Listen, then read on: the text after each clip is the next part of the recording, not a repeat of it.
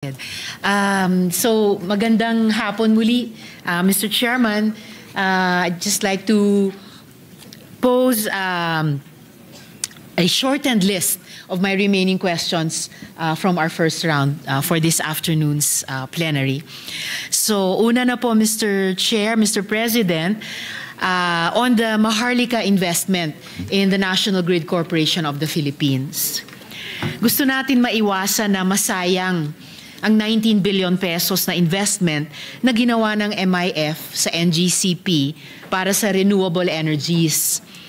So may we get an update from the Department of Finance on how the investment of Maharlika in the NGCP is doing, Mr. Chair?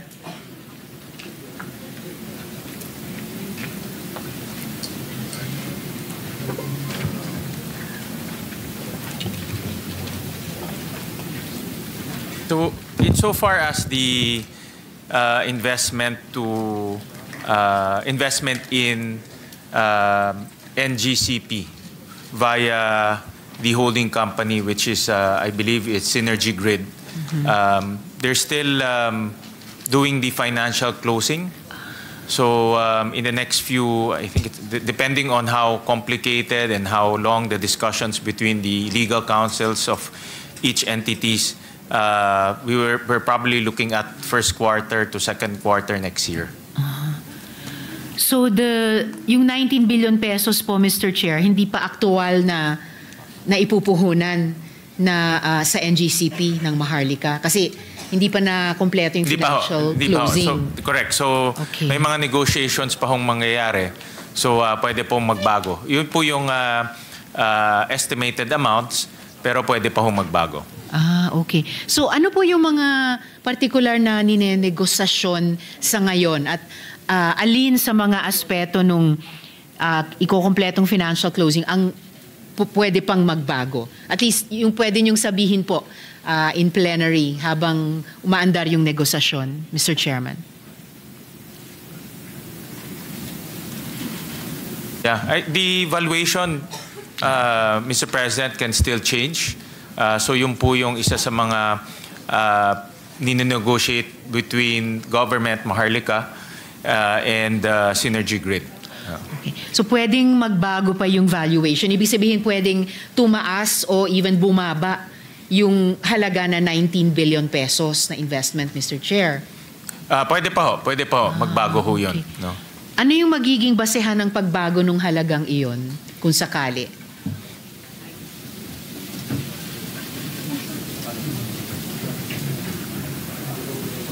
Ang pwede hong maging dahilan ng pagbabago is number one is the market value of the investment. Synergy Grid is a publicly listed company, so titignan rin po yung valuation nitong kumpanya. And then, of course, tinitignan rin po yung risk to the investment. So these are all factors na pwede pong magbago pa doon sa presyo po. Ano po yung kinoconsider na mga risks sa negosasyon sa ngayon, Mr. Chair? Well, typically, since this is a regulated entity, it's a regulatory risk, yung isa sa mga tinitignan.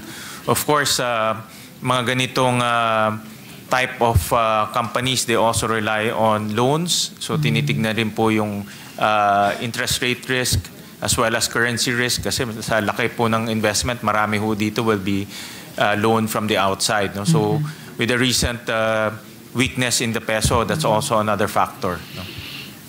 Okay, salamat Mr. Chair. Ito sana, isa sana sa kinokonsidera ng gobyerno sa pag-finalize ng financial closing dito. Anong ginagawa ng Maharlika Investment Fund in partnerships siyempre sa Department of Energy at sa NGCP mismo?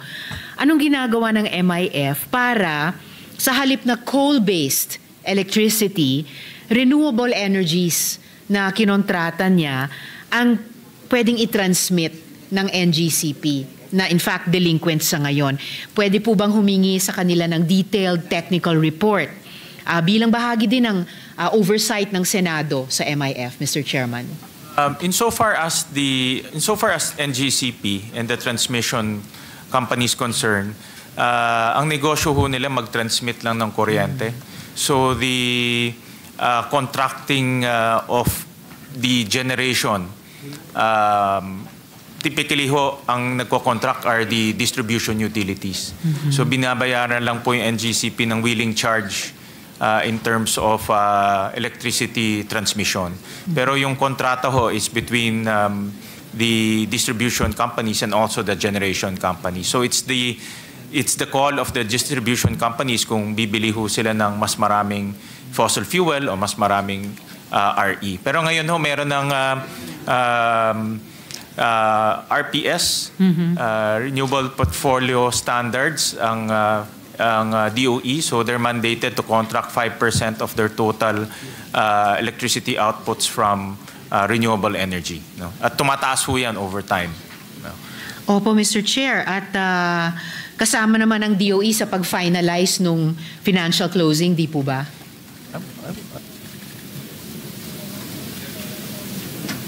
Yeah, kasama ho sila. I think mostly on the technical aspect as well. Alam ho ni Senator Risa yung national security aspect of this asset. So I'm nagko-consult rin sila with DOE regarding this aspect as well. Opo. In fact, Mr. Chair, hindi naman ako magtatanong tungkol sa, for once, no, na sa paulit-ulit nating pagtatalakay sa NGCP, hindi ko naman itatanong ngayon yung national security aspect.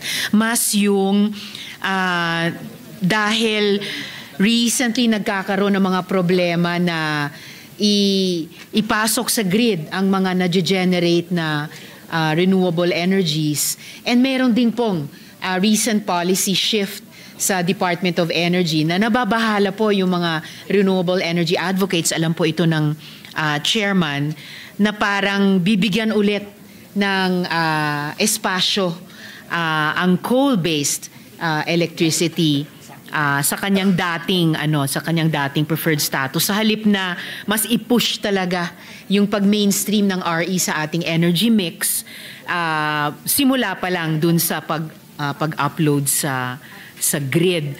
So pwede po kayang at least mai-communicate ng DBCC at ng chair natin itong concern. Nauulitin ko rin naman dun sa pagtalakay natin sa DOE budget na gawing explicitly part ng financial closing nung Maharlika investment sa NGCP na matatransmit talaga ang renewable energies sa pamamagitan ng grid natin, Mr. Chair. I suggest, Senator Risa, that we can take that topic up with the DOE. Alright. Alam ko ho yung tinutukoy ng ating senadora. Ito po yung coal moratorium na nagbigay ho sila ng additional qualification on the moratorium. Pag expansion, hindi na raw kasama sa moratorium. So, ito alam ko ay maraming concern dito sa expansion ng kanilang moratorium. No? So, pwede ho nating pag-usapan at talakayan during the budget ng DOE. But insofar as the transmission is concerned, ang transmission business is normally just transmitting electricity from the GenCo all the way to the DU, the distribution utilities.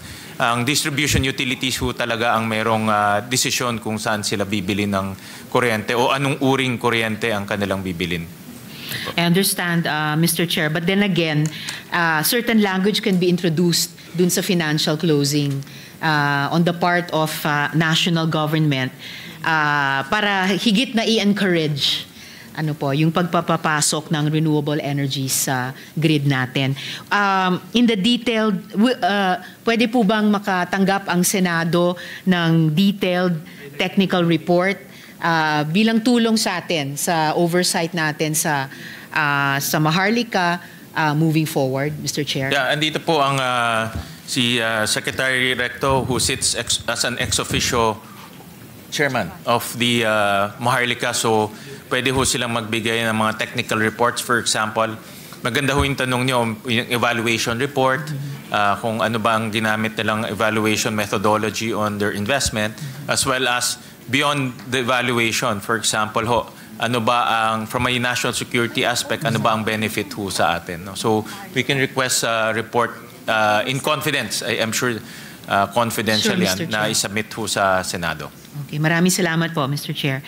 Dako naman po ako sa technical smuggling na baka itanong din ni Senator Pangilinan at gayon din nating lahat sa pagtalakay sa DA budget. So, malaking halaga ang nawawalang revenues at negatively affected ang ating mga magsasaka dahil sa pag-misdeclare ng mas mababang kalidad at halaga para sa ating mga ini-import na bigas.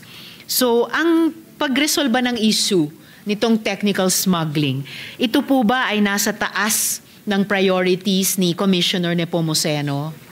At ano po yung magiging clear milestones nila para sabihin na nasosolve na natin itong walang kamatayang age-old problem na to, Mr. Chair? I joined the Senator Risa, the good lady from Banay, to emphasize on curbing technical smuggling and smuggling in general in our country. Talagang wala hong panalo sa smuggling dahil talo na ho ang farmers ho natin, tapos wala pa tayong revenues na kukuha.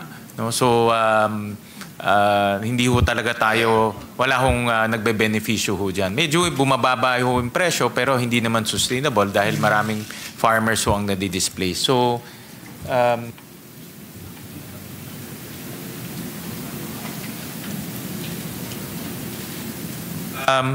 sa BOC naman, in fairness to them ho, talagang tuloy-tuloy po yung kanilang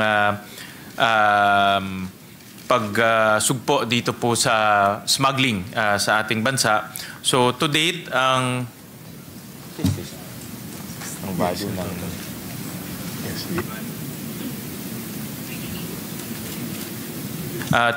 to date po ang value ng na-seize na goods ho nila is about 4.7 billion pesos po. Sari-sari na ho to. May cigarettes, mackerel, onions, vape. So malaki-laki na rin po yung kanilang na-seize na mga smuggled goods. At sa mga priorities po ni Commissioner Nepomuceno, nasa taas ba or top 3 or top 5 yung pag-solve ng technical smuggling, Mr. Chair? Nasa ano ho to, priority, nasa top 1. Sabi ho sa akin ni Commissioner Nepomuceno na may explicit instruction ng ating Pangulo na habulin ho talaga yung mga smugglers. At hindi lang po ma-seizing goods, kung hindi kasuhan at siguraduhin manalo tayo sa kaso. Pero I remember during sa Ways and Means Committee hearing a few days ago, meron ho tayong mga batas na dapat ho rin ayusin. I remember sabi ho ni Commissioner Nepomuceno, marami sa mga nahuhuli nila ang mga consignee, mga driver, mga kasambahay.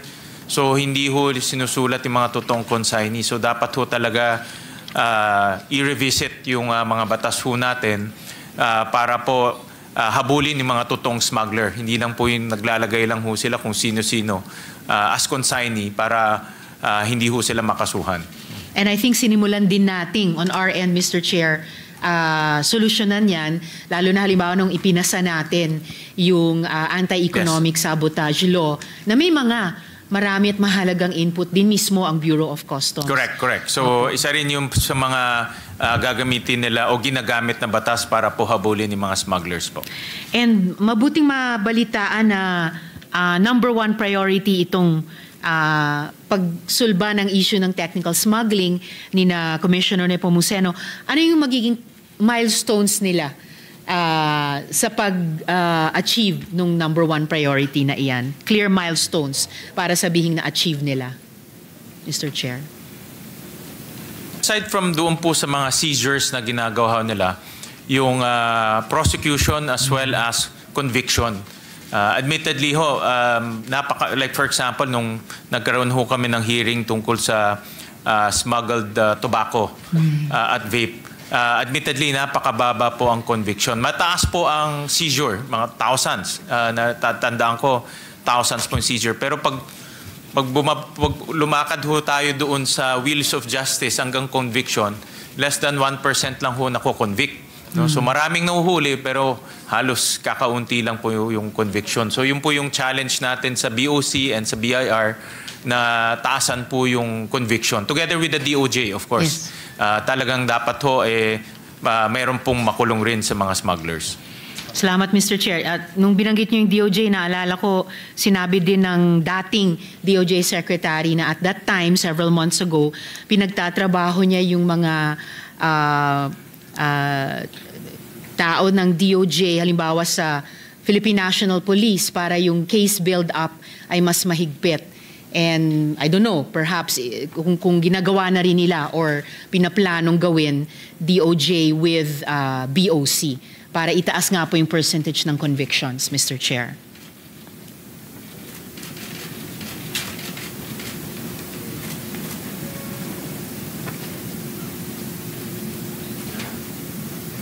Meron pala ho silang pending na MOA to create this BOC-DOJ okay. Joint activity against smuggling. This is during the term of Ombudsman Remulla. No? So medyo na antala lang ho dahil sa pagkakapalit po ng kalihim doon. Pero pinupursuho nila yan para magkaroon ho sila ng mas matibay pa na joint activity between the entity that seizes the goods and the entity that files the case, and eventually, hopefully, manalo po tayo doon sa kaso. Hopefully, Mr. Chair. And at least yung dating SOJ ay yung ombudsman Yes, ngayon. So even correct. on the personal level, mas may paraan na kumpletuhin itong Kanina po nakita ko na proseso nag-oath na po yung bagong Secretary of Justice, si Secretary Vida. So I think pwede na pong i-revive ulit ng BOC yung kanilang plano na magkaroon ng mas maigting na relasyon sa pagitan ng BOC at DOJ. And I wish them the best in that, Mr. Chair, para ma-achieve talaga yung sinasabing number one priority. Correct. Opo. At may makulong. Kasi At may yun ang makulong. problema. Maraming nahuhuli, walang nakukulong eh. Opo. At dapat hindi lang po yung mga bodegero, mga, Oh, yeah. kung Correct. sinong kunyaring signees Correct. ng mga smugglers, Mr. Chair. Salamat po. Dako naman po ako dun sa GSIS School Buildings Insurance. Maraming mga eskwelahan, alam po nating lahat, ang nasalanta ng mga nakaraang lindol at bagyo. However, as was, I believe, the practice before, our schools should be covered by the National Indemnity Insurance Program, o NIIP, and international reinsurance. Tama po ba? Medyo kinakabahan po ako, Mr. Chair, kasi wala po akong naririnig na balita tungkol dyan ngayon, pagkatapos ng Tino at Uwan at pagkatapos ng lindol, Mr. Chair. Actually, meron ho yung pondo sa unprogrammed funds. Ito po yung insurance premium for government assets, particularly for school buildings. I remember nung hearing po, yun po yung isa sa mga katanungan. So ito po ay tinransfer ho natin from unprogrammed funds to program to a tune of 1 billion pesos po. No, so at least so mapapondohan na siya. At kasi ang konteksto ngayon, ang dami hong bagyo at lindol at nakita ko po sa mga reports na marami tayong classrooms rin nasisira. So pwede na po nilang makuha yung insurance payments para ma-repair po yung classrooms. Ang challenge lang po yung bilis. Alam ko medyo matagal-tagal ho pag-release nitong pondo, pero at least ho pwede na sila mag-claim doon po sa insurance. Okay. Salamat, Mr. Chair. It's also good to know na isa tong konkretong instance na inilipat ang isang item mula sa unprogrammed papunta dun sa programmed. Kasi maalala natin kung na yung unprogrammed appropriations ang naging isa sa malalaking issue tungkol sa current 2025 budget. And in fact, isa sa mga dahilan na ako at si dating Minority Leader Coco Pimentel ay bumoto ng no sa 2025 budget. So yung current programmed funds para sa school buildings insurance na nagkakahalaga ng 1 billion pesos, sasapat na po ba ito? I almost know the answer, Mr. Chair, but so follow-up is at least anong percentage ng insurance sa damaged or destroyed buildings ang masasagot nitong halaga, Mr. Chair?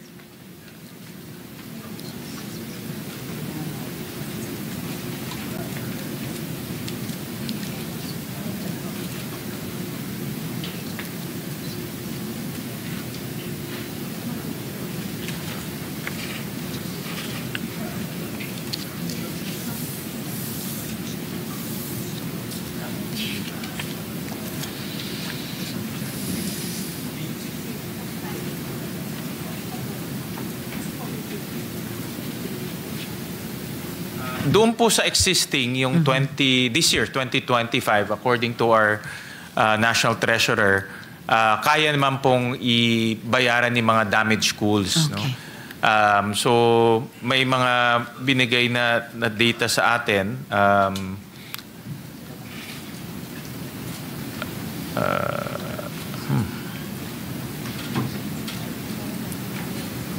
Ang hindi naka...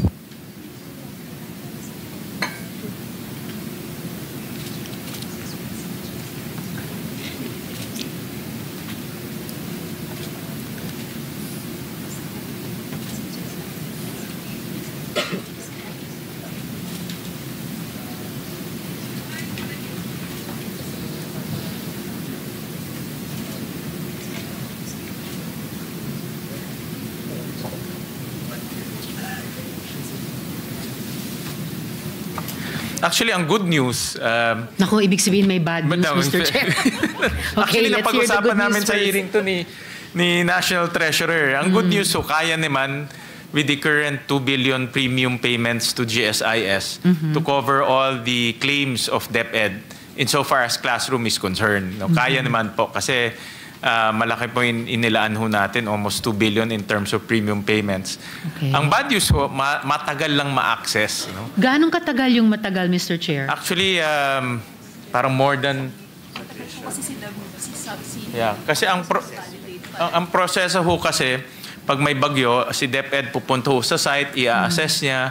Pag may cost na ho, ibibigay sa GSIS. Of course, GSIS pupunta doon to validate po yung cost. So typically, umaabot raw na more than a year para makuha yung claims. Okay. No? So, iyan din po isang problema dahil kung 1 year ho makukuha yung claims, in the meantime, wala tayong classrooms. Exactly, No? Mr. So, kaya makikita ho natin this time in the proposed budget ho, we also increase the budget for repairs and maintenance.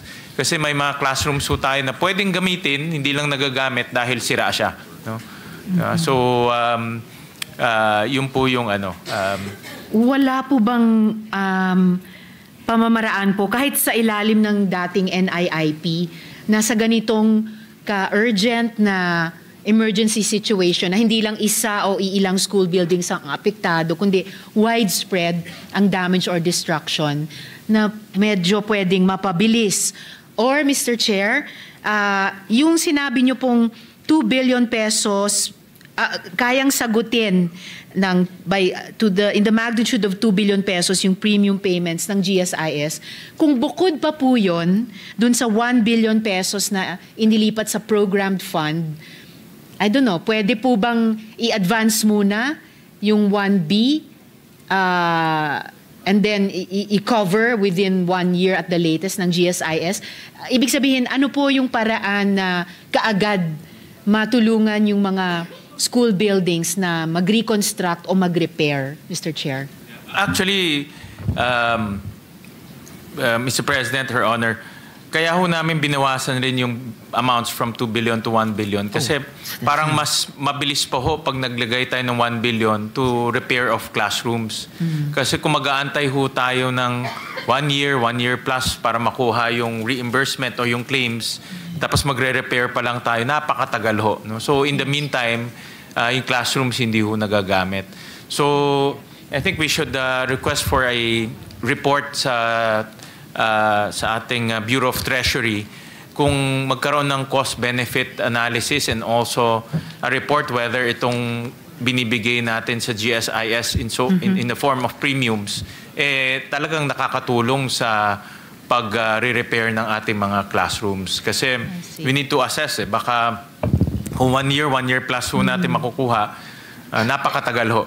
Napakatagal. No? So ang need po ng mga bata is immediately. Ngayon. Oo, ngayon. So, kasabihan pa nga, Mr. Chair, di ba? A child cannot wait for tomorrow. Correct. His name is today. Correct. Opo. I absolutely agree. So, we'll request for a separate briefing and report on this National Indemnity Insurance Program. Napag-usapan ho namin to during hearing but we need to drill down pa kung ano ho dapat gawin. Kung effective ba siya or maybe a different package or a different arrangement with GSIS. All right, Mr. Chair. Magpa-participate din po ako dyan. And Yeah. I hope remedial measures can be undertaken para kung mananatili pa rin itong napaka-importanteng function sa GSIS, ay mapabilis nga yung pag-extend niya ng service na ito sa mga eskwelahan na nasa ilalim din naman ng gobyerno natin, Mr. Chairman.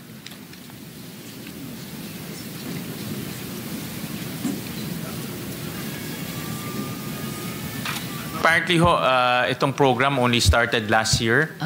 So meron pang mga, sabi sa akin ni National Treasurer, birth pains, meaning nag-a-adjust pa ho yung process. But it's a good concept, but we need to sit down and analyze whether it's worthwhile allocating 2 billion, 1 billion, 2 billion, nang napakatagal naman po makuha yung claims. No? Yes.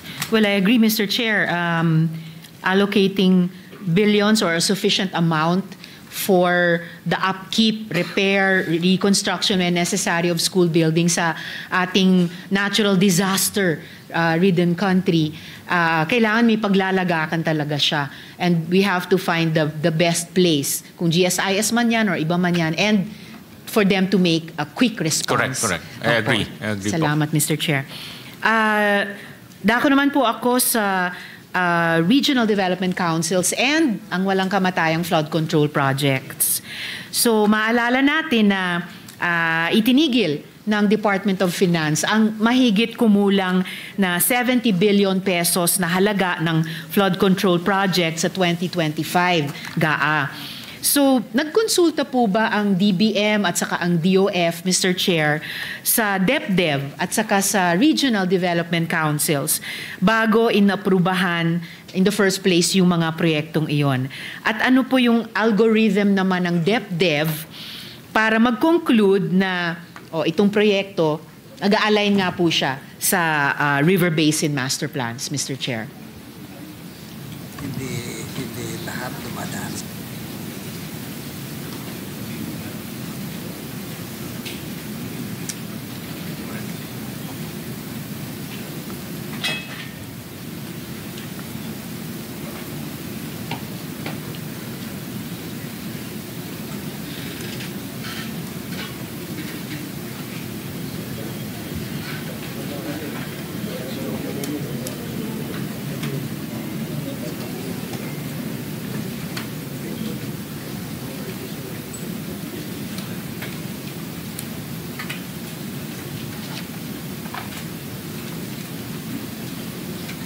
Unfortunately po, sabi sa akin ho ni Secretary Balisacan na itong flood control hindi ho dumadaan po sa DepDev. No? Dahil po ang kanilang threshold, pag PPP projects, about 15 billion po. So anything below 15 billion, hindi na ho dadaan sa kanila pag PPP. Pagdating naman po sa GAA projects, 5 billion po ang threshold. So anything below that, hindi na ho dumadaan sa kanila.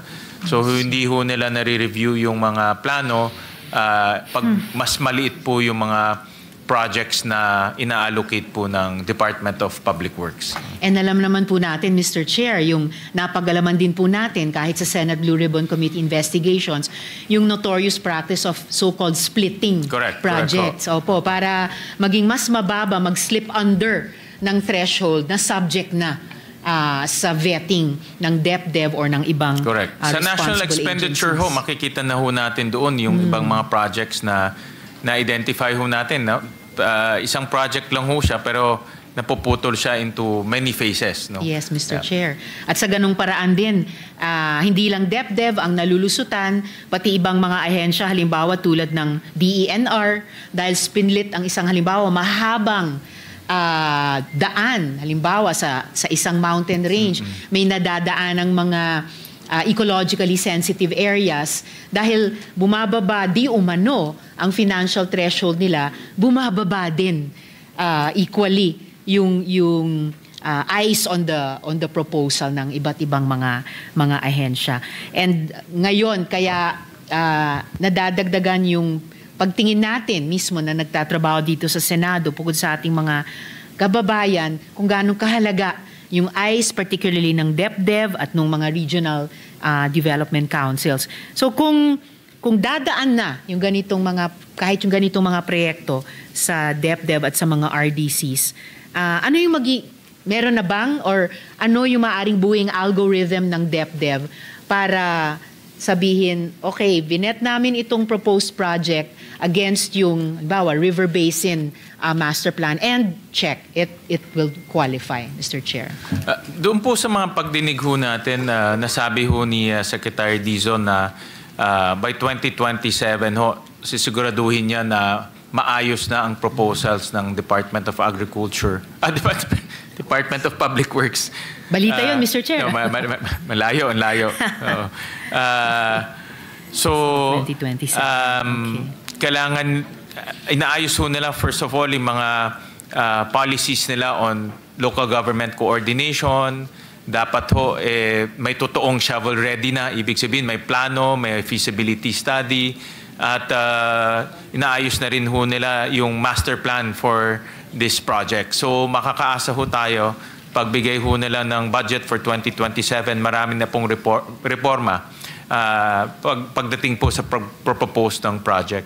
And alam ko ho, ang DepDev and ano ho rin sila, pinag-aaralan na rin nila ngayon yung mga master plans ng mga river basins ho natin. So kasama ho sila doon ho sa pag-aaral ho nitong mga river basins ho natin. Yung master plan po.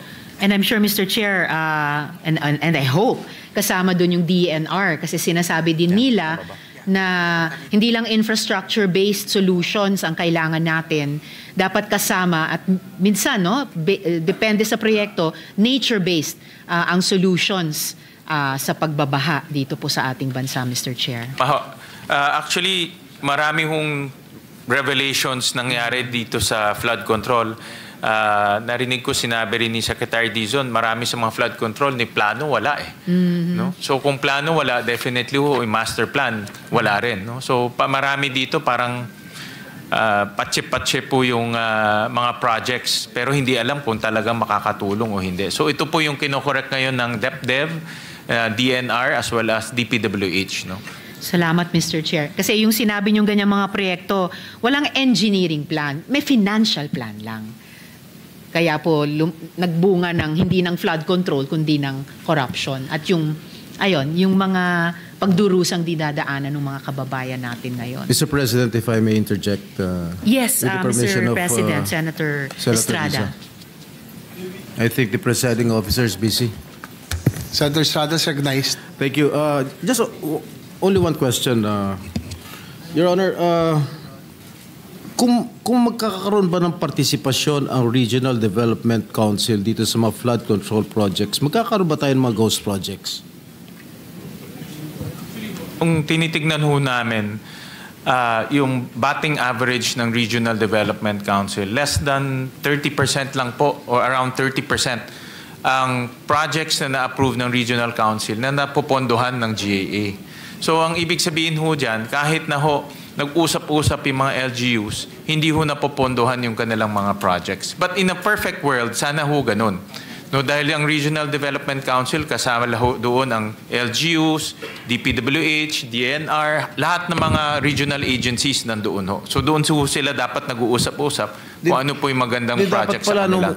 Nung umpisa pa lang, nung maraming mga amendments sa mga kongresista, mga senador ng mga flood control projects, dapat pala nagkaroon ng partisipasyon ang Regional Development Councils para hindi na tayo nagkakaroon ng ganitong klaseng problema.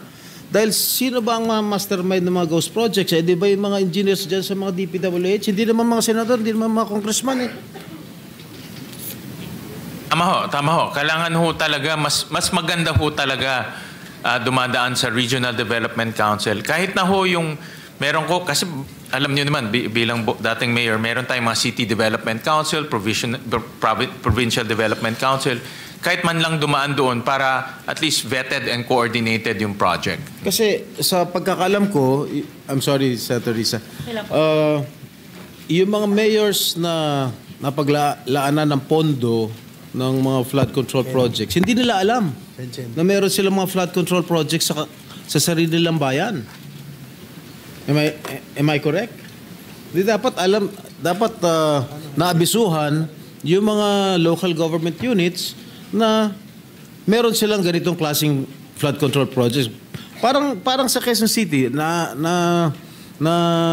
rinig ko na si Mayor Joy Belmonte hindi niya alam na mayroong ganitong klaseng project na flood control project sa kanyang kinasasakupan.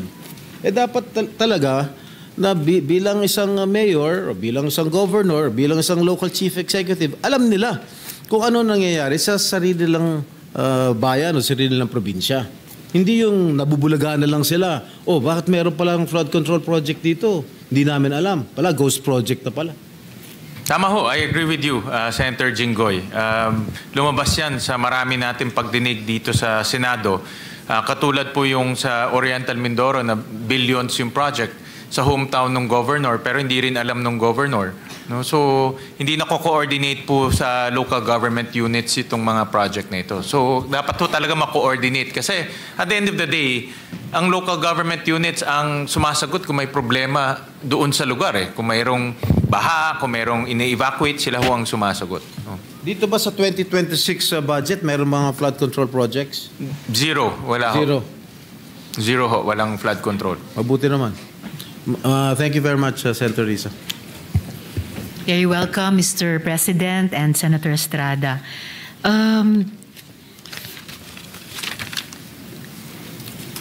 Sa DepDev pa rin po, Mr. Chair, tumitingin na po ba sila sa mga alternative ways para i-address yung flood damage? Halimbawa, pagbibigay daan sa ilog na dumaloy, sa halip na labanan ito o i-constrict ito o kaya pagpapalaki ng water retention capacities ng mga upstream swamps.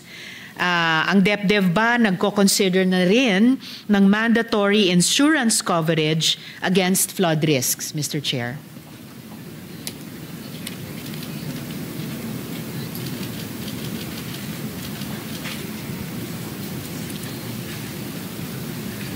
Doon po sa River Basin Master Plan, yan po ang plano ng DepDev this coming New Year na talaga hong maglabas na ng mga master plans. Sila na hong mag-spearhead per River Basin so that itong master plan po ang susundan insofar as flood control projects are concerned. No? So, malaking endeavor ho yan, pero I believe na umpisa na yan in the past administrations. Kailangan lang po ma-update. So yun po yung isa sa mga malaking aktibidad nila this coming New Year. Insofar as the insurance po, wala hong ganun na project po ang DepDev. I think pwedeng tignan yan ng DepDev.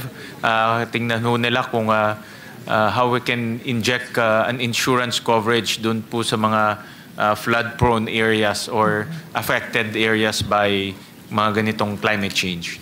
Salamat, Mr. Chair. Or baka pwede rin nilang pag-aralan, pagtulungan ito dun sa binanggit nyo kaninang review ng GSIS, NIIP, or iba pang pwedeng bahay ng insurance para naman dun sa school buildings. Kasi lahat naman affected nitong mga disaster caused na mga pagbabaha.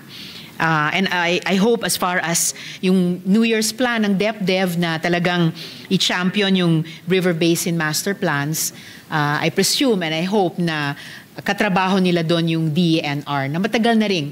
Yun na nga po, may sinusulong na mga nature-based solutions and master plans to if not completely prevent, at least i-mitigate yung epekto, masasamang epekto ng mga natural disasters na ito. Wake-up call ho talaga itong nangyari ho sa Sobra atin po. at dapat umpisahan ho natin to sa pagpaplano. Dahil kung wala hong plano, talagang papatsi-patsi lang po yung project at hindi ho nakikita yung solusyon. No? So, yan po naman ang plano ng DepDev. At yun naman po yung traditional na, kumbaga, core competency niya, core business niya sa buong gobyerno. No? Gumagabay, palagay ko, sa lahat ng opisina sa executive na ayusin yung buong development process mula pagpaplano hanggang sa evaluation at pagpaplano muli cyclically, Mr. Chair. Sabi ho sa akin ni Secretary Balisacan na part of the charter of the DepDev is master planning. Exactly. No? So, linagay ho sa batas talaga na mandato na nila ngayon na tulungan yung iba't ibang agency o mag-spearhead pagdating ho sa master plans. Exactly, Mr. Chair. Salamat po para doon. Huling tanong ko po sa round na to tungkol sa veto recommendation ng DepDev pa rin. Sa pagtatayo po ng bagong Department of Economy, Planning and Development, pinaglaban natin ang kapangyarihan ng DepDev na magrekomenda sa Presidente kung may aalisin na mga proyektong di sang-ayon sa mga national priorities. And ngayon, syempre, nakatingin tayo dun sa yung Philippine Development Plan, ambisyon 2030, 2040. So, sa kasalukuyang budget ng DepDev, sapat na ba ang pondo at staffing para palakasin ang teknikal na kapasidad ng Regional Development Councils na makapagrekomenda ng pag-veto sa mga hindi kinakailangang or makasasama pang ang mga proyekto, Mr. Chair? Actually, admittedly ho, kulang pa sa manpower and capability and DepDev pagdating ho sa monitoring and evaluation ng mga projects. Kasi part ng mandato ho nila, kung napondohan natin, nagmo-monitor at nag-evaluate rin sila dun sa mga projects, lalo na yung mga malalaking pong projects. So admittedly, kulang ho sila sa manpower and capability per region. Yun naman po ang dinidevelop nila over time. Okay. Very well noted, Mr. Chair. Magsususpend muna ako, Mr. President. Maraming salamat, Mr. Thank Chair. you very much, May ilang Senator huling Risa. tanong na lang ako sa susunod kong round. Pagkatapos may mag-take turns din po yung ibang mga colleagues natin. Maraming Salamat salamat po. Thank you, Senator Antiveros, Majority Leader. Senator Lauren Legarda, I believe, is next to interpellate. Okay. Senator Legarda is recognized. Thank you, Mr. President. First, I would like to commend the chair who has been so diligent in attending all the subcommittee meetings as well. And I am grateful to have been by his side in most times where I chaired the committee or even those that I don't chair. And so these questions are those perhaps that were not fully clarified during the DBCC or during our respective hearings to help clarify in our minds. And second, to improve the budget further because we know it's still a long process till the second week of December.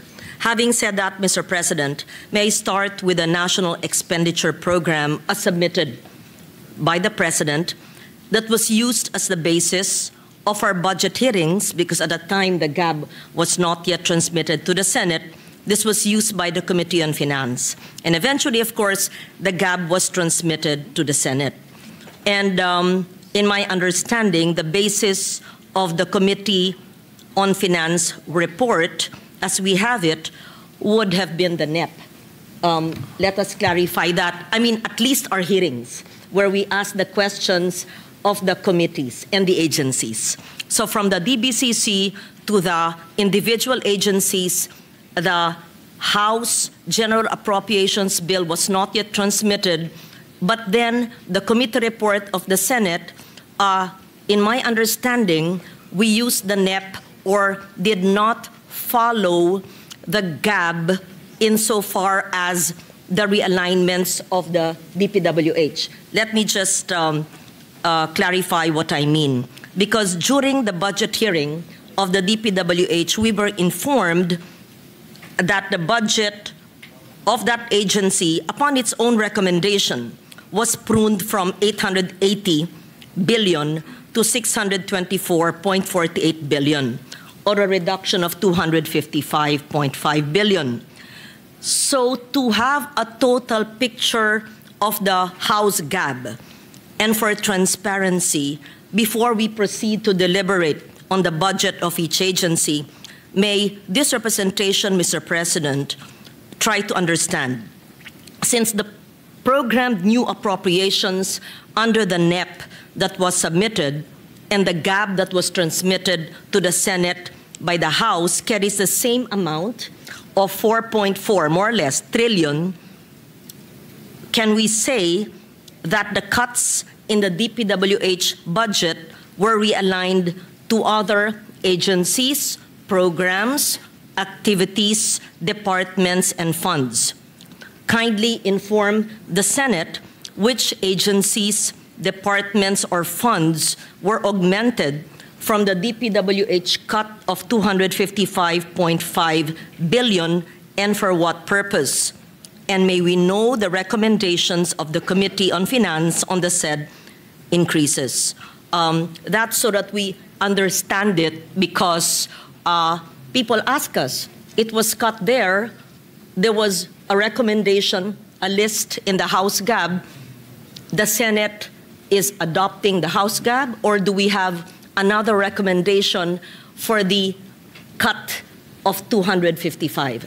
I stop there, but we'll pursue that after I hear the response of the chair. Thank you, Mr. Let President. me just clarify. The question is, what happened to the 255. cut, the 255? We actually talked about this in Yes. private. Mr. Chair, bear with me. I just wanted to be transparent. Correct.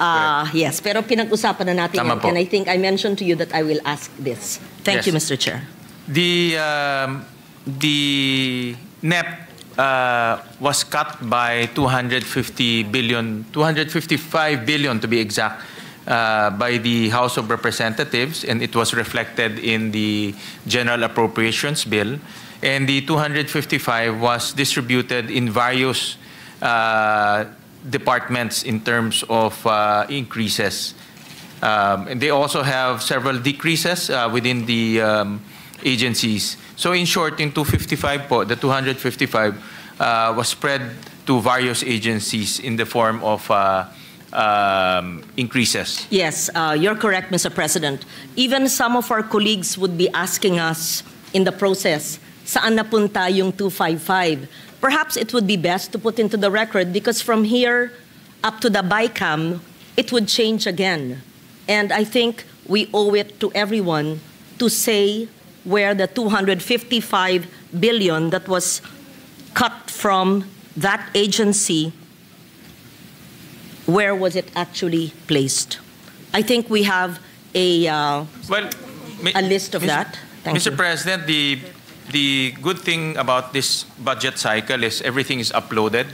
Yes. So the NEP is already available in the website of the DBM. The GAB is already available in the website of both the House and the Senate. And then our very own committee report is also available in the website. So you can now see the movements between the NEP, the GAB, and also the Senate committee report. There are a lot of changes in the GAB, but for example, I'll just cite some examples. This is in the GAB. The Department of Agriculture increased by 28 billion. The Department of Education increased by 39 billion. The increase. Neto, yeah. Increase, yeah. The Department of Health increased by 31 billion. So these are the large amounts. The Department of Labor increased by 13 billion. So marami ho siya, no? We're talking about DSWD increased by 36 billion. These are the bigger changes in the GAB, Mr. President. Yes, Mr. President. I would like to clarify whether these items that you mentioned came from the cut from the flood control of the DPWH. Yes, it came from Yes. that. That's the primary source, Mr. President. Yes. But in between, they have also cuts in the departments, Mr. President. But the primary source is that cut, Mr. President. Yes, Mr. President. And what you put into the record are the realignments done from the flood control cut in the HGAB, or is the Senate version? Because did we take into consideration the realignments of the 255 from the DPWH cut, or is this the House list or the Senate list of where we put the 255? Just for clarity. Just to add, another big change from the 255 is the PhilHealth subsidy to a tune about 60 billion, Mr. President. So those are the big, the changes I mentioned are the big ticket items that were taken from the 255, Mr. President. The good chair, Mr. President, is referring to the list in the House GAB. Yes, Mr. President. Yes. Correct. So that it's clear. Yes. The 255 was placed among others, but if you total that, it's not yet 255, but that's some of the items mentioned. The big ticket by Your items, Honor. Mr. President. Yes, Mr. President. Okay. So this 255 cut of DPWH, and I commend the chair for finding double items and those without coordinates. If I'm not mistaken, you found an additional 55 billion cut by the committee, and the realignment to DepEd for school buildings, for state universities and colleges, and for the OTR. May we know now how much is the infrastructure budget for 2026, which was pegged at 1.55 trillion in the NEP? What I'm asking is, if it was 1.55 trillion in the NEP, having realigned some infrastructure to other, perhaps soft, perhaps also infrastructure, is the Senate committee report also aligned with the infrastructure level in the NEP, Mr. President, or is it lower than?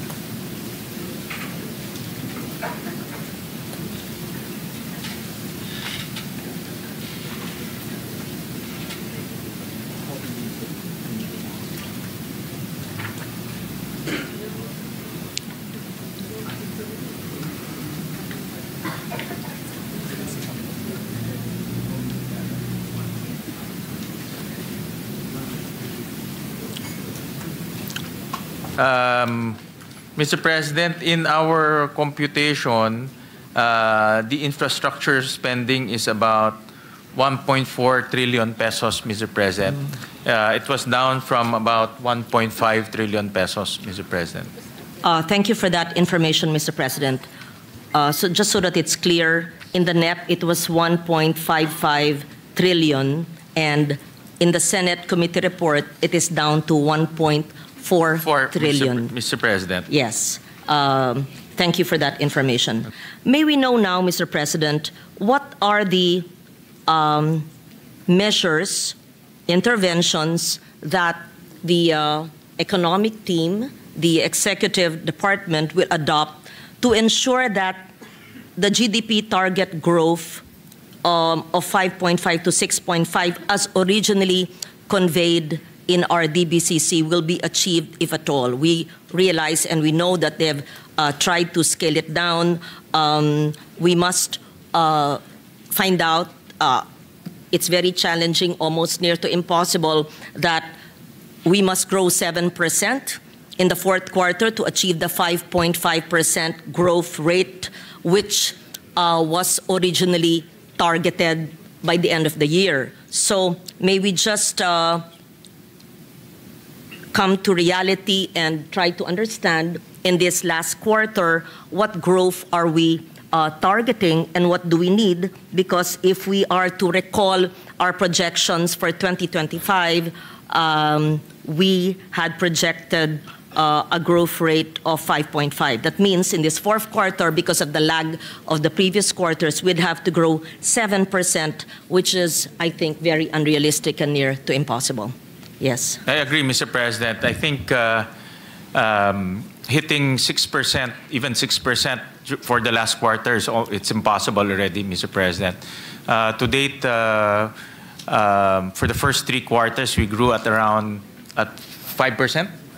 and we're looking at hitting 5.5%, no, by end of the year. No, so but it's really a challenge right now, Mr. President, because of the weather conditions and also what happened in Visayas, also what the various natural disasters that we experienced, Yes. Mr. President. Thank you for that, Mr. President. And And therefore, also the flood control controversy, Mr. President. That's also another factor that is affecting our economy, Mr. yes. President. Having said that, Mr. President, thank you for your candor and your honesty. May we know what the executive department is doing, the economic team, as interventions and measures to be able to grow our economy, although we know that the 7% is unachievable? Mr. President, Secretary Recto mentioned that they're spending as programmed this year. And of course, they're doing catch-up programs also to spend as fast as they can before the end of the year, because government spending is one of the big contributors to our economy, Mr. President. To regain back confidence, we will be. Yes, may we know what kind of government spending? Is it spending on infrastructure, and what kind of infrastructure, Mr. President? Yes, Mr. President, infrastructure is definitely what's in the budget or the GA right now. They're aim to spend it as fast as they can in the next 2 months. So infrastructures, repair, rehabilitation, classrooms, everything in the GAA, Mr. President. So at the same time, they're also ramping up spending on the other programs in the government. So meaning, Mr. President, they will drive the economic growth through efficient spending of resources in the last 2 months of the year, Mr. President. And of course, the biggest move will be regaining confidence to governance. So Secretary Recto is very clear that by the end of the year, people will be put in jail because of the issue, Mr. President. Thank you for that, Mr. President. I was once in your seat for 5 years, and I would always, of course, try to say that, yes, more school buildings are being built. Yes, DOTR is building the regional airports. Yes, they're building more roads and bridges. But really, Mr. President, we know the truth. And everyone who sits in this room know the truth that the slowness, I can't find, yung kabagalan po ng sistema ay talagang nandyan. So, I accept your answer because I would have answered the same if I were defending the budget. And our colleagues beside you in the executive would say the same.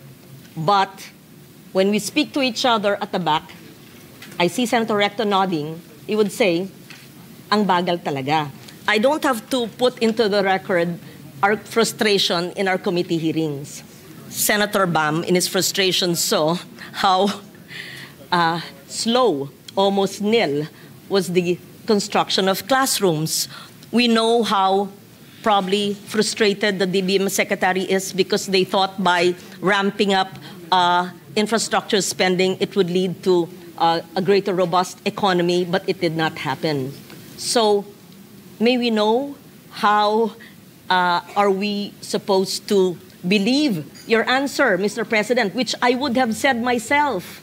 That's an excellent question, Mr. President. Yes. In fact, when we were consolidating the budget, we were surprised that, for example, HFEP, yung Health Facilities Enhancement Fund, we were surprised that to date, zero pa ho ang na-allocate doon sa pondo na about 40? Tama po kayo. About Yun po 14 ang ibig billion, kong sabihin na gusto kong Mr. marinig. President. In terms of classroom, 22 pa lang ang nako-construct. In terms of health facilities, zero pa ho ang nako-construct. And end of the year na ho ngayon. No, so it's really, the spending is very dismal. And one of the things that we noticed, alam niyo ho to, Mr. President, Senator Lauren, is all the construction are centralized to DPWH. No? Naka-centralize ho yan sa DPWH. So, yung transfer lang ho ng pondo, the transfer from DepEd to DPWH already takes about 6 to 8 months. the transfer of funds from DOH all the way to DPWH also takes 6 to 8 months. So in this budget, we are liberalizing the construction of those facilities. I'll give you an example. In DepEd, we introduced a special provision wherein DepEd can now tap the private sector, the LGUs doing counterpart. They can also do PPPs to construct classrooms. The same with HFEP.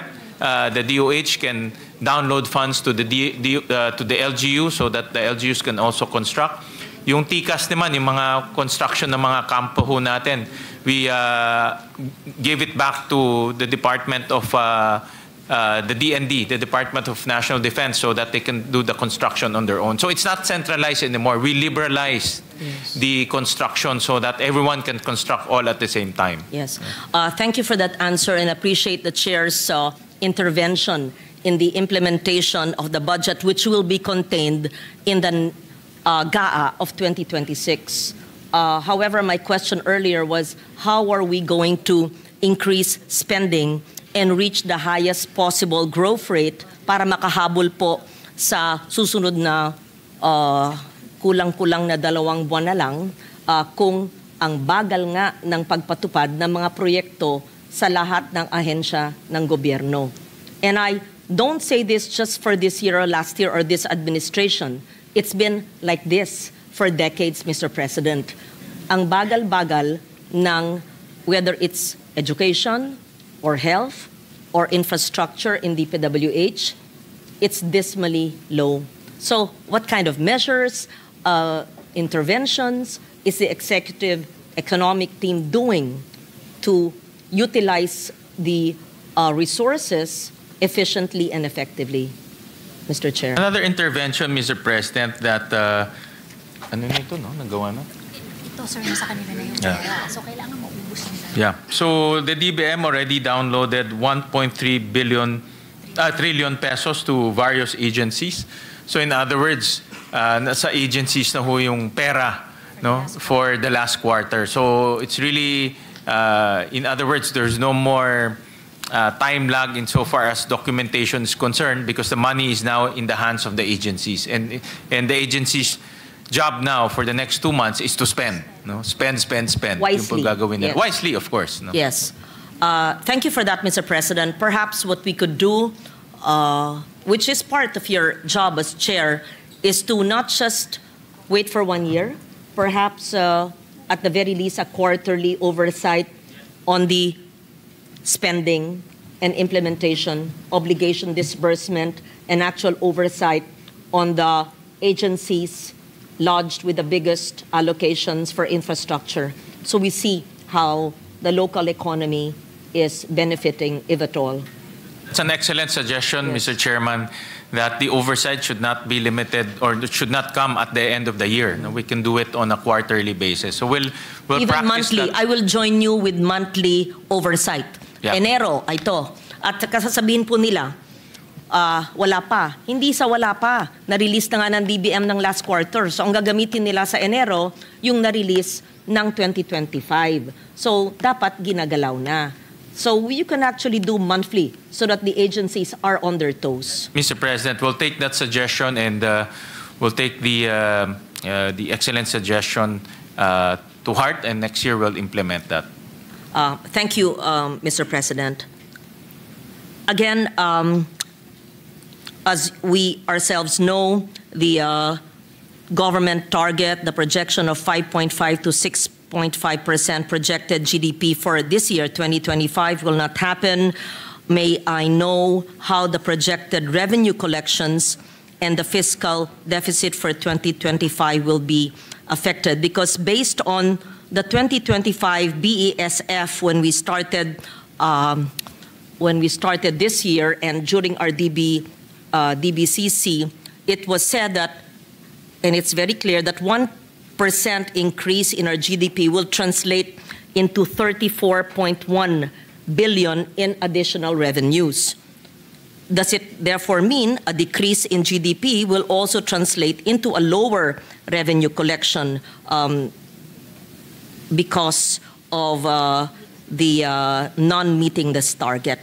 So in short, dahil hindi po umakyat yung GDP, yung ating additional revenues wala, syempre apektado ang ating revenue collection. So ano na po ang ating projected revenue, ano na po ang ating projected fiscal deficit. Thank you.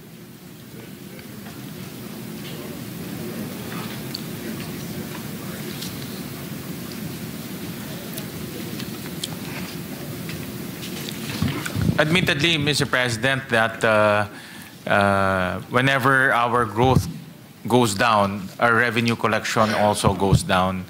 And admittedly, Secretary Recto mentioned also that revenue will go down because of the slowdown in our economic growth. However, because of their wise fiscal management, deficit will still be maintained at 5.5% of our GDP, Mr. President. So in other words, they'll be doing some really very wise and prudent cash management, Mr. President, in order to maintain our deficit. We thank you for that, Mr. President. As targeted, Mr. President. Thank you. Now, again, this was discussed in the DBCC. I'd like to bring it to plenary as well in light of the targets that we have stated. I'd just like to put into context my question. The government continues to highlight the target of spending. Again, correct me, please. The economic team members are here. They're experts. Correct me if my numbers are inaccurate, but this is what I gathered from our DBCC. The target of spending 5.6% of GDP on infrastructure as a driver of economic growth, in line with international evidence or standards, including World Bank studies, showing that public investment can generate medium-term multipliers of around 1.5 when the projects, of course, are well selected and if they're efficiently implemented.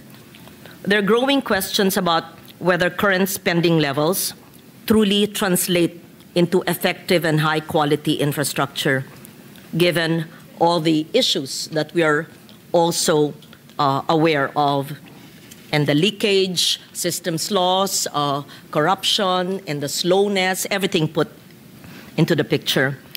Taken together, these raise concerns that the reported 5% of GDP may overstate the real value of infrastructure actually benefiting the public, especially if a portion of the budget does not result in durable, well-built, or efficiently delivered projects. Sa madaling salita po, kung sinasabi po ng gobyerno na gumagastos tayo ng 5% ng GDP sa ating infrastruktura, ang tanong, lahat ba po ng pisong yan ay tunay na napupunta sa matinong kalsada, tulay, at mga proyekto? Dahil ayon po sa World Bank, bawat piso ng maayos na infrastruktura ay pwedeng mag-generate sana po ng 1.50 pesos na dagdag na kita o paglago. Gusto ko pong maintindihan ang ating koneksyon ng ating paggastos at ang epekto sa domestic economy.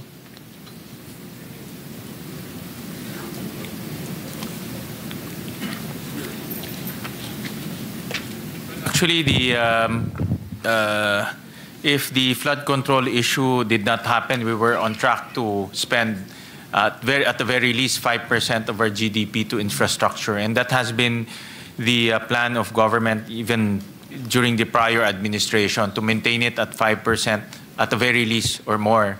But because of the flood control issue and the reduction in the flood control budget, we would only hit 4.7% of GDP for 2026. So as much as possible, we diverted some of the flood control projects to also to infrastructure projects. For example, the suggestion of Senator J.V. Ejercito to put it in airports, put it in seaports. We adopted that so that it forms part of infrastructure spending. We also increased spending in classrooms and also in the repair of classrooms. So we tried as much as we can to divert some of the funds to infrastructure spending as well. But admittedly, because of the sheer amount of 250 billion, it was quite difficult to cascade it to other infrastructure projects. But definitely, this is only a short-term aberration, only for 2026. Once the DepDev has organized their activity in master planning, the DPWH reforms their process, we will revert back to minimum of 5% GDP in infrastructure spending in the following year. Thank you for that, and we look forward to that happening. And I'd like to know, Mr. President, I'm sure because of these revelations in the past months, there have been reforms already. There are already safeguards in place, such as strengthened project preparation, independent technical evaluations, improved contractor monitoring, and a more strategic approach to flood control prioritization. Although, as you say, in 2026, there is not a single flood control project. Although, to be fair, flood control is part of climate adaptation. Just to qualify, meron tayong foreign assisted. Yes. These are ongoing projects. So just to qualify that. Yes, for foreign assisted ongoing projects. Yeah. Understood. So may this representation and the body be enlightened on reforms and safeguards that are being implemented to ensure that infrastructure spending is not only higher in quantity, itong porsyento, itong malaking bilyon, but more so aligned with the high standards of quality, durability, and value for money, and as you yourself mentioned, like the foreign-assisted projects. And my second question to follow that up is, who implements the foreign-assisted projects? Sinasubcon rin yan sa mga Pilipino eh. But why are they supposedly more durable, never ghost, and hopefully not substandard? So those are my two questions. Thank you, Mr. President. Mr. President, this is based on my personal experience. When I was a mayor, I remember JICA implemented several projects along Kamanava. And I noticed that a lot of their master planning, detailed engineering, even monitoring are all come from the funder, in this case, the Japanese. And they're very strict in terms of quality and standards. Of course, the actual construction will come from the Philippines, construction companies coming from the Philippines. The engineers that they partner with are also Filipinos. But in the selection of those construction companies and engineers are very strict. They really have a high standard of selecting local partners. So in other words, Mr. President, talagang very, very strict po pag foreign-assisted projects ang ini-implement dito sa bansa ho natin. Dahil yung standard nila, ang sinusunod ay Japanese standards. Yes. So that's why if we see the flood control projects funded by JICA along Pasig River, talagang makikita natin parang Japanese quality po yung ini-implement nila. So, but of course, these are loans. These are ODA loans coming from different countries, and ODA loans are also very limited, Mr. President. Hindi natin, we also manage the ODA loans that we contract with different countries because they're still loans. Utang pa rin yan eh. So we need to manage that, Mr. President. Mr. President, if I may, with the permission of Senator Legarda. And Mr. President, before we recognize Senator Zubiri, let me congratulate our good majority leader for being one of the recognized individuals in strengthening the Japanese and Philippine relationship. He was recently conferred with a recognition that is really a very unique and a big honor to our country. I join you, Mr. President, Mr. Chair, in recognizing, appreciating the contributions of our esteemed former Senate President and Majority Leader, and he was granted and bequeathed the highest honor of the Japan government by the Emperor himself, the Order of the Rising Sun. Yeah, Grand Cordon Order of the Rising Sun, who was previously awarded to only 3 other senators, Senator Edgardo Angara, Senator Frank Drilon, and Senator Manny Villar. So I'm in great company. But thank you. With the permission of the gentlemen and ladies, I just also want to add that Cagayan de Oro, we suffered, and I'm sure Sakmina is my neighbor in Marawi, and their families from northern Mindanao as well. We were hit by Typhoon Sendong in 2011. I remember because I had just resigned from the Senate at the time, and shortly after those Typhoon Sendong, where we lost 1,000 lives. 1,000 people died there. As a matter of fact, it was so bad that it shook the foundation of all the decent people of northern Mindanao to act. Unfortunately, that rainfall came from Bukidnon because we are the highest area in the Mindanao, and we actually contribute to the water, the floodplains of South Cotabato, Maguindanao, Cotabato City, as well as Iligan and Cagayan de Oro. What we finally did was to come up with a river basin plan done by JICA. JICA, the Japan, of course, aid agency, came out with the plan. It was executed. At the time, it was executed by Mayor Oka Moreno, who's a good friend of ours, very decent mayor of Cagayan de Oro. And now it is a model because what they did was it's a mega dike, but with highways on top, parks, well made. It was JICA funded also. And JICA was really on top of everything. And so now, if you look at the area, there's a no-build zone. All the areas within the dike area are no-build. You do not see a single house there. And it's being implemented by the LGUs, subsequent LGUs that followed. And because of that, we've not had, knock on wood, we've not had an episode in Cagayan de Oro. So if it's done properly, one time, big time, done properly, coordinated properly, monitored properly, it can be done. And it's actually featured in many vloggers, and they do a lot of drone shots, and they really see the Cagayan de Oro flood control basin. I would suggest that the departments take a look at that because it's really a success story. And it was done through JICA and implemented with JICA's help and monitoring. I'm saying this not because I am pro-Japan. I just got the highest award, but I'm saying this because it works if done properly. Iligan as well. We did that also for Iligan. So that's what we need to do. I think we need to master plan and follow through with the master plan. Thank you. Thank you, Chairman. Thank you, Madam, Majority Leader, for that intervention. It's really, most of the funders will follow their own country standards. Yeah. If it's Japanese, Japanese standard, Korean, Korean standard.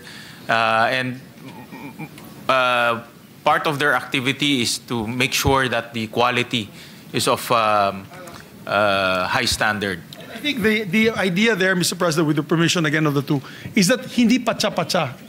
When I had a talk one time with Secretary Bonoan, he told me, ang problema, Migs, yung pondo, hinahati-hati ng mga congressmen or gusto nila dito ilagay. Tapos sa kabilang district, dito ilagay. So nagkakabutas. In what happened in the JICA project, from beginning to end, where the water from the downstream and upstream, talagang walang butas. It was a master plan that was followed through. It was not chop-chop. So I guess if there is budget for flood control next year or the succeeding years, it should be followed through with a master plan that will be done properly, Mr. Chairman. Being the chairman, I think you will also be monitoring this every year for the funding. Thank you. Thank you. Thank you, Mr. President. Having said that, so we see successful infrastructure programs if they are foreign funded, because the foreign funded organizations or countries have very efficient oversight and actually bid it out to some Filipino companies perhaps, why don't we do that, Mr. President, with all infrastructure programs in the Philippines?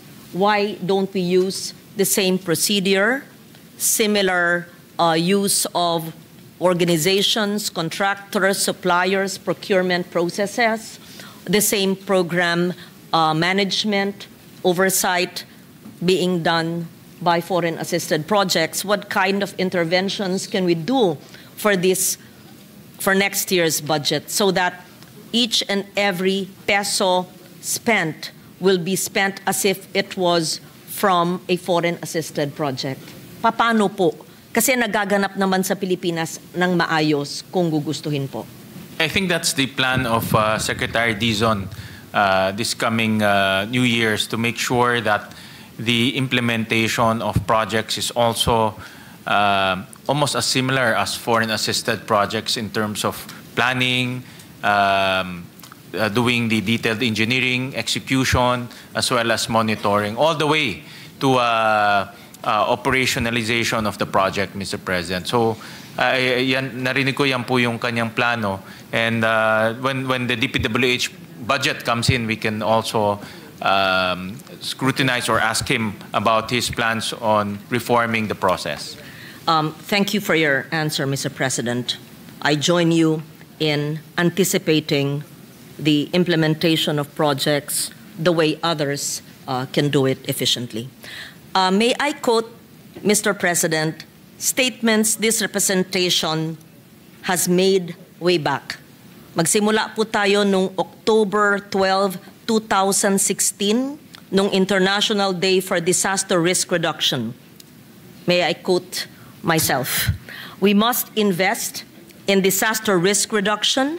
It has been estimated that the economic impact of disaster will be reduced by $7 for every dollar spent for DRR.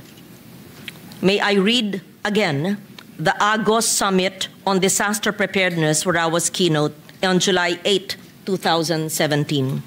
For every $1 invested in disaster risk reduction, you can save up to $7 in losses. Those were my statements, not made from my imagination, but from United Nations Global Risk Indices. May I also quote, please?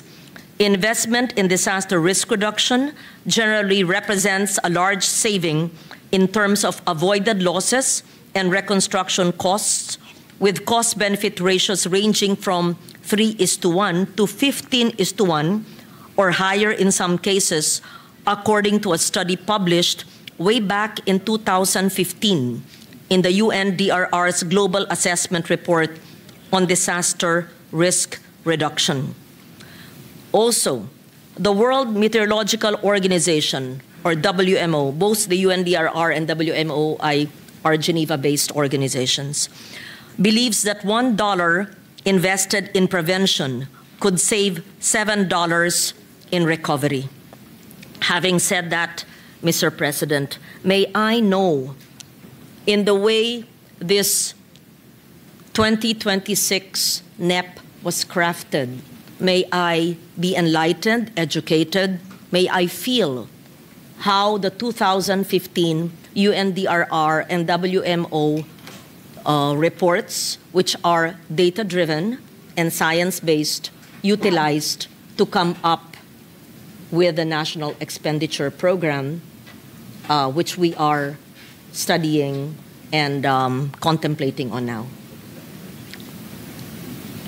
How did we mainstream disaster risk reduction and anticipating disaster losses na nakakatipid po tayo ng $7 sa bawat isang dolyares na ating ini-invest in DRR. If this was not used, I would appreciate an honest answer. If it was used, I want to understand how it was used by the economic team.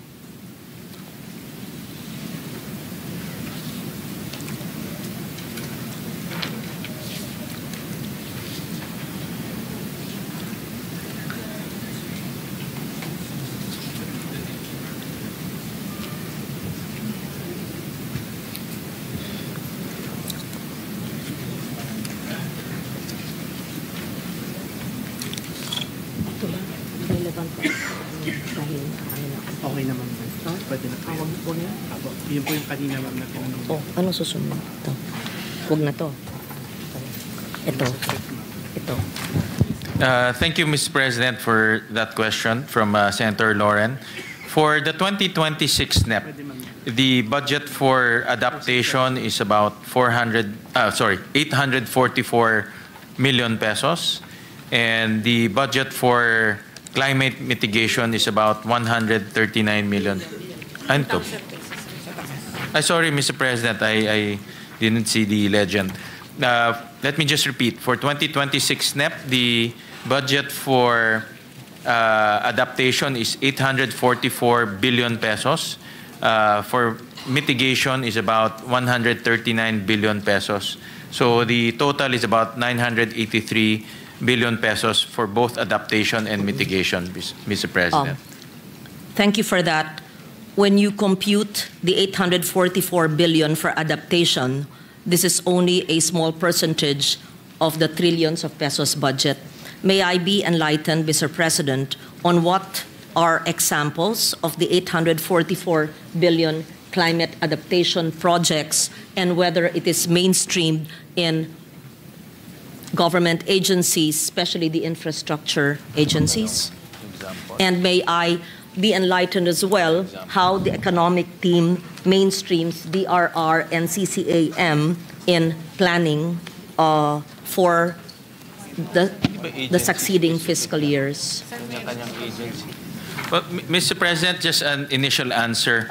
The adaptation and mitigation have several priorities. For example, food security, water sufficiency, ecosystem and environmental stability, human security, climate smart industries and services, sustainable energy, knowledge and capacity development, and cross-cutting priorities, Mr. President. But we'll get some concrete examples. I would be happy to put into the record concrete examples, Mr. President. And if I may, I know I sound like a broken record. I've always said this for more than 20 years. We do not allocate an amount for climate adaptation and mitigation or disaster risk reduction. The whole budget must be a climate adaptive budget. The whole budget must work towards reducing disaster loss, whether it is in infrastructure or it is in projects that are non-infra but would lead to education. Since I started helping the budget, if I may, just bear with me please, in 2013, it's always been said, oh, we allocated this amount for climate change. Oh, we did this for DRR. It's, you work in silos. That is not how it should be, Mr. President. It must be mainstreamed in the way we think, we act, we brief, in the way we build, in the way we educate, in the way we do rainwater collectors, in the way we build infrastructure, in the way we build bridges, in the way we build dams, in the way we release water from dams, from dam release protocols to the use of Doppler radars to constructing flood control, dikes, and revetments and infrastructure. It is my sincere desire that the whole budget would focus into CCAM DRR. And this is nothing new, Mr. President. We've been talking about this for 20 years. And I am just somehow sometimes frustrated that in every administration, we always have to put ceilings on adaptation, mitigation, and DRR when it should already be mainstreamed in every government department. Again, not your fault. Again, not the fault of this admin. I've been speaking this way for more than 20 years in this chamber, and I wish we could have a budget that has the template for CCAM. Because as I said, for every dollar invested in DRR, we have $7 of recovery that we would not have spent because we did it right at first sight. I would be happy to hear a response from the chair. Thank you, Mr. President, for that question. I think I joined Senator Lauren during the budget hearing of the Climate Change Commission, and we can task the Climate Change Commission to spearhead a program or a mechanism wherein climate change adaptation and mitigation should be mainstream and embedded in the activities of the different agencies. Come up with the guidelines, come up with some form of template. So in the formulation of their budget, they will already take into consideration climate change mitigation and adaptation in their different PAPs, program activities and projects, Mr. President. So we can, my suggestion is we can mobilize the CCC to do so, Mr. President. It's a small agency. Perhaps ano lang mga template lang, Mr. you're President? correct. Even the DNR can yes, help. Or the DNR. Hopefully, yes. Because the DA also has their climate change offices. All these agencies have their little bureaus or programs relating to CCAM because it's nothing new. We've been doing this for 20 years. Correct. We'll request from the economic managers concrete examples on climate change mitigation and adaptation, considering that close to about $1 trillion pesos actually have been allocated to climate change adaptation and mitigation projects. Yes. I know that the chair may not be able to read into the record the big ticket items in the 844 billion, but I would be happy to receive from the agencies of government or NEDA or even the LBRMO what are the big ticket items in the 844B that relates or that addresses the issues on climate change adaptation and mitigation. The DBM will submit to the committee and to your office, to her Honor's office, the breakdown of this climate change adaptation budget of 844 billion, Mr. President. There are components, but concrete examples and also concrete projects. Yes. Because we can easily say food security. Madali pong pakinggan Correct, at magandang pakinggan, pero saan talaga napupunta? Then we could say climate adaptation. And when we look at the fine print, it would be flood control. But what kind of flood control? It should be nature-based, let's say enhancement of mangroves instead of cement. It could be green and not gray. Yeah. Having said that, I would like to go into governance and corruption and macroeconomic impact. So, again, during the DBCC, Mr. President, the medium-term projections, it was said, depend on executing the 1.324 trillion in capital outlays. Again, I would be happy to be corrected if the figures are not accurate. So based on the DBCC, the medium-term projections depend on executing the 1.3 trillion in capital outlays annually and rely on achieving a 5 trillion in revenue collections. Yet governance failures directly constrain project execution and deter investor participation. We all know that and sadly admit it. May this representation be educated? What are the formal mechanisms by which the DBCC, the economic team, will integrate corruption risk metrics and procurement transparency indices into the medium-term fiscal framework and the fiscal forecasts?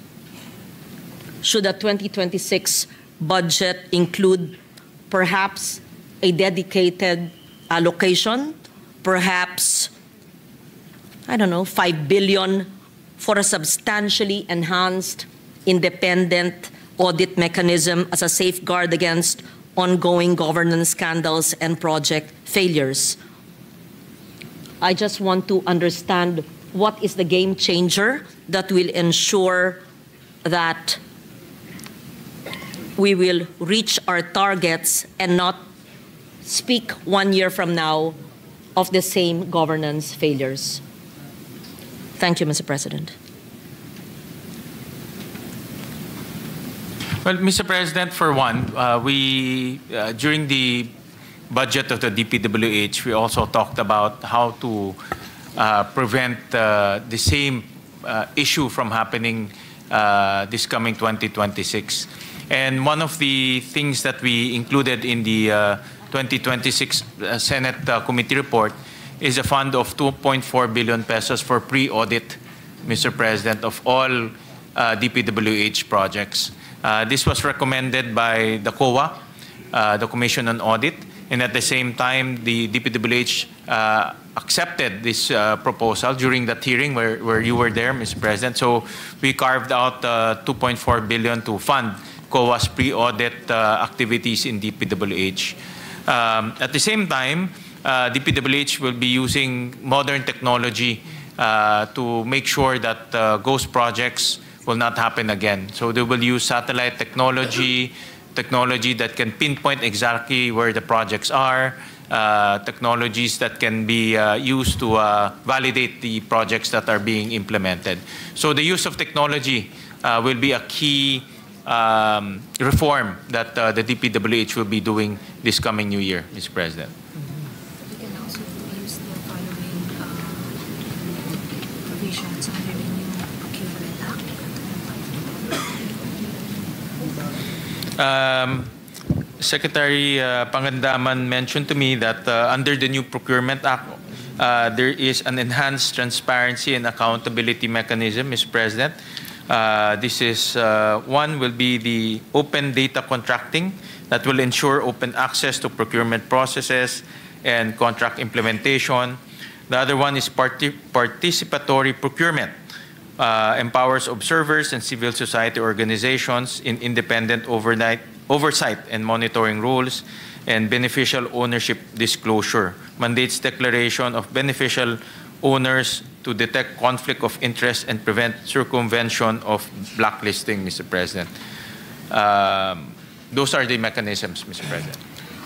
Thank you for that. We anticipate the implementation and hopefully the immediate positive impact of the open governance which the DBM has been championing in the past months. That's on the procurement side, Mr. President, yes. But on the implementation side, the pre-audit is a major reform that we included in the budget, Mr. President, because in the past, as we have seen in the issues of ghost projects, hindi ho nabibisita ng COA resident auditor, no?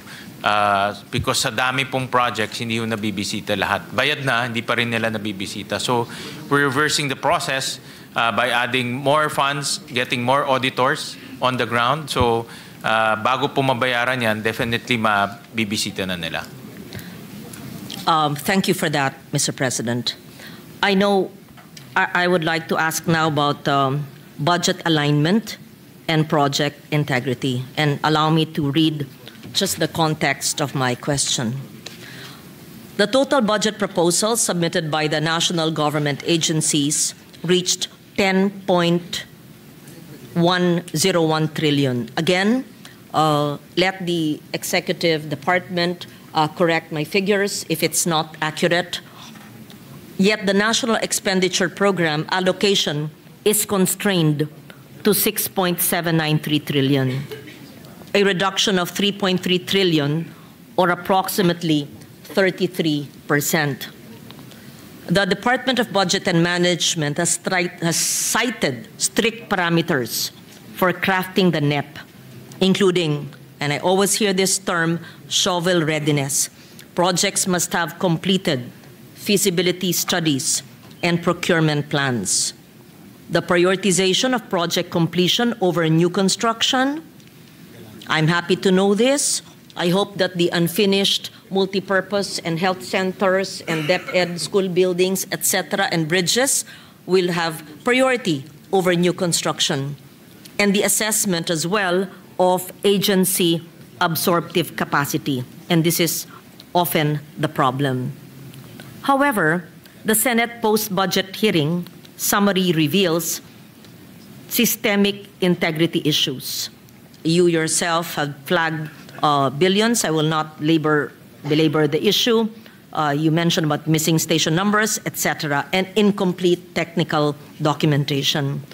And many locally funded projects bypass the Public Investment Program, the PIP, as well as the 3-year rolling infrastructure program. We spoke about this during one of the subcommittee hearings, the TRIP requirements, and the lack of rigorous technical validation required for development effectiveness. Foreign assisted projects also face sometimes persistent delays, which are tied to underfunding in terms of the right-of-way acquisition, contributing to 4-year delays on flagship projects. So my question is, having said that, the Department of Planning, Economy and Development, DepDev, is responsible for the PDP. The DBM manages the budget execution and allocation. How has the DBCC ensured that the 6.793 trillion NEP is rigorously aligned with the PDP priorities and the projects that may not have been included in the PIP and the TRIP, or perhaps lacking in complete feasibility studies, or perhaps have no detailed engineering studies and are systematically excluded then from the budget? Which brings me to the issue of agencies of government always coming to us asking for their priorities that were not included in Tier 1, but they say are priorities, but could not have complied with supposedly the rigorous requirements of the economic team, or of these two agencies I mentioned. So may I know how will the executive department deal with this? From a 10 trillion budget proposals to a 6.7 trillion NEP, so 1/3, 33%, sinantabi. And if you talk to every agency of government, this is the mantra. Sabi po, wag na kaming humingi, pero wag na nyo sasabihin, pero ito po kailangan talaga You know that. All of us here, they come to us with requests. I think the chair would confirm that, right? Yes, Mr. President. You have balikbayan boxes of requests. Yes, Mr. President, marami ho talaga until now. A lot of agencies, local governments and agencies. LGUs and NGAs. NGAs. Yes. Big and small NGAs, they're actually coming to request for additional funding. So it's really, Mr. President, as the good gentle lady from Panay knows, it's really about fiscal space, Mr. President. So because of the tight fiscal space, it's very hard to give amounts to agencies that are not in line with the priorities of the President, Mr. President, and also in line with the Philippine Development Plan. So you're absolutely correct that the initial request, actually the initial was 11 trillion, Mr. President. It was trimmed down to 10 trillion. But even at 10 trillion, it cannot be completely allocated. So, so the DBM prioritizes, making sure that the projects are can be implemented as soon as possible. Although during the hearing, the DBCC hearing, there are still room for improvement in terms of shovel readiness, Mr. President. Nakita natin na maraming mga projects on paper shovel ready pero hindi pa siya talagang shovel ready kasi kulang ng feasibility study or others. So admittedly, the DBM will correct that issue this coming new budget season, Mr. President, to make sure that really projects that are really shovel-ready will only be included in the proposals, Mr. President. Thank you, Mr. President. So considering that 33% were not included, are we then assured that all of those included in the NEP have complete engineering designs, updated cost estimates, procurement plans were done, and the TRIP, the PIP, and the TRIP were complied with? Itong TRIP, minsan, I'll use a color, naka-bad trip because we were in a committee hearing.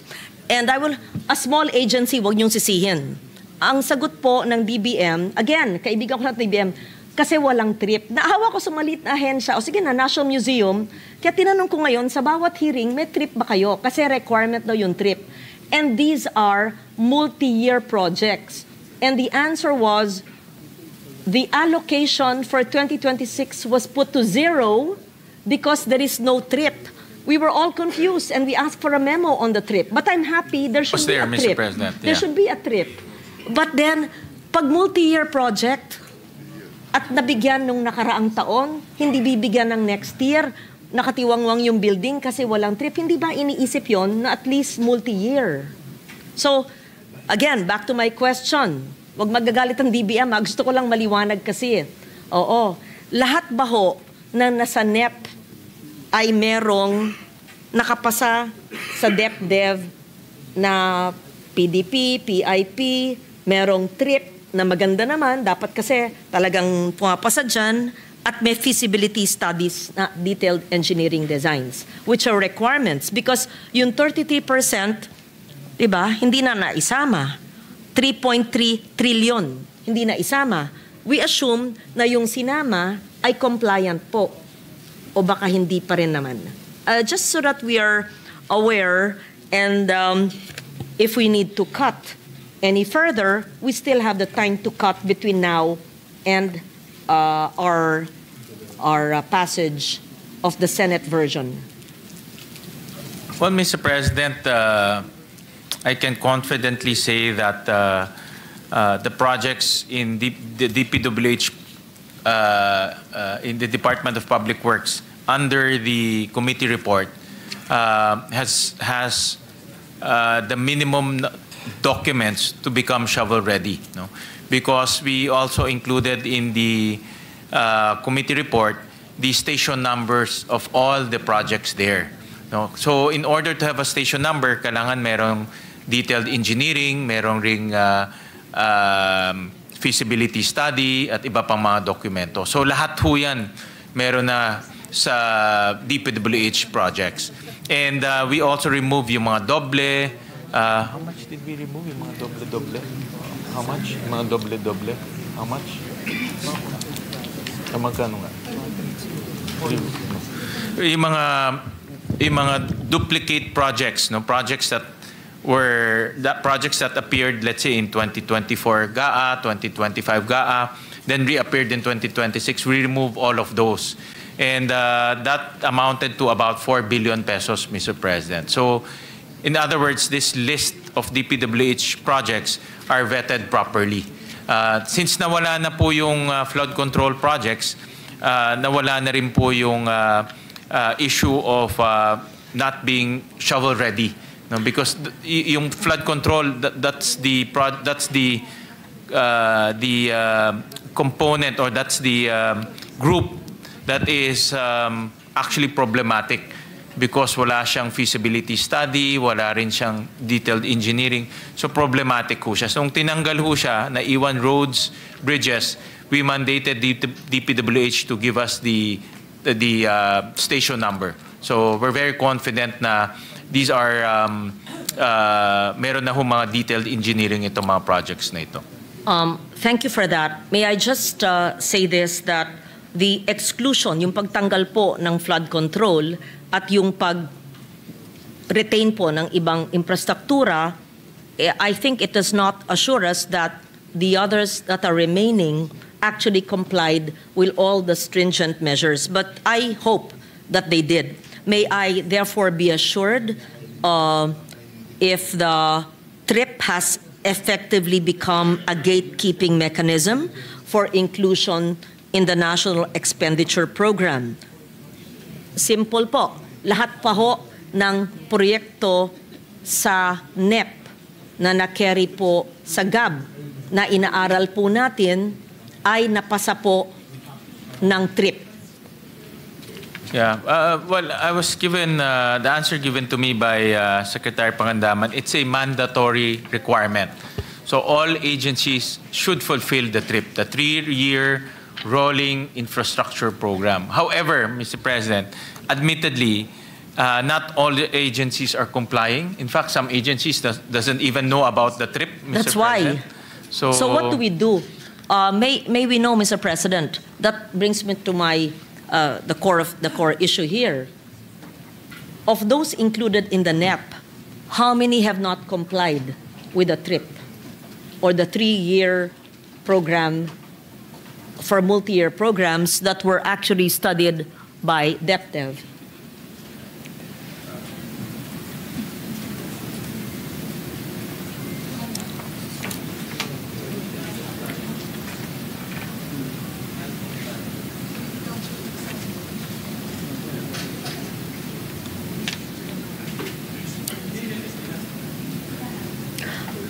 Simple lang po, how many infrastructure projects in the NEP and the present HGAB, which we are studying now, are not TRIP compliant? And what would the executive and the economic team suggest we do with this?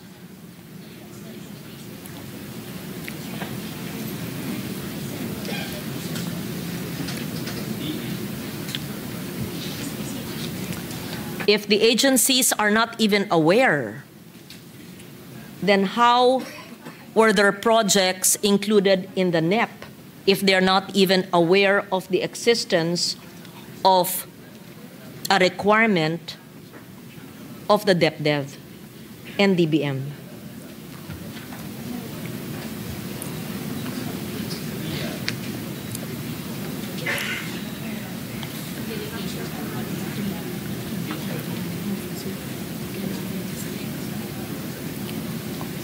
President, I was made to. Right now, I was just conferring with with DBM and DepDev. I was made to understand that the TRIP is a mandatory requirement. However, not all the agencies are complying, and it seems to me personally that not all projects are also covered, Mr. President. A case in point here will be the DPWH projects, which actually, kailangan nga ng TRIP. Yun nga ang kailangan. Yung mga malalaki nga ho ang kailangan ng TRIP because the TRIP is supposed to be a master plan for the next 3 years, Mr. President.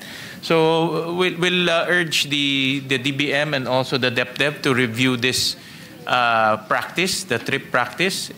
On paper, it seems to be a good mechanism, but if it's not going to be implemented strictly across different agencies, parang hindi natin makikita yung kanyang benefit, Mr. President. May I be informed which agencies are not covered by the TRIP and which agencies are covered but are not compliant? And if they're not compliant, perhaps we can ask from the economic team to identify projects that need to be covered but did not comply so we can actually axe it. Tanggalin. Hindi nag-comply eh. Di ba ganun ba ho?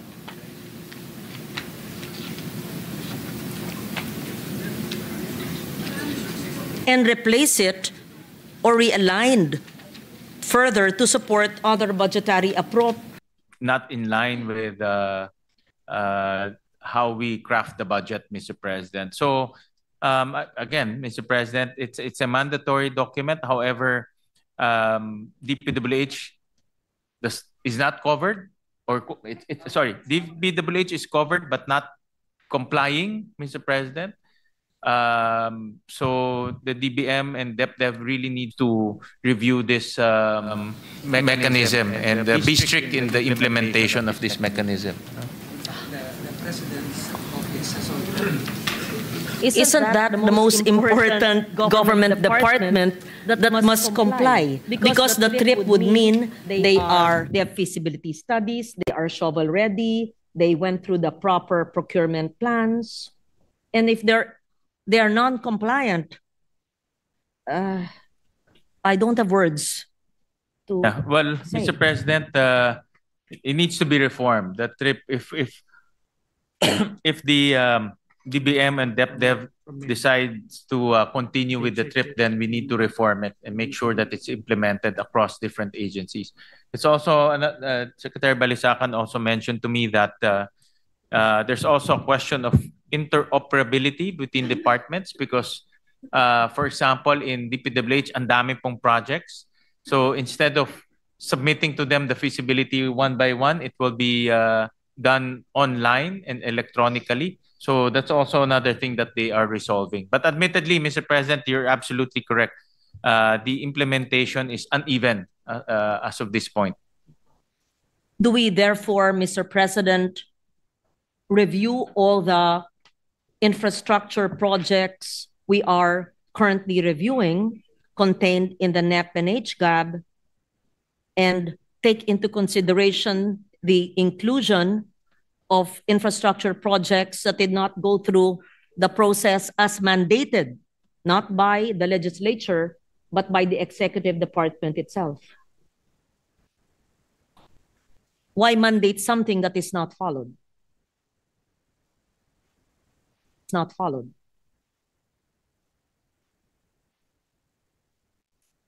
Mr. President, it needs a review, this trip. That intention is the intention is good because it gives you it's forward-looking. It's the development of a master plan and feasibility study is mandatory. However, the implementation is uneven, Mr. President. So, admittedly, the DepDev and DBM needs to review this. Needs to review the implementation of the trip, Mr. President. But, Mr. President, we will request from the agencies to submit to us the implementation and compliance of the trip. So we requested from both departments to submit to us the compliance per project, per agency, per program of the trip, Mr. President. I am just shocked to learn that a whole department refuses to comply with the trip requirement of DepDev and DBM. But in fairness to the other departments, I asked about the Department of Health, the Department of Agriculture, and they're compliant in terms of the 3-year rolling infrastructure program, Mr. President. I will ask this again in the DPWH hearing and in every agency where the trip is covered. And we would like to understand because conceptually it is important so that you see the readiness of the agency. And we want to understand the non-compliance and the impact of its non-compliance, because if the others are compliant, why not the others? The difficulties and the challenges it faces, and whether to have such a requirement at all. Eh kung di naman po sinusunod, bakit po natin imamandate?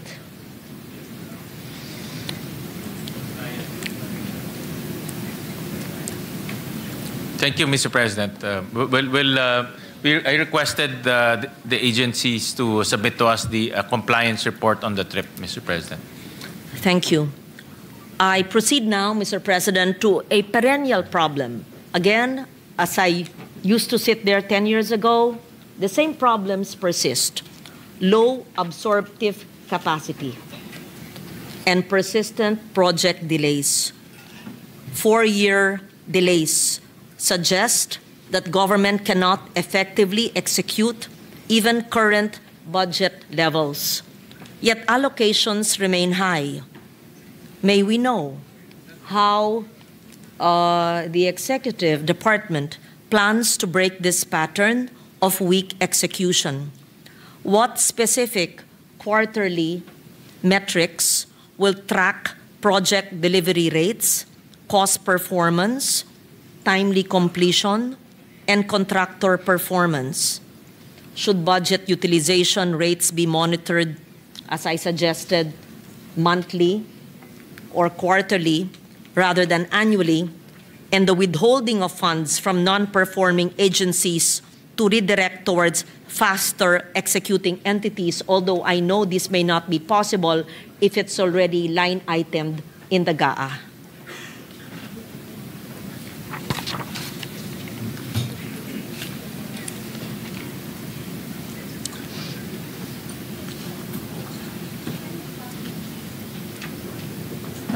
Mr. President, the DBM released the circular letter number 2025-2, and this is for the conduct of agency performance reviews every year and done on a quarterly basis. So this agency performance review covers absorptive capacity, the utilization of funds, and also the efficiency in terms of utilization of their budget, Mr. President. Quarterly. So meron silang agency performance review, Mr. President. In fact, I remember getting a summary or an annual summary of that agency performance review, Mr. President. So it's comprehensive. Lahat ng agency meron doon. And they give grades, no? Yes. May rating po kung sino mga agencies are efficient, sino mga agencies are not efficient, Mr. President. Ah, that's very good. Yeah, May we rating po request sila. that from DBM? Yes, Mr. And we will President. read it into the record in the next plenary. Yeah, I've unless- seen the report, Ms. In fact, meron ako dito, Mr. Yes. President. And I would assume, Mr. President, that that would be the basis of the next year's budget. Kung mababa ang kanilang utilization, mababa rin ibibigay sa kanila. Hindi nila manguya at malulon ang binibigay sa kanila. Diba? Gawain natin yung doblon. Oh. Diba? Diba nai-insta yung pag binibigyan hindi ginagamit. Yeah. Yes. So we would be happy to receive the list of the non-performing agencies and perhaps know the reasons why, what are the challenges they face, Mr. President? Mr. President, I'm looking at the budget ng Bayan Monitor, the agency budget review, Mr. President. And in this review, they give scorecards or they grade the agencies according to their utilization and efficiency of the use of funds, Mr. President. So for example, the top performing agencies, nakasulat ho dito, Public Attorney's Office, Philippine Information Agency, National Intelligence and Coordinating Agency. I'm just reading some random agencies, Mr. President. Foreign Service Institute, Cagayan State University, Civil Service Commission. So ito yung mga top performing agencies, Mr. President. Maliliit na ahensya at walang infrastructure. Except for public attorneys, Mr. President, malaki-laki ito. Gusto niyo marinig yung poor performing, Mr. President? The poorest performing, yes, Mr. President. The OTR, sigurado nandyan yan. Meron hong top performing dito sa harap pero OTR palagi na-ECW.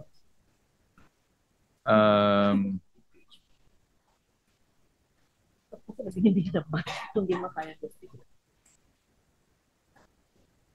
Okay.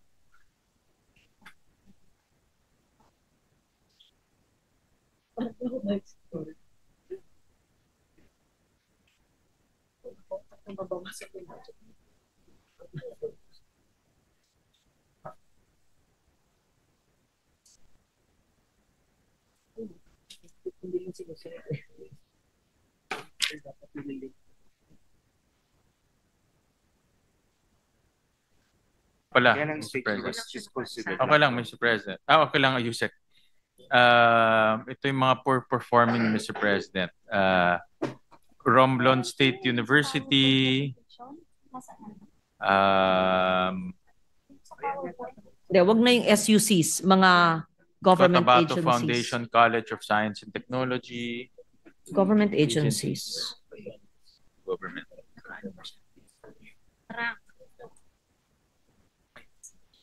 The lowest.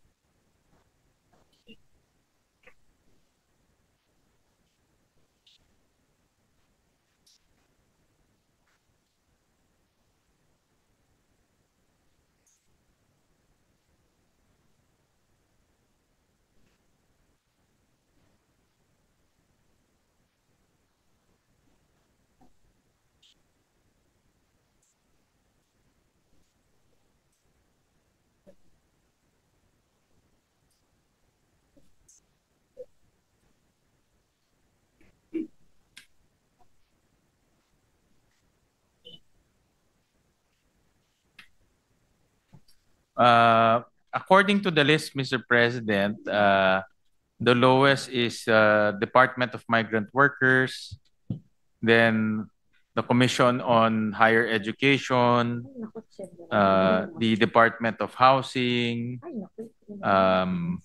DOTR, Mr. President. COMELEC is also a low performing. And this is spending. Pag sinabi natin low performing, hindi ibig sabihin hindi sila magaling. Yung paggastos lang ho nila ng budget, Mr. President. So these are we'll submit the list to Her Honor, Mr. President. We'll submit the list. The top and the lowest. Then it will be just so that the agencies, Mr. President, may prepare the answer. Correct. They have to know their standing. Yes. And perhaps explain to us their inefficient spending so that we know the problems. Yeah, it's a good scorecard, Mr. President, and this bodes well with your suggestion of conducting oversight every year, every month, every quarter, so we can use the agency performance review, Mr. President. Yeah, it's not to blame anyone. I'm sure there are stumbling blocks, there are challenges, so we can help them. Yeah, of course. There are bottlenecks. Bottlenecks, yes. Thank you for your patience, Mr. President. Now we go to measuring poverty, food security, and social inclusion. The Philippine Statistics Authority, let me just give the context of my query. I asked it in the DBCC. I want to put it on record now. They've always used a threshold at 63 pesos per person per day. But this figure has been criticized as unrealistic and perhaps disconnected from reality, particularly in urban areas, since it is based on a 2018 food basket and provincial averaging that masks significant regional price disparities. So having said that, this is an outdated methodology, etc., etc. So may we know, Mr. President, the macroeconomic framework highlights poverty reduction and social inclusion as key development outcomes. Yet, the threshold is still using the 63 pesos a day, unless it was already changed, computed from a 2018 basket that does not reflect the current market realities or even the regional cost of living variations. So how would this affect the reliability?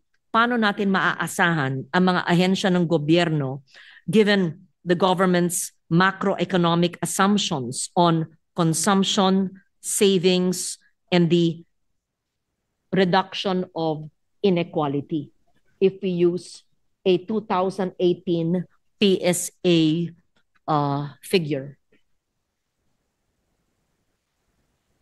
Whether it is in the budget of DOLE or the SWD or any agency of government, assuming this was used by the economic team.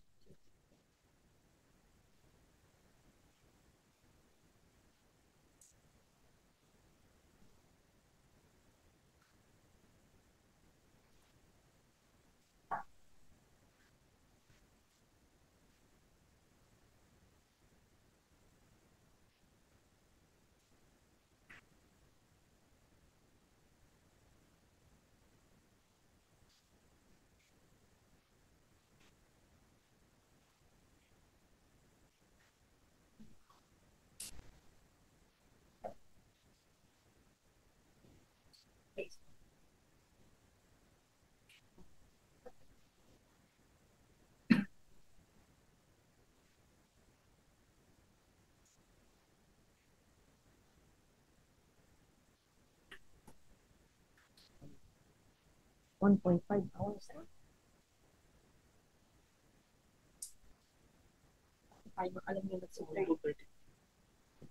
Thank you, Mr. President. And Mr. President, just to update Her Honor, Senator Lauren Legarda, these numbers of 63 pesos per day per person was already updated. It increased by about 18 to 27%, Mr. President. No? So the current value right now is at 655 pesos per family of 5.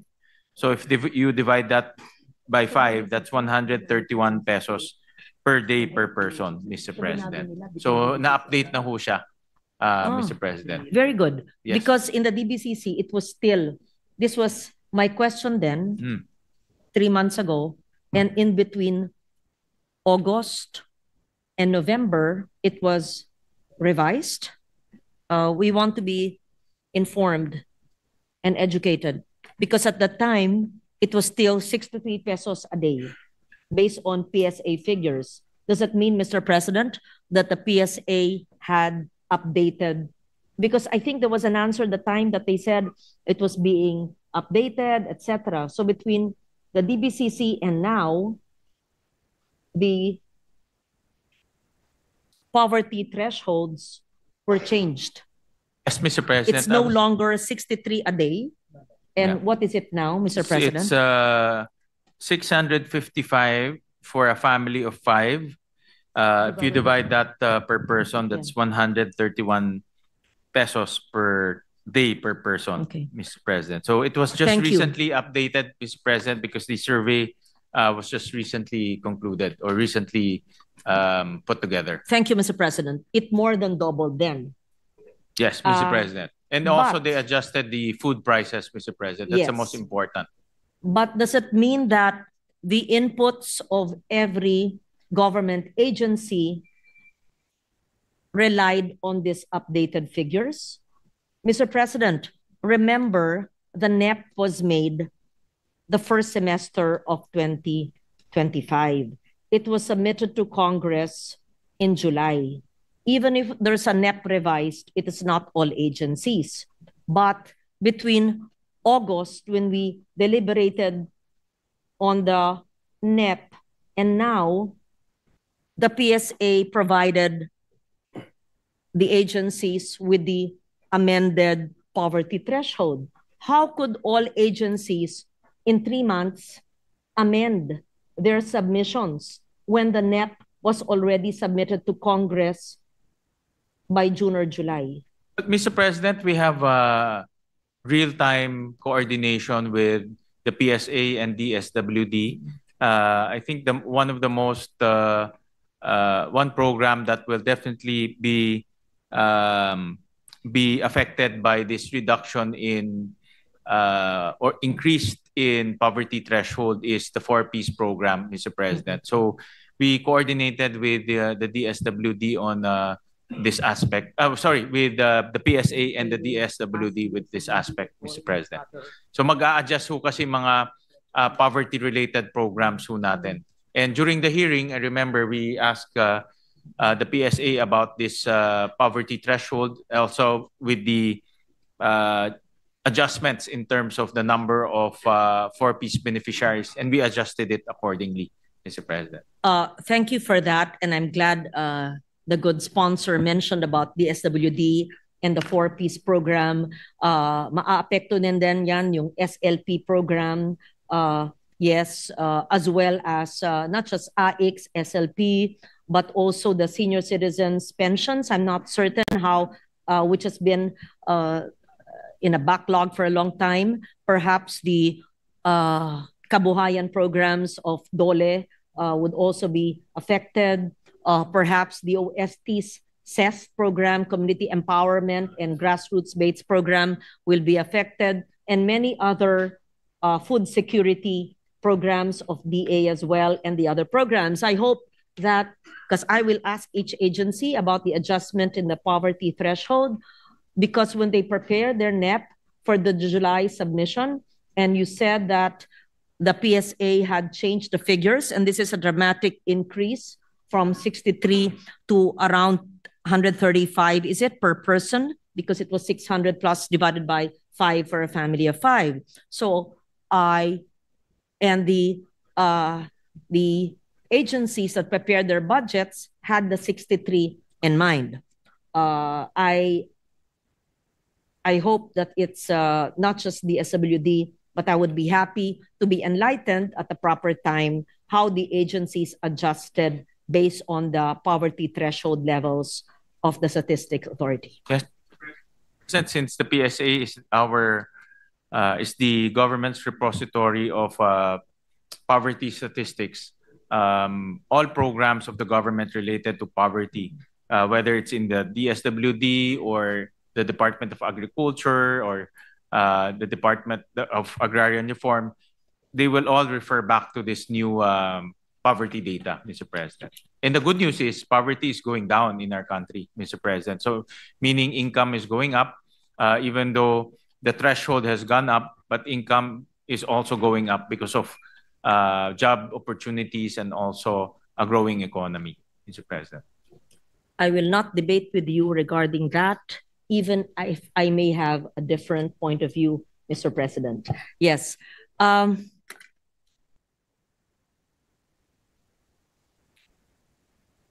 Okay. May I know, before we leave the topic, Mr. President, it's 135 per person? Just so that is PSA present here? Yes. Yes. More or less 135 per person. Is this for the daily allocation for food and other expenses? Can they break it down? Magkano po ang pagkain divided by 3 meals a day? How much per meal? And is this for NCR or is it across the board in every province? Yes, Mr. President, this 135 is for NCR, Mr. President. Mm-hmm. And we can, we have the breakdown. Let's try to leave 135 pesos.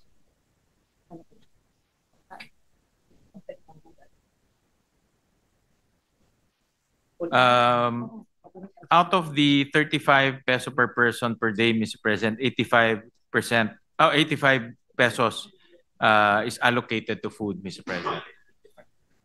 Okay, 85 divided by 3. But this is 27 pesos per meal. Sige, I will not belabor the point because it's very painful, even if we increased it already. Nagbibiro ako dito pero hindi biro. Subukan natin kung paano yung 130 a day. Kung magtatanim ka naman ng sariling pagkain mo, baka sakaling kasya.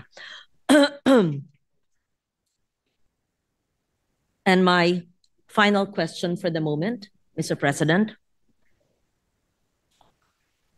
Again, these are the figures that I have. Please correct me if the figures are not accurate. For 2026, the government expects to raise revenues in the amount of 4.938.4 billion, while disbursement is projected to reach 6.8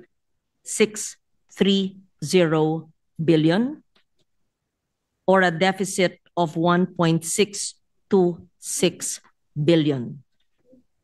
Assuming my figures are accurate, we would see that disbursement for the current operating expenditures is expected to reach 5,020 billion, which is 37.3 billion higher than the revenue we will generate, which means, obviously, that our current operating expenses will be partially paid by our borrowings. Our current operating expenses, sweldo, diba? Salaries, bonuses, traveling, domestic and foreign, interest payments, local and foreign, janitorial services, utilities, financial subsidy, etc. Mr. President, how will would you confirm that our borrowings, hihiram po tayo, uutang po tayo para bayaran ang sweldo ng mga tao sa gobyerno? In short, our borrowings, our loans will go to our operating expenses and not to capital outlay that will go to the creation of jobs and that will spur the local economy. And may I know how many years have we been experiencing this, and how do we get out of it progressively, hopefully in the future, in the near future? Please educate me.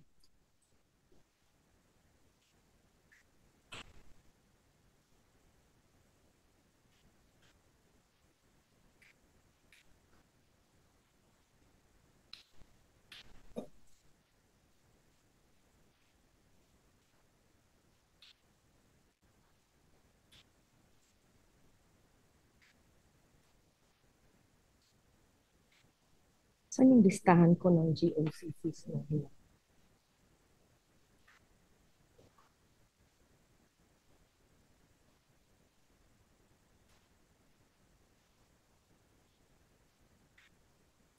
Tama na, pagod na ako, nalilungsyon pa naman ako. Kaya nakikita man natin.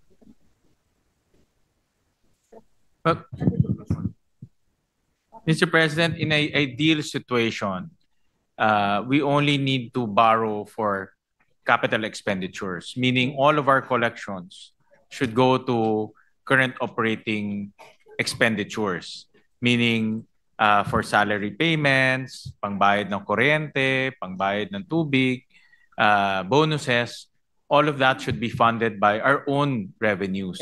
But there's a small shortfall in terms of our collection versus current operating expenses of about 37 billion, Mr. President.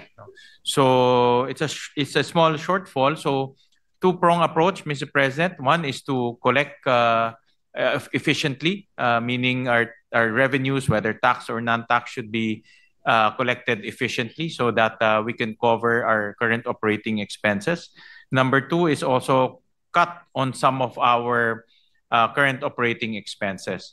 Secretary Recto mentioned that in his estimate, they can still reduce MOE by about 160 billion, meaning reduce some of the traveling expenses, some of the MOE expenses. So tingin niya kaya pang bawasan doon so that we can finance our current operating expenses by our own revenue, not to borrow, Mr. President. But maliit lang naman po yung 37. Yeah, maliit lang naman yung ating shortfall on that effect, Mr. President.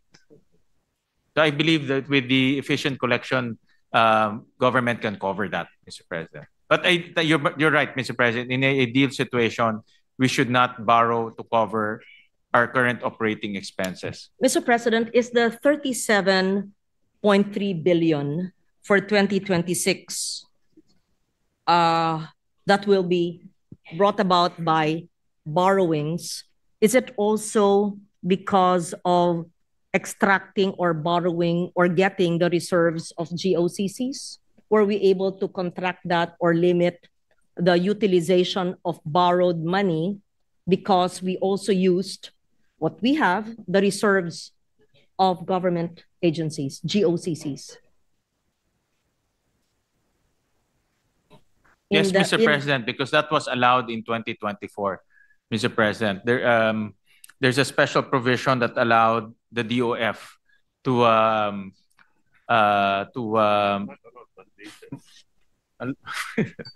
sabi ko allowed, sabi ni Secretary Recto, mandated, but authorized the DOF. I think malaking debate ito, Mr. President. But because of that fourth special provision, Secretary Recto is saying that the DOF was mandated to take or collect excess reserve funds from different government agencies, Mr. President, to address that shortfall para hindi na ho tayo umutang to cover our current operating expenses. It's a cash management mechanism, Mr. President. Dahil po tayo'y may reserves o savings na hindi naman sa nagagamit. GOCCs na hindi nagagamit, at ayon po sa special provision na sana'y basahin nyo para hindi na po nakasaad sa 2026, or if you no more, Mr. President, that special provision is no longer in the 2026 Sa budget. 2025, wala rin po. Wala rin, Mr. President. Yes.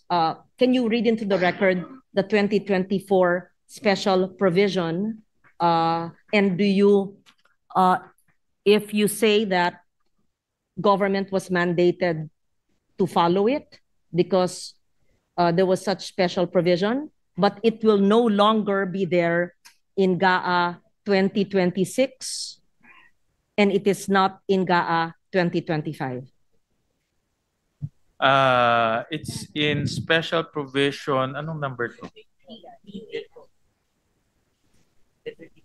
Special provision D.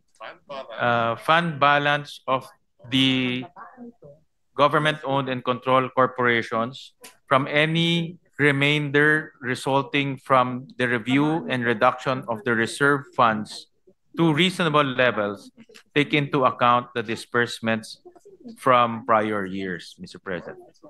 Ito pala, mayroon palang susunod.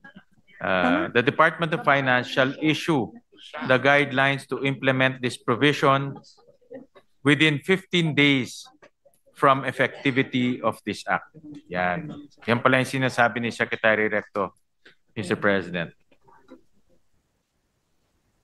That was only for 1 year, Mr. Only for 1 year, President. Mr. President. Yes. Which GOCC was that? Was this the PhilHealth? PDIC and PhilHealth, Mr. Yes. President. What was the total then?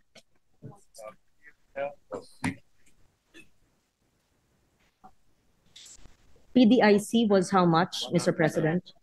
107.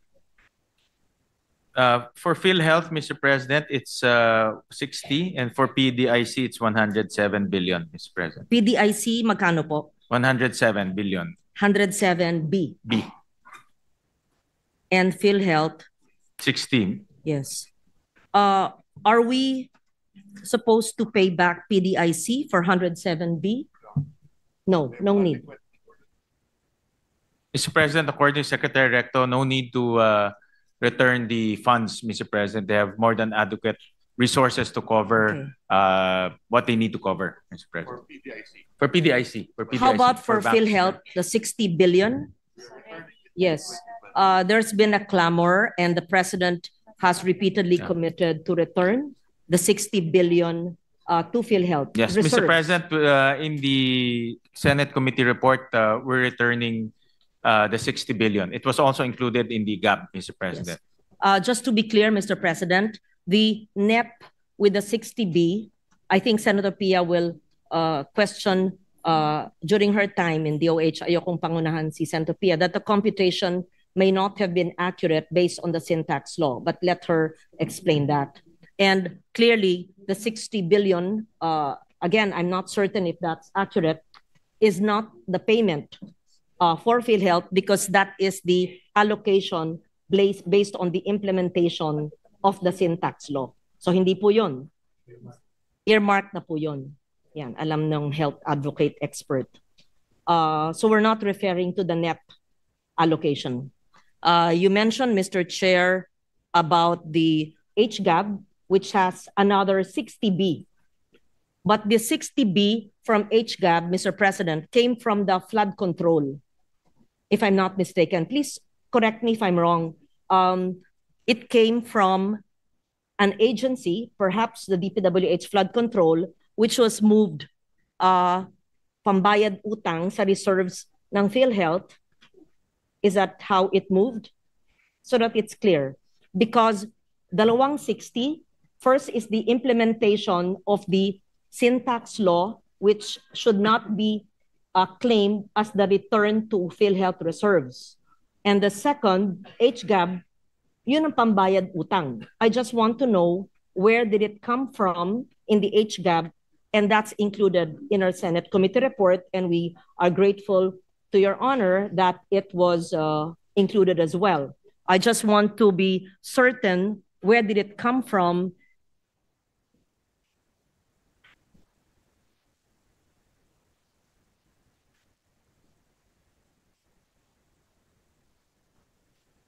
Yoli, di ba yung sabi mo? Well, Mr. President, originally in the NEP, there was a 53 billion subsidy to PhilHealth, and that is supposed to be coming from the sin tax allocation, Mr. President. And the 60 billion, you're right, Mr. President, it was carved out of the flood control, is meant to return that 60 billion pesos that was remitted to National Treasury, Mr. President. Thank you for that answer, Mr. President. So it's very clear we have the earmarked allocation based on an existing law, sin tax, na ayon sa ilan sa ating kasamahan ay kulang, but we'll tackle that in the DOH budget. Now, yung bayad utang po sa tinanggal noong 2024 ay nasa HGAB, which is Senate retained. Yes. But my question is, we, or the government, the executive, took it out from reserves of PhilHealth. Should it not return it there? And in what process should it be returned? Because it is going to be in the GAA with earmarked expenditures, not in the reserves of PhilHealth where it came from. So may I be informed what is, in short, ano po ang tamang bayad utang na kinuha po sa PhilHealth noong 2024?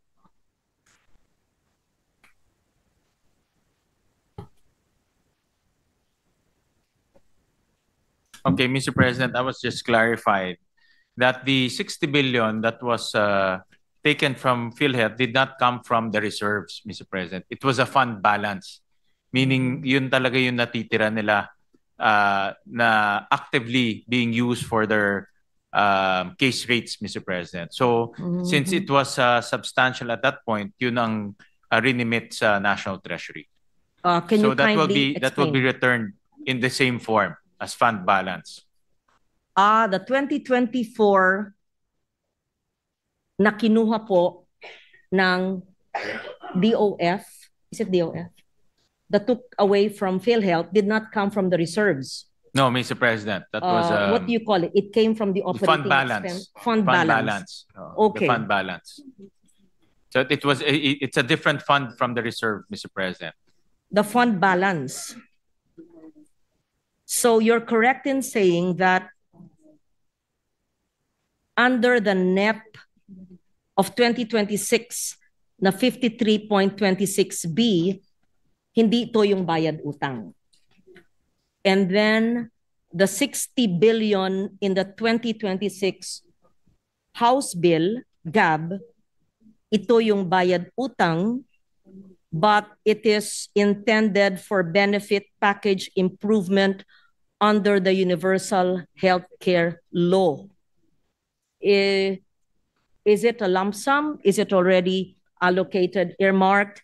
And would this, saan po nanggaling ito? If it's not from DPWH flood control, but it came from the NEP. It came from somewhere, an agency. But Mr. President, before I answer that, Secretary Recto clarified that because of PhilHealth's improved operations and improved case rates and improved in the efficiency in dispersing their funds, as well as the implementation of the zero balance billing. This coming 2026 will see a full implementation of the zero balance billing program.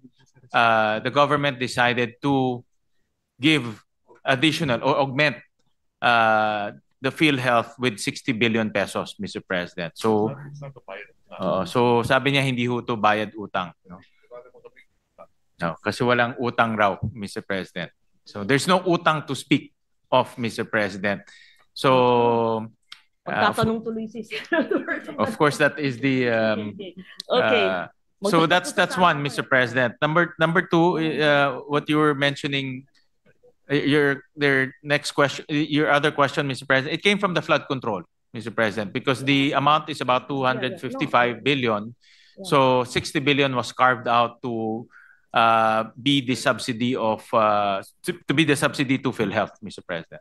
Thank you for that, Mr. President.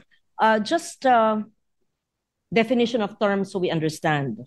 Fund balance of government-owned and controlled corporations from any remainder resulting from the review and reduction of the reserve funds to reasonable levels, taking into account the disbursements from prior years. Can you kindly explain the difference between fund balance and reserve funds? And what was the basis for the extraction or pagkuha po sa fund balance ng PhilHealth as opposed sa pagkuha sa reserve funds? Since you corrected me, hindi pala galing sa reserve funds ang kinuha ng executive kung hindi galing sa fund balance. Nanggaling po sa inyo yon para lang maintindihan po namin.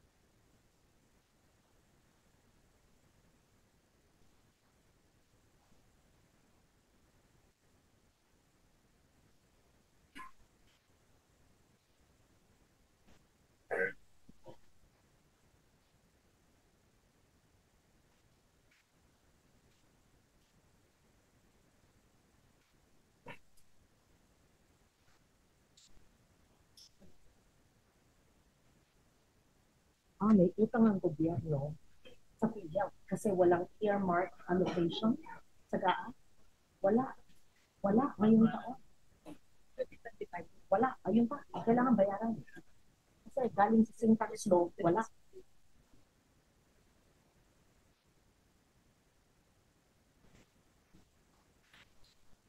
So, tatlong 60.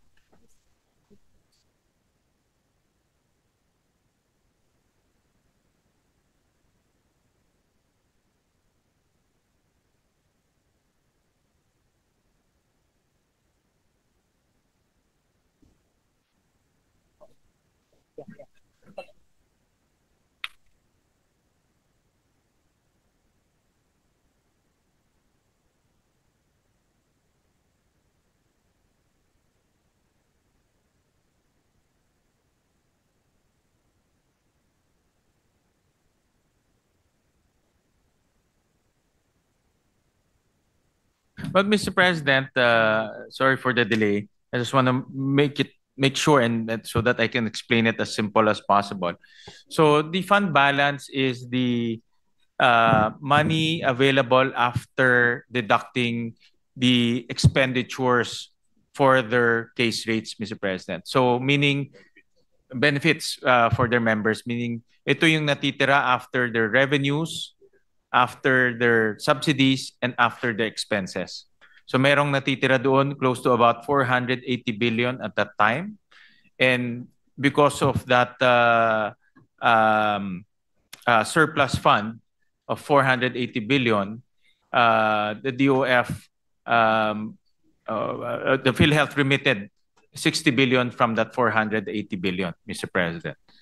That's outside of the reserve fund. Hindi pa ho yung nasa reserve fund. No? Yeah, thank you for that, Mr. President. Para po maliwanag, yung sa NEP 2026 na 53.26B, hindi po ito yung bayad utang, kung ano man tawagin natin, ito po ay alokasyon ayon sa syntax law. Yes, Mr. Yung President. linagay po sa GAB na 60B na nanggaling din po sa loob ng NEP, galing po sa flood control, as you said. Yes, Mr. Ito President. po yung galing sa fund balance, yung Yes, yun po yung... Yeah. extra funds po sa PhilHealth na para po palitan yung kinuha ng 2024. Is that correct, Mr. President? Well, Mr. President, it's a difference in nomenclature dahil wala naman po, technically wala pong utang. So wala pong binabayaran na utang. Pero binabalik lang yung 60 billion. Sinole. Siguro yun. that's a right term. I mean, it's- Sinole. Okay. No? So if you don't like to consider bayad utang, hindi bayad kasi utang wala ho. naman kontratang umutang. Correct. So, Tama. Sinoli lang po yung 60 billion because sinole. nag-improve na yung, una-una tumaas yung case rates. No? Okay. And then pangalawa, nag-improve na yung efficiency. What is the right word so that I use what is Return, correct? I think. Or Hiniram. Restore or return Restored. the 60 billion. Restored. Oo. So it was borrowed. No, Sinuli hindi ho utang siya. It was Hindi utang, walang interest. Hindi correct. utang. Tsaka hindi ho Sige. siya rinimit ho because of the excess fund balance. So it was transferred and now it's being returned. Ayun. Yes, it was That's the politically correct term. it is Mr. the Chair. technically correct term, Mr. President. Okay, para lang maliwanag po, may pangatlo pa pong alokasyon na hindi ko pa nakikita.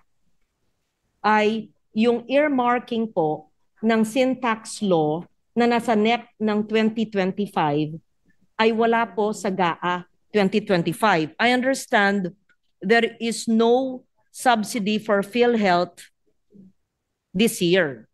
Ito po yung issue na sinabi din ni Senator Ontiveros. I think she will ask that as well. So, naghahanap po kami ng tatlong 60B. Yung sa NEP 2026, ayon kay Senator Pia, siya na magtatanong kulang. Yung hiniram pero sinole na sa GAB, nandiyan na po. Sana wag mawala hanggang BICAM. Pero yung NEP ng 2025 po, na alokasyon ng PhilHealth ayon sa batas, ay wala po sa GAA 2025. I believe it is our duty to give to PhilHealth, because the earmarked allocation from syntax law did not appear in the GAA 2025. I'm just stating that. I am not the chairman of the committee, but that is what the principal author of the Universal Healthcare Law and the healthcare advocate, Senator Risa and Senator Pia, have told me, which I joined them in that advocacy. I just like to put on record, we are grateful that the HGAB carried the 60B and it's been returned from the 2024 taken out item, if you don't like to use borrowed amount. But the earmarked syntax allocation in 2025 is missing. Again, I would be happy to be corrected if I am inaccurate.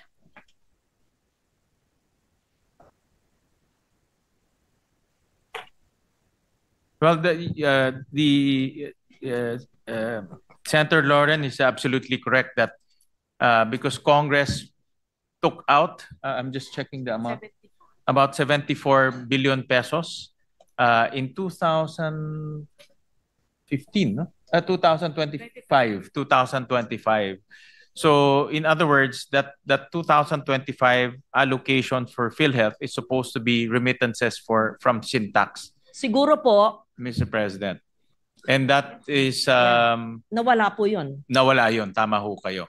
Tama ho kayo.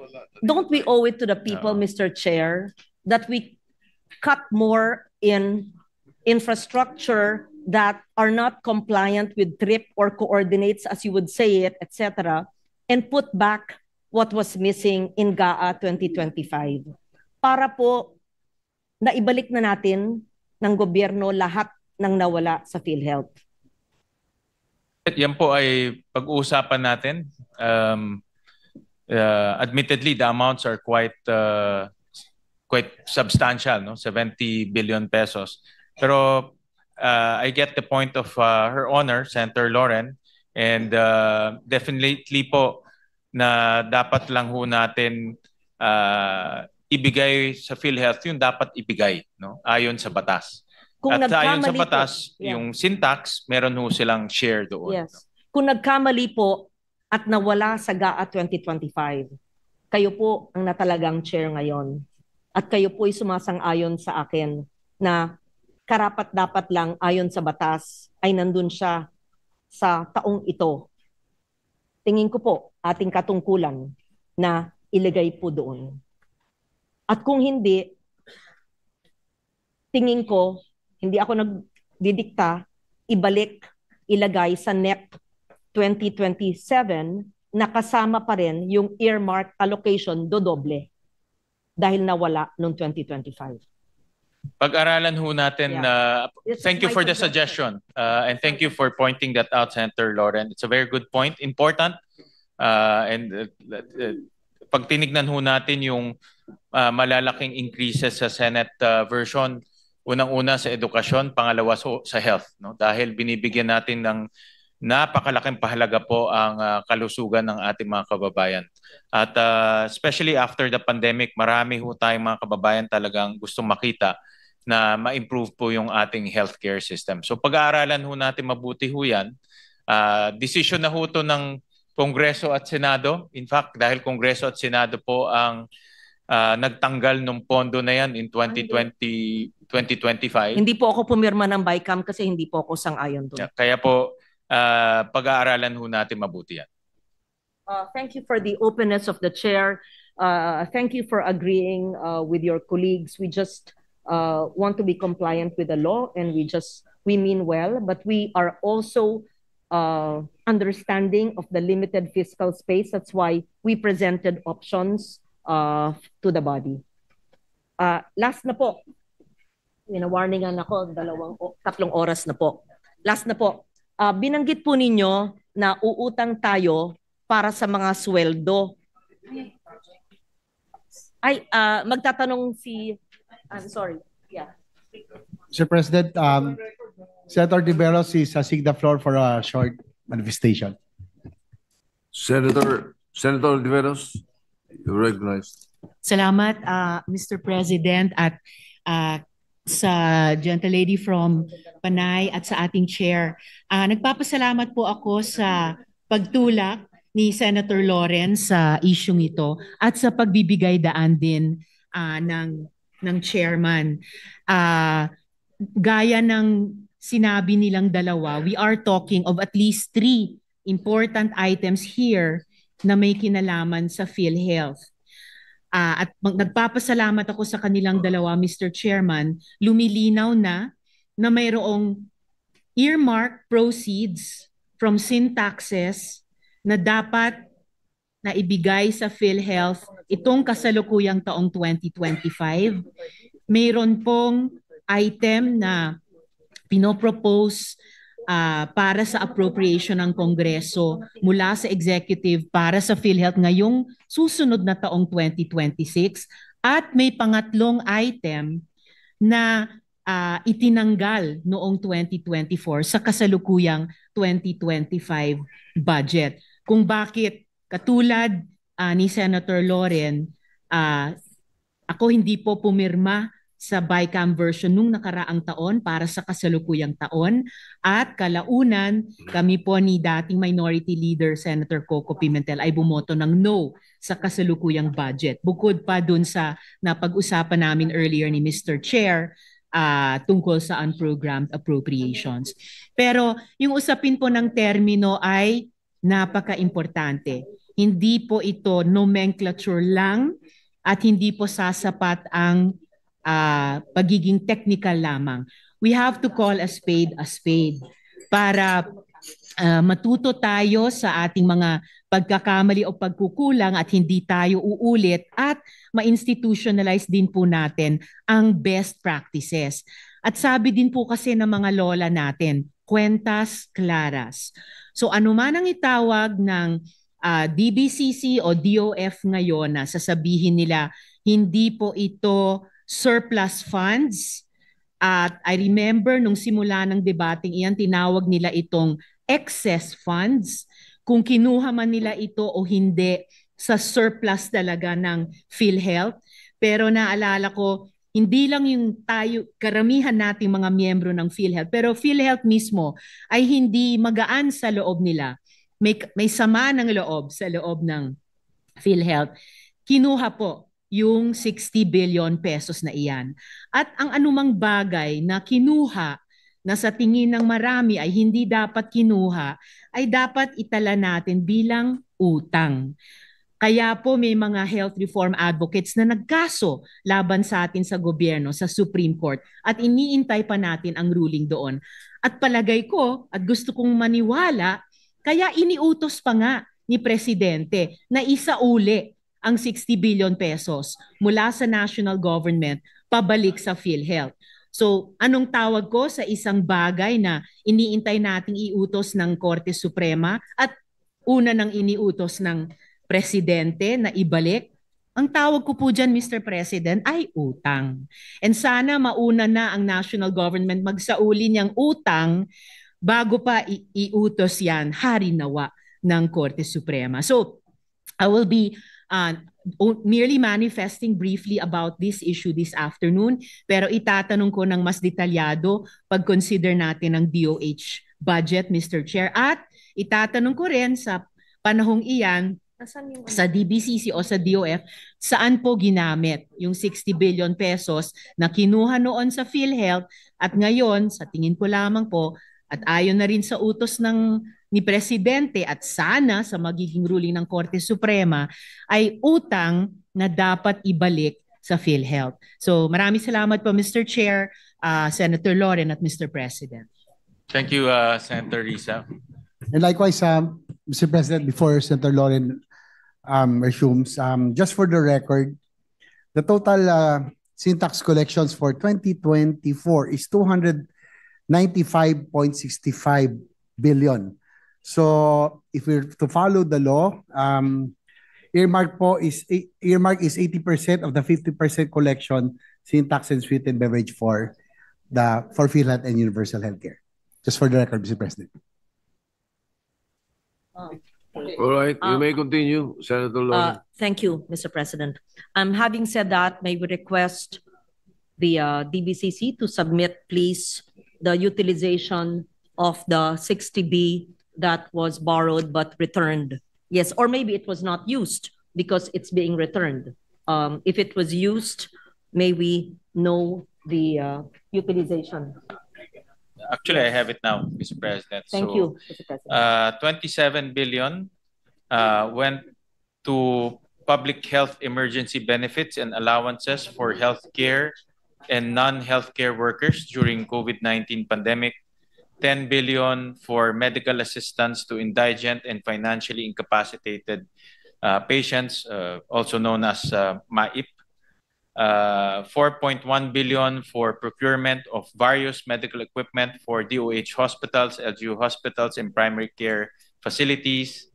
3.3 billion for construction of 3 DOH health facilities. 1.6 billion for health facilities enhancement program, and 13 billion for mandatory government counterpart financing for foreign assisted infrastructure and social development programs that will accelerate the delivery of healthcare services to remote areas and enhance the health and well-being of Filipinos by ensuring food security.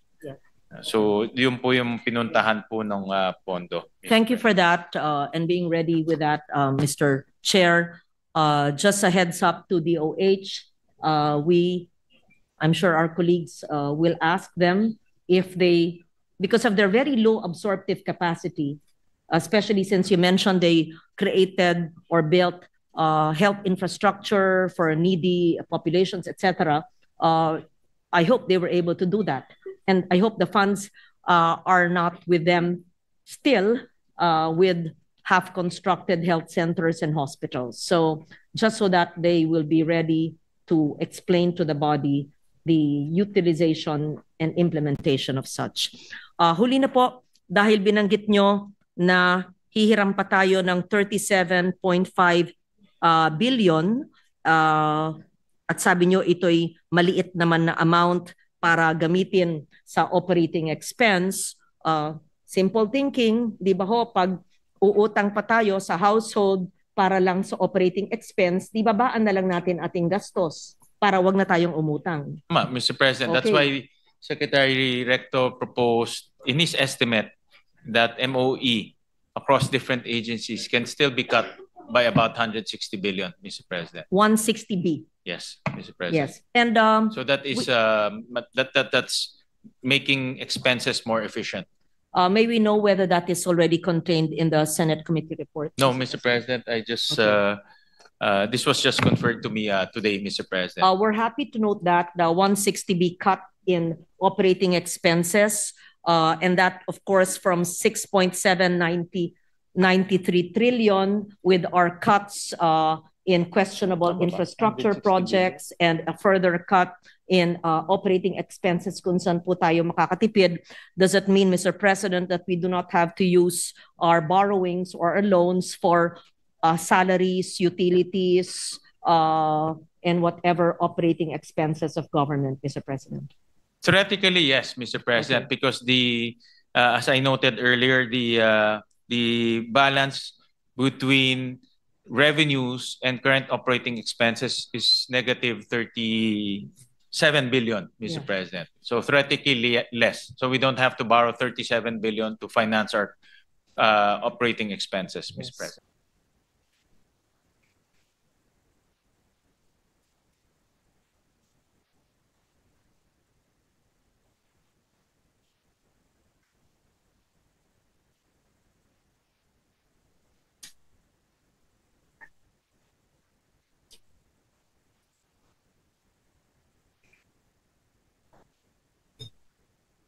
Mr. President, Mr. Chair, I would just like to, while you are researching it, during my last two hearings with the Philippine Amusement Gaming Corporation, they gave me an estimate of around 60 to 70 billion a year. I don't know if that's still correct, pero yun po yung kanilang sinabi ni Chairman Altenco na around 60 to 70 billion a year. So I don't know kung tugma yung kanilang report sa report na hawak po ninyo as of this time.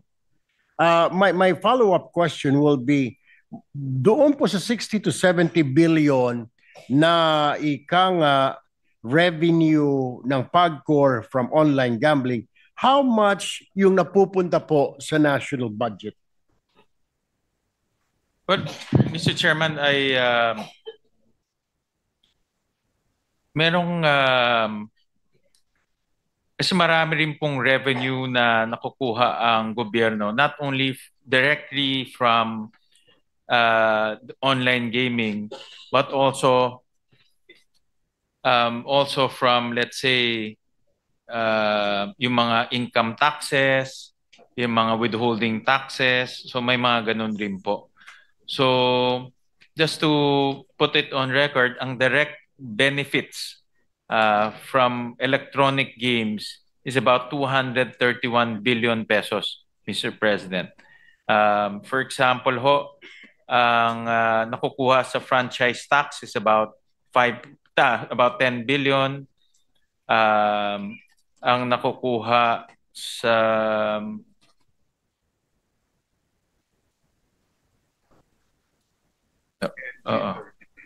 Yeah. For example, itong sa BIR is about 5 billion. So, ang total po, pag isusuma ho natin is about 231 billion, Mr. President. Ang pumupunta sa gobyerno in terms of taxes, Mr. President. Sorry. I think that is the gross. Just give me the 31. What is the gross? There, exactly. Okay. That's the entire state. Yes. Okay, Mr. President, I stand corrected, Mr. President. So for PAGCOR, ang nakukuha ho nila is 60 billion pesos. For national government is about 30 billion pesos, Mr. President. All right, thank you. Moving on, Mr. President, Mr. Chair, dito po tayo sa Department of Public Works and Highways. Ang tanong ko po ngayon ay nasala nyo na po ba ng mabuti ang budget natin for 2026 to make sure na wala pong double insertion? Punong-puno po yung dating budget natin last year ng double insertions. Kahit po inong committee hearing natin, Mr. Chair, kayo mismo nagtanong kung bakit doble-doble yung ika nga, nag-appear na dito sa kaliwa, nag-appear na naman same project, same place, ika nga pati barangay, magkakapareho. Nasala na po ba ninyo through the help of the Department of Public Works and Highways? Tama ho kayo, Senator Erwin. In fact, yan po talaga isa sa mga red flags na binring up ni Senator Lacson. In fact, even during the previous budget briefings and previous budget hearings. So natanggal na ho natin yung mga doble-doble, tawag namin yung mga repeat projects, pati yung reappearing projects, meaning nandoon na siya sa 2024, 2025, tapos nag-reappear sa 2026. So ang amount na natanggal ho natin sa mga reappearing and also repeated projects, mga around 4 billion pesos, Mr. President. Mr. President, Mr. Chair, bakit po nagkakaroon ng double insertion? Is it intentional or ito po ay typographical error? Or is it wala lang, nagkaroon lang ng mental lapse yung mga tao natin sa DPWH o talagang sinadya ito to make some money, Mr. Chair, Mr. President? Actually, dalawa ho ang pwedeng dahilan. Una, tamad lang ho yung gumagawa nung DPWH budget kasi hindi niya, pwede naman po ilagay doon yung station number, pwede naman nila himayin isa-isa. Dito nga ho sa atin, ang kinuha ho natin para maghimay mga interns ng pamantasan ng lungsod ng Valenzuela. So kaya naman po gawin. Bakit ho hindi ginagawa ng DPWH? So tingin ko katamaran po yung umiral ho sa kanila kaya hindi ho nila ginawa. Pangalawa, pwede rin po yung maging source of corruption. Tama ho kayo dahil kung nadoble yung project, lalabas yung pondo ng 2 beses at mayroon silang discretion saan nila i-implement yung project na yon. So yun po ang delikado doon. Pwede nilang i-implement yun kahit saan, basta na doon sa lugar na yon. So may discretion sila para i-implement yung project na yon. All right.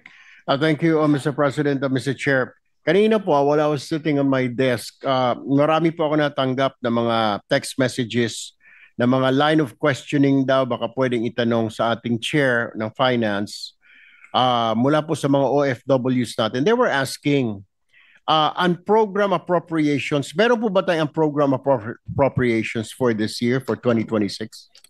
Meron po. For 2026, meron ho tayong on-program, pero binawasan na ho namin yung line items ng on-program po natin from 11 to 7, Mr. President. Ang tanong po nila, Mr. Chair, Mr. President, ay bakit kailangan pa ng program appropriations? Is it really necessary? Ito nga daw po, dito nagkaroon ng source of corruption, itong unprogram appropriations. Must we really have this program appropriations? And can explain why is it important or it is important? Mr. President, yun ang program ay ang source ng revenue ng ang program, pag may excess revenue ang gobyerno or may additional revenue ang gobyerno, yung excess and additional, pwede niya nang gamitin to. So that's why meron ho tayong unprogrammed appropriation. Kasi, for example po, nag-declare ng dividends ang isang GOCC, no? At malaki yung dividendo niya. Yan ay nagiging source ng excess revenue. For example, meron tayong bagong tax measure na papasok this coming 2026. Yung additional revenue ay nagiging source rin ng program. Kaya ho, pag ginamit ho ng tama yung program sa mga tamang proyekto, nakakatulong ho siya. Kaya linimitahan ho natin yung paggamit ng program sa foreign assisted projects at AFP modernization na lang. Hindi na po pwedeng gumawa ng flood control ho dito. Mr. President, Mr. Chair, how sure are we at this point na magkakaroon tayo ng excess revenue when usually lagi tayong may deficit because of a budget collection and customs they're not meeting, Bureau of Internal Revenue, and so forth, itong mga revenue generating agencies. How can you tell at this point, Mr. Chair, Mr. President, na meron tayong excess para matustusan natin ang mga program appropriations? Di po ba kadalimitan tayo po ay naglo-loan sa ibang bansa, sa mga foreign banks para matugunan po ang pangangailangan or itong mga pangangailangan sa budget natin, because we always have shortfalls in our tax collection targets. May mga cases ho, Mr. President, na nag-excess tayo dahil, for example, ang isang GOCC kumita siya at mas malaki yung kanyang revenue, ang kanyang dividendo sa national government. For example, nakabenta siya ng asset o meron siyang malaking sales. So nakakapag-remit siya ng malaking revenue o malaking dividendo para sa gobyerno. A case in point here will be PAGCOR or POs, yung charity sweepstakes, yung PCSO. Kung malaki po ang benta ng PCSO, malaki po yung dividendo niya, nagkakaroon po ng excess. So that's one. Number two, kung meron tayong mga bagong tax measures, for example, marami tayong na-implement na mga tax measures last 19 Congress. So ngayon lang pinapatupad. So yung mga itong mga tax measures, ngayon lang ho natin mararamdaman yung mga bagong revenues niya. So itong bagong revenues, pwede pong gamitin to sa unprogrammed appropriations. Thank you, Mr. Chair. Thank you, Mr. President. Moving on, ito po ay texted the question sa akin mula pa po sa Dubai, mga OFWs natin. Natutuwa po sila, bagamat di po natutuwa ang gobyerno natin. Siyempre, ang laki na po ng ibinagsak ng piso sa dolyar. Sabi nga, our loss is their gain. Tanong po ng mga OFW, tataas pa po ba? Or hanggang kailan? Makaka-recover pa ba ang piso? Dinadasal-dasal po nila na sana hindi na raw po makarecover. What is your stand on this? Tatagal pa po ba ito? Aabot po ba tayo sa 60 pesos? Mr. Chair, Mr. President? Well, ang currency fluctuation, marami pong factors yan. One of which yung interest rate sa Amerika. So kung bumaba po yung interest rates ho doon, marami hong gustong pumunta sa Amerika at nag-depreciate rin ho yung ating peso. So maraming factors yan. Pero pag nag-depreciate po ang peso, pabor po to sa mga OFWs natin dahil mas malaki nare-remit nila. Pero this coming 2026, what is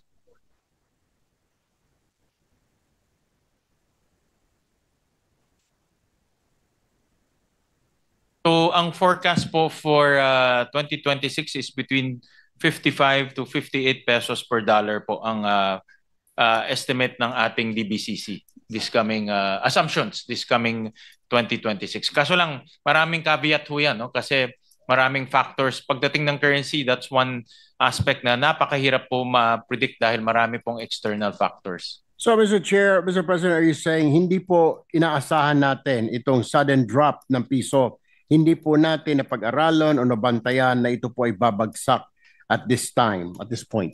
Well, sa atin ho, Mr. President, we practice a free market system. So hinahayaan natin yung peso na mag-fluctuate within a certain band. Pero kung talaga namang mataas ang fluctuation, nag-intervene rin po ang Bangko Sentral para ma-stabilize yung peso. But as much as possible, hinahayaan natin yung free market para mag-fluctuate po yung peso, Mr. President. Pero mayroon tayong reserves na more than 100 billion pesos, $100 billion. So we can use that to stabilize the pesos. Sana naman, Mr. Chair, Mr. President, wag na muna natin magamit. We really need that. But anyway, my last question before I will turn the floor to my to my colleagues, Mr. Chair, and reserve my questions for a second round. Mr. Chair, hindi ba kaya makompensate daw ang pagbagsak ng piso sa dolyar sa dami naman ng remittance, lalo na they're looking forward this Christmas season? Will it affect? Well, ini-estimate natin baka this coming Christmas it will appreciate because maraming ang papasok na remittances sa atin, so the demand will be bigger, no? So it's a demand and supply activity rin po. So kung mas marami pong remittance sa atin, baka tingin ko rin baka mag-appreciate rin ho siya.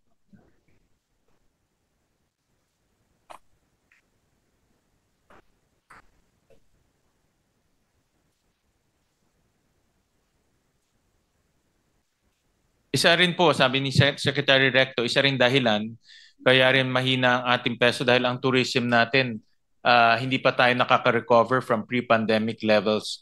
So kung maliit po ang turista, maliit po ang demand for the peso, humihina po yung ating peso. So it's really kulang po ng demand, no, sa ating currency dahil wala pong turista, exports rin ho natin ay medyo mahina. Pero like you said, no, dahil nga papasok na ang Pasko, may demand na ho ngayon ng peso, tingin natin baka mag-appreciate pa siya ng konti. Okay, Mr. Chair, Mr. President, I'm sorry, just may papahabol lang po ako, nakuha ng question. Dito po ba sa budget natin for one last question, 2026, meron po ba tayo nakalaan para sa debt servicing natin, pambayad po sa utang? Meron po, meron tayong nakalaan for debt servicing.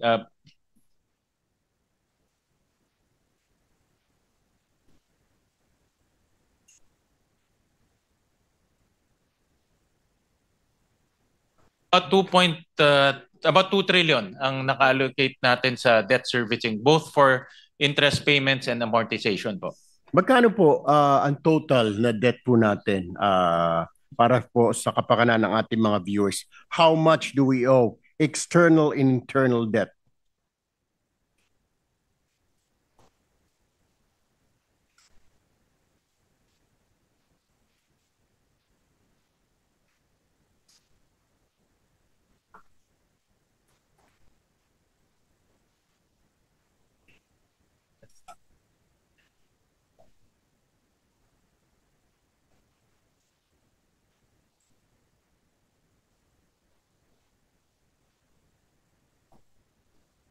Ang ating debt stock right now, Senator Erwin's about 17 trillion, of which 70% ay peso denominated and 30% is dollar denominated or foreign denominated. Thank you, Mr. Chair. Thank you, Mr. President. Erwin. Thank you. Maraming salamat po. Majority Leader. Thank you, Mr. President. Mr. President, before I recognize, with the permission of Senator Pangilinan, I just want to follow up the question of Senator Erwin Tulfo with the permission of the chairperson. If it's okay with Senator Pangilinan, really quick. On the issue on the games, yung e-games, may factor ba nandyan ang DepDep, the grandfather of DepDep, grandfather Balisacan, RC? We'd like to ask him, may correlation ba na pag-drop ng GDP because they say there's a drop in spending. The drop in spending could also be because naubos yung pera nila sa online gaming. Kasi we're attributing it to external factors like corruption, etc., etc. Pero parang hindi masyado, unless of course we slow down on our infrastructure spending because we have to stop the bleeding. So I think all the contracts in the government in the countryside was slowed down. But would it be a factor also on online gaming? I just want to ask that because I may ask for an answer and then I'll show something lang po to the group.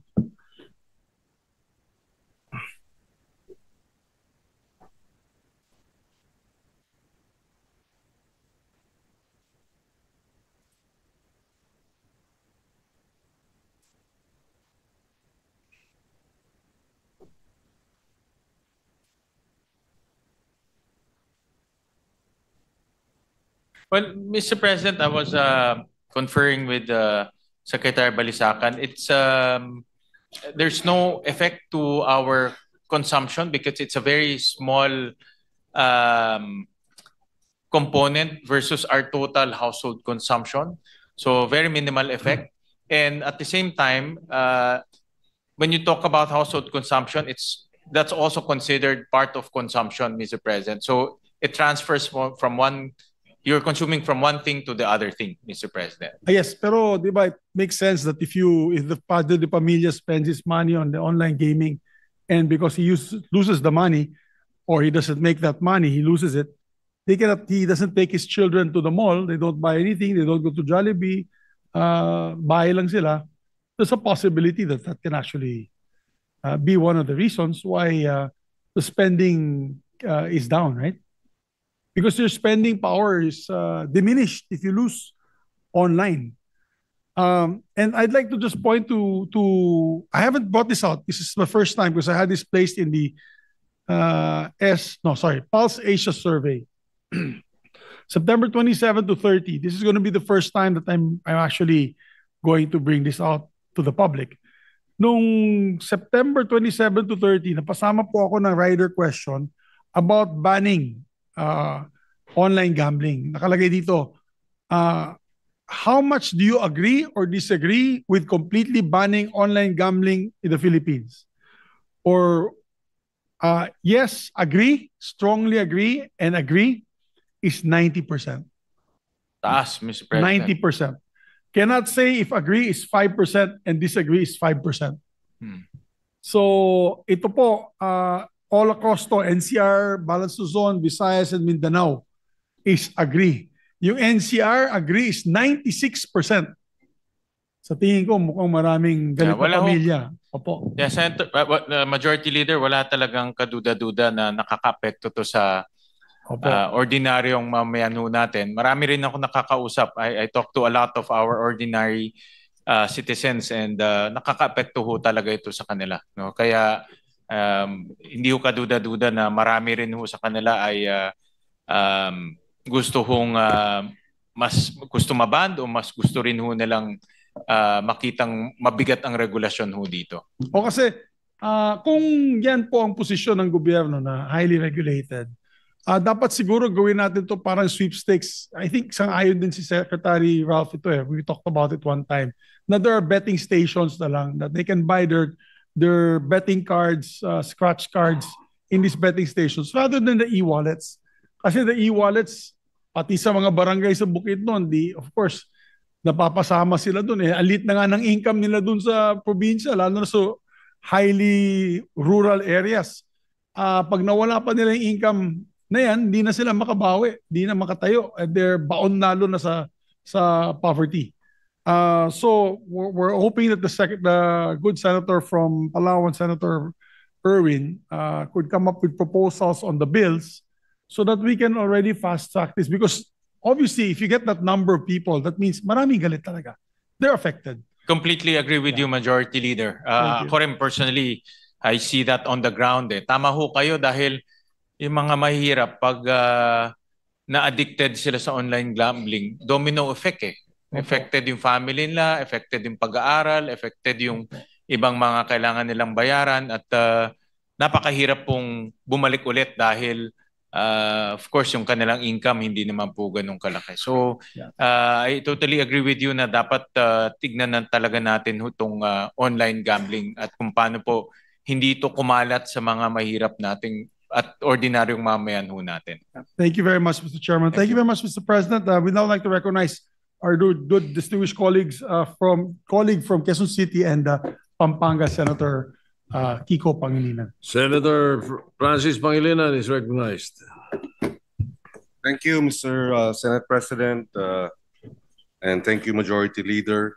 For our second round, may we know if the good sponsor is willing to yield to a few questions? Yes, Mr. President, I'll be more than happy to receive questions. Yes, thank you. My first set of questions will focus on the rice tarification measure and the current EO number 105 series of 2025. I understand that this amends the earlier EO on the percentage of tariffs to be imposed for rice imports. Tama po ba na beginning January 1, 2026, there will be a range of possible tariff imposition, anywhere between 15 to 35%. Yes, Mr. President. Tama ho. And my understanding also is that there is a formula that the rates will be adjusted by 5% points per 5% decrease in international rice prices. Is that correct? Beginning January 2026.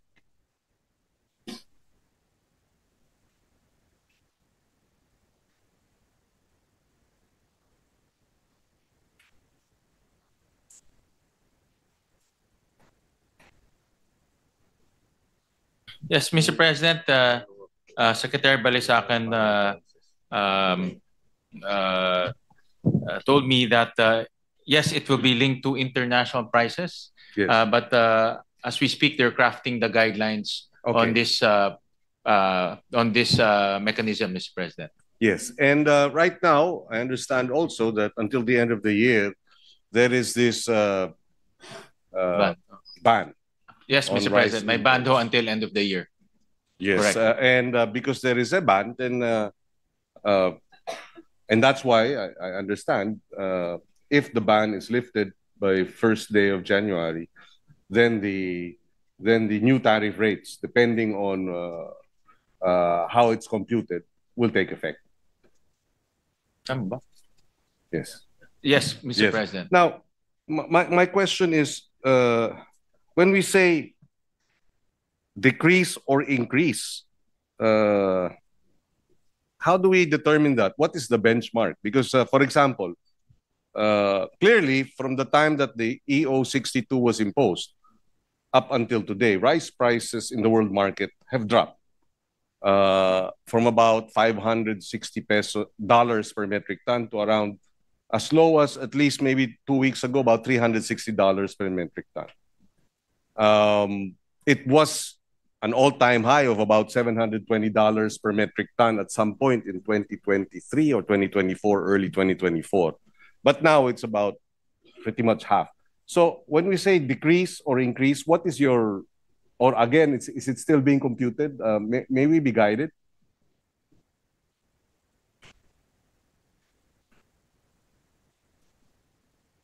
The reason why they're making the computations, we're asking this is because precisely we brought down the tariffs to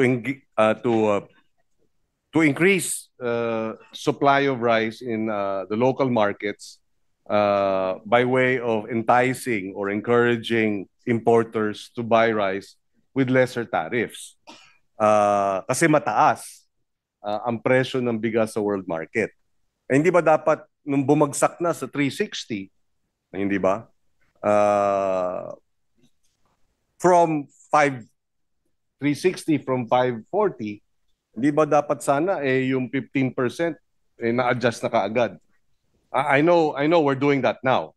And therefore, tapos na yun, but moving forward, how is the computation to be done?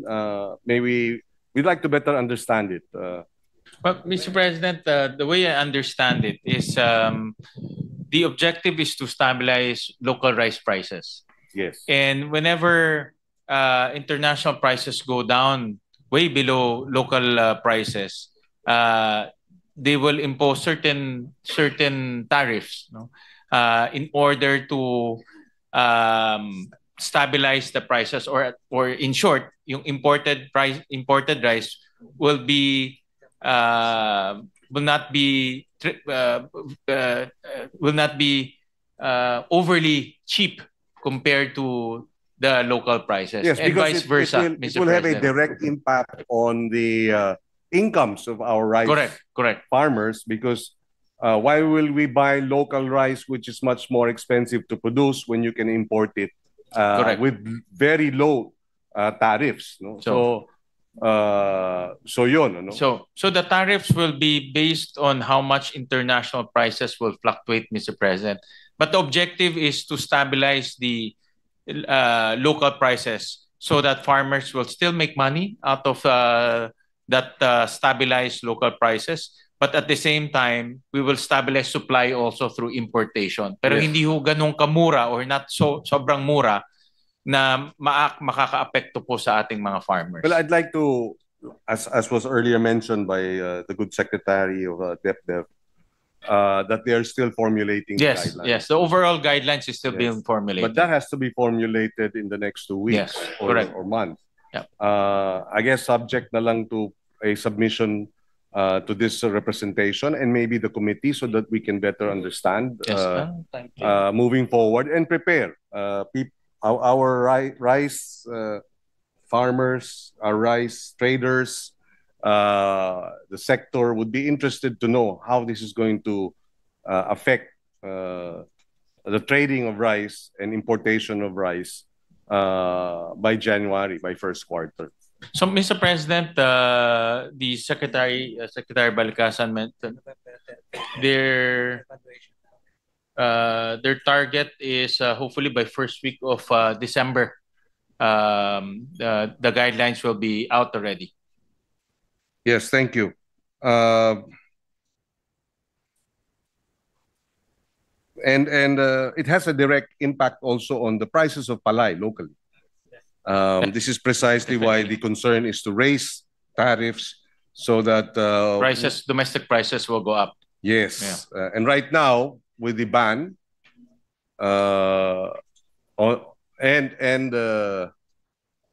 we are monitoring rice palay prices. It went down as low as 8 pesos, but according to the PSA in October, it's now up to about almost 16 pesos per kilo of palay. So that there you can see the impact of managing the inflow of palay price of rice, imported rice into our markets. Apart from that, I'd like to think the traders are now concerned that because of the twin EOs, EO 100, wherein a minimum floor price for palay purchases was put in place when government purchases with directly from our farmers, and the floor price is for wet, it's up to 23 pesos, no? And the floor of 17 to 23 wet palay, and 23 to 30 per kilo for dry. And I think that also, in combination, together with the regulating the inflow of imported rice, and then establishing a floor price for government purchases of palay, both help in bringing up our palay prices. And therefore, we'd like to know how, moving forward by January 1, 2026, how the adjustments in the tariffs will play out, so that we can anticipate its impact on palay prices. There will be a second harvest beginning February or March. So we would like to see how that will play out. And so we will await the guidelines to be set, to be approved by our economic managers.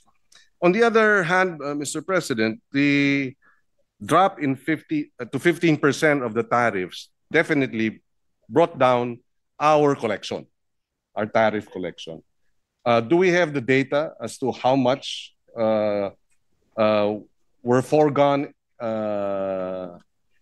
tariff collections from EO 62, bringing it down from 35 to 15? Because EO 62 was September 2024. We are now nasa November 2025 na tayo. So may higit isang taon na magkano ang hindi nakolekta.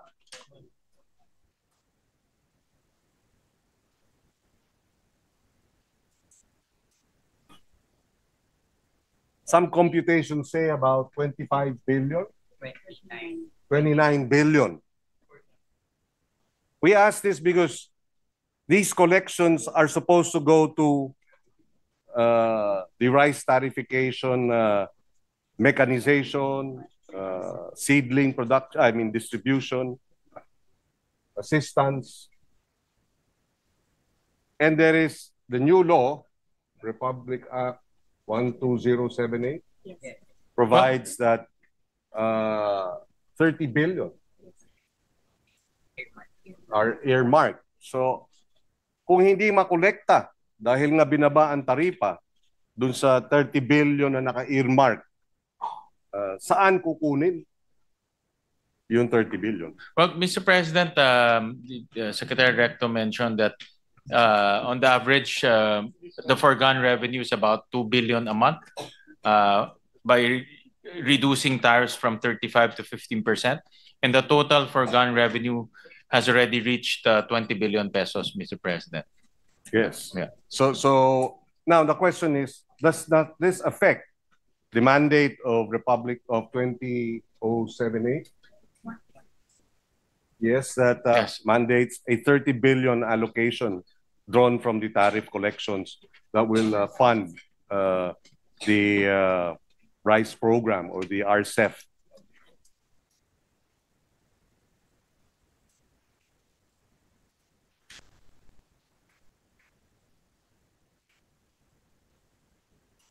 And this is until year 2031.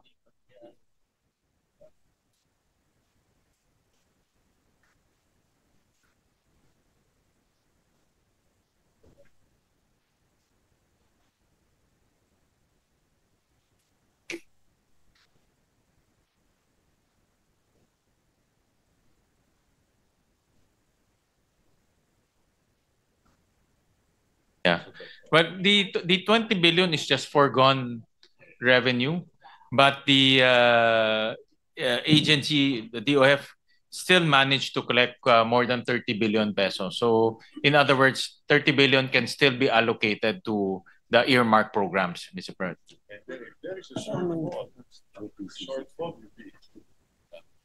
Yeah. And if there is a shortfall on that earmark, the GAA will come into play, Mr. President. So, in other words, we will allocate funds for the shortfall. Yes, and now, which brings me now to the releases of funds by the DBM. My understanding is there have been communications between the Department of Agriculture and the DBM as to the amounts of 13.7 billion that have yet to be released, RCEF funds that have yet to be released. So, of course, our concern is if you drop tariffs and therefore there are foregone revenue, is that now a factor in in the delay in the releases? But apparently the Secretary says no, because we've been able to collect it anyway. So if that's the case, then may we know what the DBM intends to do with this unreleased RCEF funds of about 13.7 billion pesos. These figures were submitted to us by the DA. The reason that we're raising this is because across the board, various programs affecting the ability of the rice sector to be able to produce, improve its productivity is affected.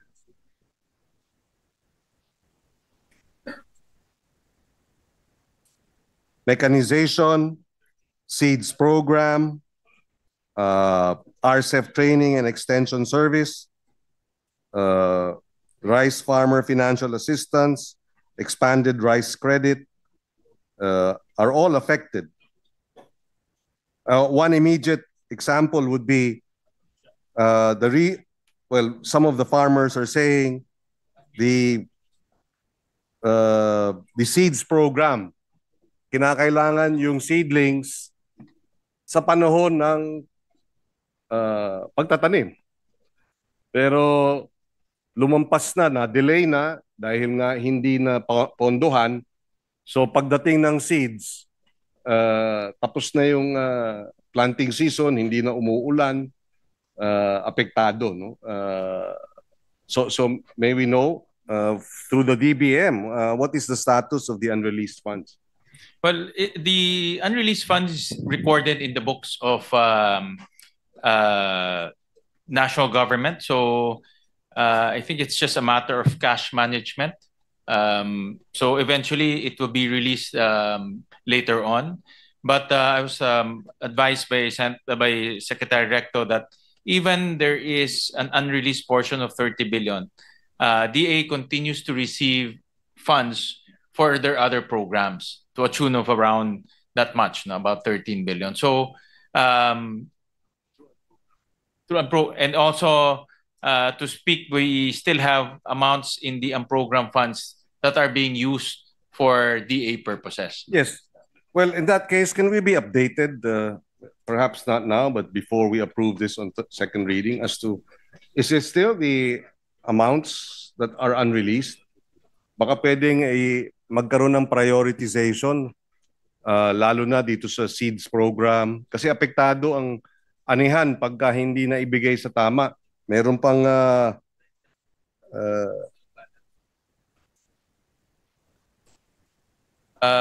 I was advised to date the balance is 9.7 billion. But we'll request from the agency a complete accounting of the RCEF funds. Yes, please. So Yeah. so we're down from 13 billion to 9 billion Yeah. So unreleased. nagre-release naman po. Nagre-release Yes. naman siya. Yes, thank you. Thank you for that Nabagal clarification. lang because of cash management. But just to place on record, and we hope moving forward we can address the delays because Sorry, Mr. President, I stand corrected. The balance is still 13 billion, but the collection is 9.7 billion, Mr. President. No, so we'll just request for an updated balance, Mr. President.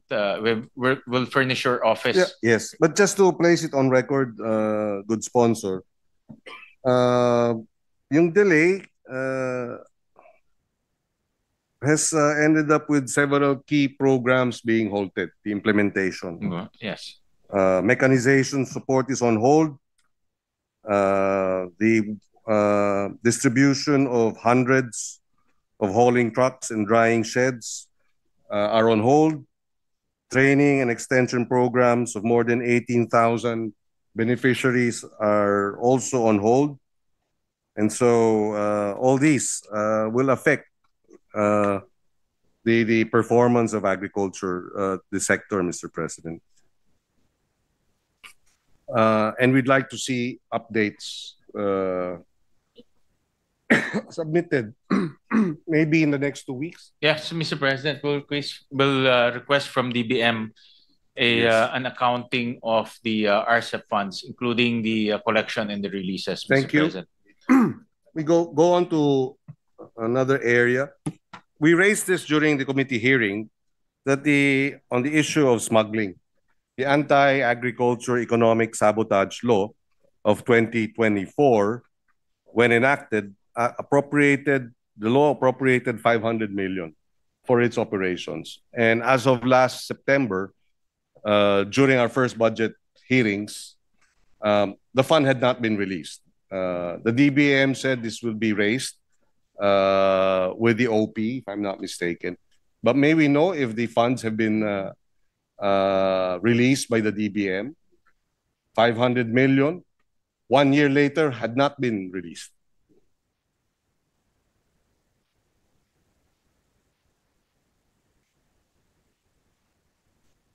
This is, Mr. President, let me just clarify. This is to fight smuggling. Yes, the anti-agriculture Yeah. economic sabotage. Sabotage. What a tongue twister. No? The fact that you can't pronounce it effectively makes you wonder if they are performing effectively. But kidding aside.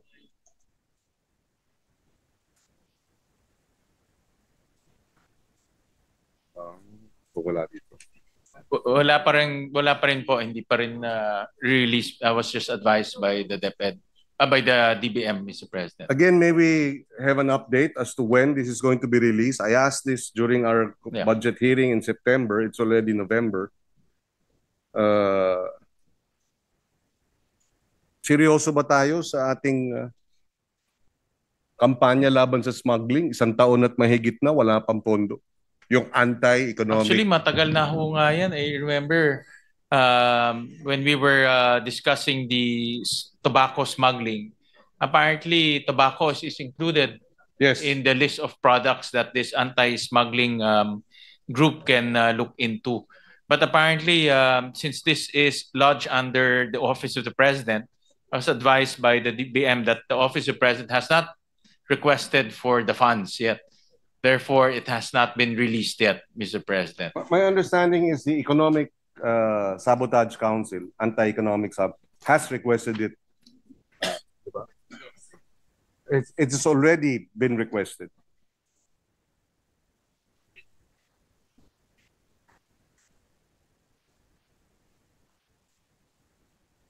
Yes. Mr. President, I was made to understand that it should be the Office of the President who should be making the request. Yes, in fact, it was the Office of the President's representative, Secretary Go, who sits as the President's representative in the Anti-Economic Sabotage Council.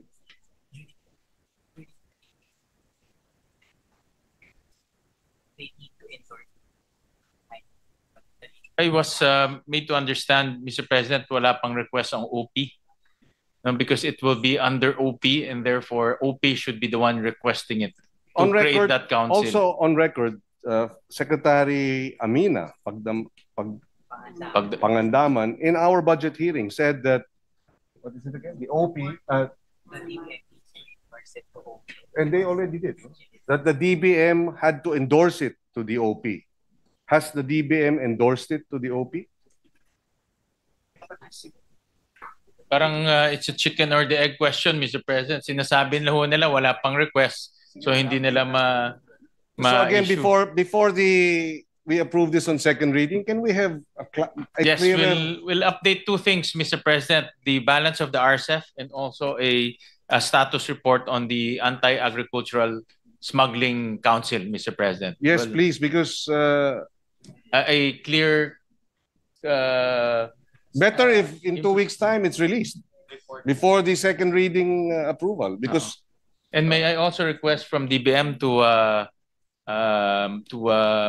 reach out to the OP on this matter. Medyo matagal na ho yan, 1 taon na nga. Actually, in fact, that's one of our recommendations in the smuggling of tobacco products in our country, Mr. President. And I think after we go on BICAM, etc., then we will come back to ratify it. Up until that time, before BICAM, up until the second reading, perhaps you can come up with the release, or we might be constrained to seek a deferment until this is done. I don't think there's any excuse. It was passed in September 2024. It's already November 2025. We raised it during the budget hearings in September. I raised this with the Secretary Go himself in August when we met. So July, the council requested the DBM for its release in July.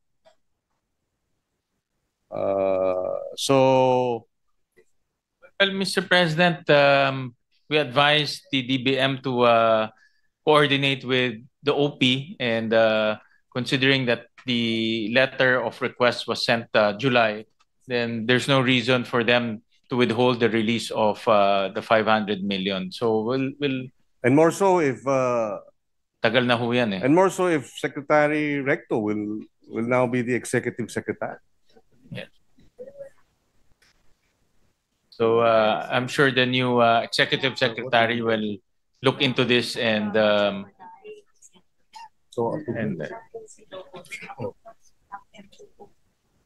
Ano bang nire-request nila? Pero MOE is already the amount or kulang pa yan? Yes. So anyway, he cannot officially make any statement considering that the announcement, he has not been personally informed. But we would like to hope at least here in the halls of the Senate, he's still the Secretary of Finance. But hopefully, assuming the reports are true, I'd like to think that we have made it clear that the budget should be released. Yes, I agree with you. Like I said, this is one of the recommendations of when I was chairing the Committee on Ways and Means, one of our recommendations is to activate the Agricultural Smuggling Council so that they can also look into the smuggling of tobacco products, which affects our tobacco farmers. Yes, yes. And which brings me to my last point.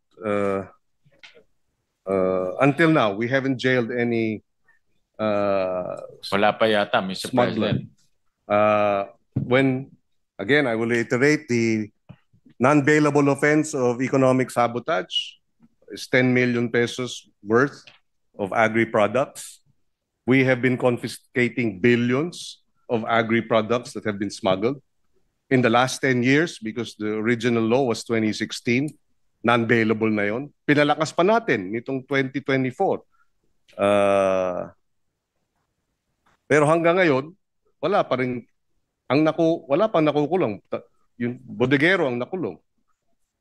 Andun na yung produkto, nandun na yung kinumpiska, daang milyon ang halaga, ang suma bilyon-bilyon, pero wala pang nasasampahan ng economic sabotage na 10 million ang threshold.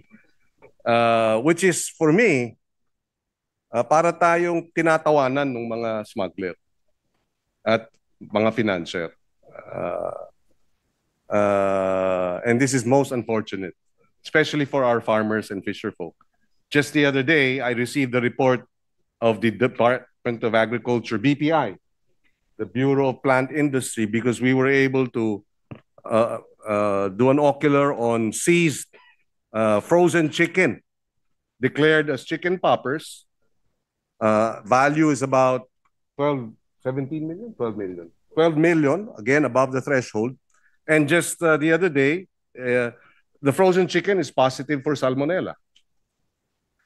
And this is what we're bringing into the country. I had them test it for bird flu. Thankfully, it was not positive. But again, on record, ang nasa VAT ay 12 million pesos, 2 container. At sa totoo lang, ang realidad, sino ang magsasmuggle ng 2 container? Ang tanong, ilang container ang nakalusot? 2 ang nasa VAT, pero ang mga numero bilyon. So clearly, kung merong ganyang nasa VAT, ilan ang nakalusot? 2 container nahuli. Baka 15 container nakalusot. Ayun na. And that's why hopefully we will finally have a funder, smuggler. And mind you, this is mostly China products, where I'm told they buy it at salvage value. Ibig sabihin, patapon na. And then they bring it here. They put formalin and all other shelf-life-prolonging interventions and sell it cheap. So, we are poisoning our consumers. We are destroying our local farmers industry, our livestock industry, our poultry industry, our vegetable industry. And that's why our food prices are very high. And this is a commitment that we gave our voters, that we would address challenges of agriculture food prices. So hopefully, ma-release naman bago matapos ang taon itong hinihingi na 500 million. Ang dami-dami nating pinopondohan. Sana naman pondohan natin itong pinasa at ine-endorso mismo ng presidente. Si presidente na mismo nagsabi. Yung mga smuggler nasa gobyerno rin eh. He said that publicly. At hindi nahuhuli. So I'm just taking the cue from the president. And Commissioner Ariel Nepomuceno, who was my contemporary in UP. Of course, I was a little bit older than he. But I understand the reason why he was brought in was precisely because we need to address the problem of smuggling. So hopefully, we will see concrete results in this regard. Okay na to. One last question on the sugarcane industry development act. Section 11 of the appropriations provides for 2 billion starting 2016, but only 1 billion is appropriated every year. May we be clarified? Is this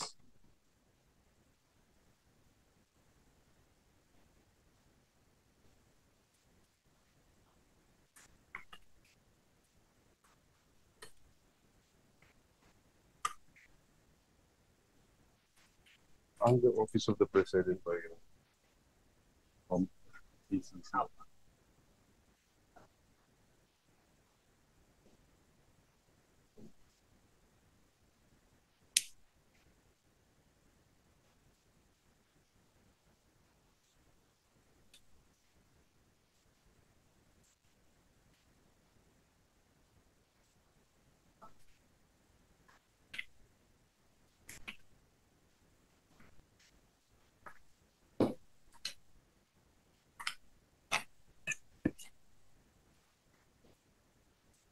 Well, apparently, Mr. President, the utilization is very low.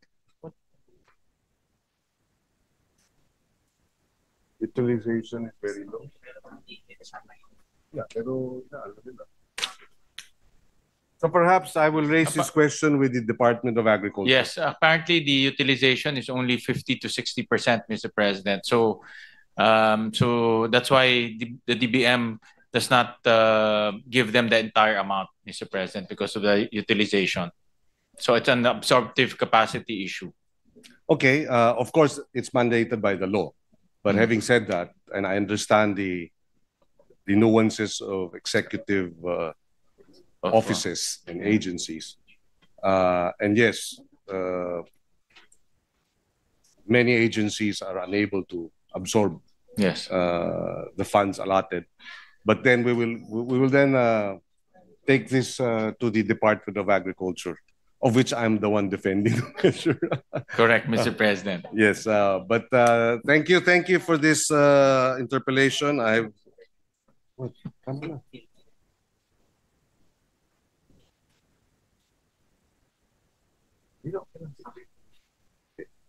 Thank you very much for the opportunity to get the answers from our sponsor, and we wish the Secretary of Finance all the best, the Secretary of DepDev, Secretary of DBM, and all the attached agencies. Maraming salamat, Ginoong Pangulo, distinguished sponsor. I terminate my interpellation subject to the submissions that we are requesting before the approval on second reading.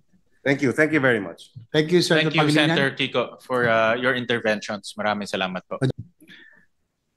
First, regarding the foreign assisted projects under the program appropriations for next year, the portion of the loan proceeds under some of the foreign assisted projects of the DOTR was decreased under the GAB, specifically for the Metro Manila Subway and the North-South Commuter Rail. We proposed in the subcommittee to restore, but unfortunately, the GAB was adopted. By endorsing the restoration of the loan proceeds to their original amount under the NEP, we recognized the disadvantages of placing foreign assisted projects, or the FAPs, under the unprogrammed appropriations. Historically, releases under the unprogrammed appropriations occur only by the third quarter of the year. So nangyayari po, from the first to third quarter, there will be billings, progress billings for the first 6 months that would accumulate and that will not be paid. The delays may compel contractors to suspend project activities, which in turn lead to prolongation, costs, and further setbacks in the project implementation. Ultimately, this scenario results in additional financial burdens for the government. Anyway, I was hoping that we will no longer experience delays in the implementation of these projects because this may affect our credit and financial standing. In fact, Mr. President, during 2024-2025, when the foreign assisted projects were lodged under unprogrammed funds, it really caused delays. And I think this has been the concern that was raised. I think it can be confirmed by the economic team, where it was raised by JICA to the President, noting that the project delays are largely attributed to the late release of funds under unprogrammed appropriations. Anyway, my question is, under the fiscal year 2026 National Expenditure Program, the NSCR and Metro Manila Subway were under the program appropriations. But I don't know if this was recommended by the DBM or the Department of Finance. Why is it that it was lodged? Why lodge a portion of it now in the unprogrammed funds? Thank you for that question, Senator JV. And thank you also for making sure that we have enough funds for transportation infrastructure projects. You have been very vigilant and active in the debates and discussion of the DOTR budget, especially transportation projects of the government. And we do acknowledge that you have proposed to restore the budget of the NSCR, the North-South Commuter Railway System, as well as the Metro Manila subway projects. When we looked at the utilization rates of these two projects, the NSCR has a disbursement rate of only 41%. And the Metro Manila subway project has a disbursement rate of 36%. So when we were evaluating the two projects, the conclusion here is, since there is already 48 billion for NSCR in the GAB and 34 billion for the Metro Manila subway projects in the GAB, these amounts will be enough to cover all of their requirements come 2026 because the utilization rate is not up to speed. Nevertheless, I think this is also one of the items that the administration, particularly the economic managers, will focus on to improve the usage and the utilization rates of the two projects. So that's why, because when on the other side of the coin, if we do increase the amounts for the two projects, masasayang lang po yung pera because their utilization rate is below 50%. So we would rather allocate the funds to other transportation projects so that those projects will be realized. Well, thank you for that answer. Anyway, because the DOTR said that by now the North-South Commuter Line and Metro Manila Subway has gone full blast, no? Comparing it 2 years ago. And they promised to have better utilization this time. Mm-hmm. But we just want to get the commitment and assurance of the DBM that even if a portion of it is now lodged in the unprogrammed appropriations, its release will be given priority to ensure that the timely implementation of these critical infrastructure projects. Nasa ano?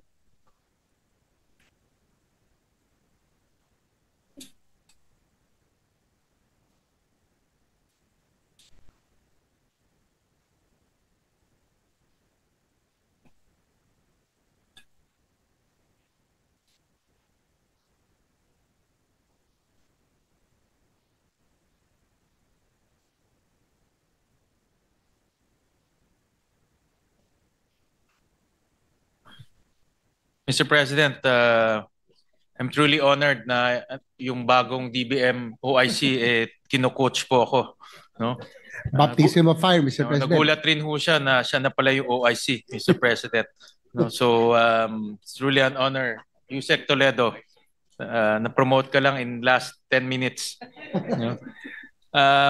So Mr. President, the timing of the disbursement for the Metro Manila Subway is in Q1, quarter 1 and quarter 2, as well as the North-South Commuter Railways, Q1 and quarter 1 and quarter 2.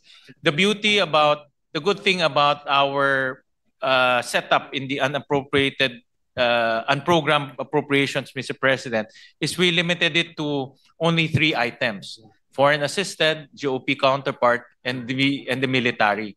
So in other words, wala na siyang kaaway na pondo, Mr. President. Wala na siyang kaaway na sa GIP fund or the other funds. Kaagad, pag may lumabas na new or additional appropriations, it will go straight to the foreign assisted projects. Well, that's good to hear, Mr. President. In fact, last week, the Japanese ambassador came to see me and inquire about this issue, about the FAPs that, and we said that we will do our best to make sure that it will be now lodged under the program appropriation, so that what happened the past 2 years when it was lodged in the program funds really had that, I would say, had a bad effect, no? For the JICA and the Japanese embassy to go to the president and complain about this. So I agree, Mr. President. Mr. President, when the NEP was submitted, a portion of the GOP counterpart was already in the unprogrammed appropriations, Mr. President, about to a tune of about 38 billion, Mr. President. So it was already lodged under the unprogrammed appropriations.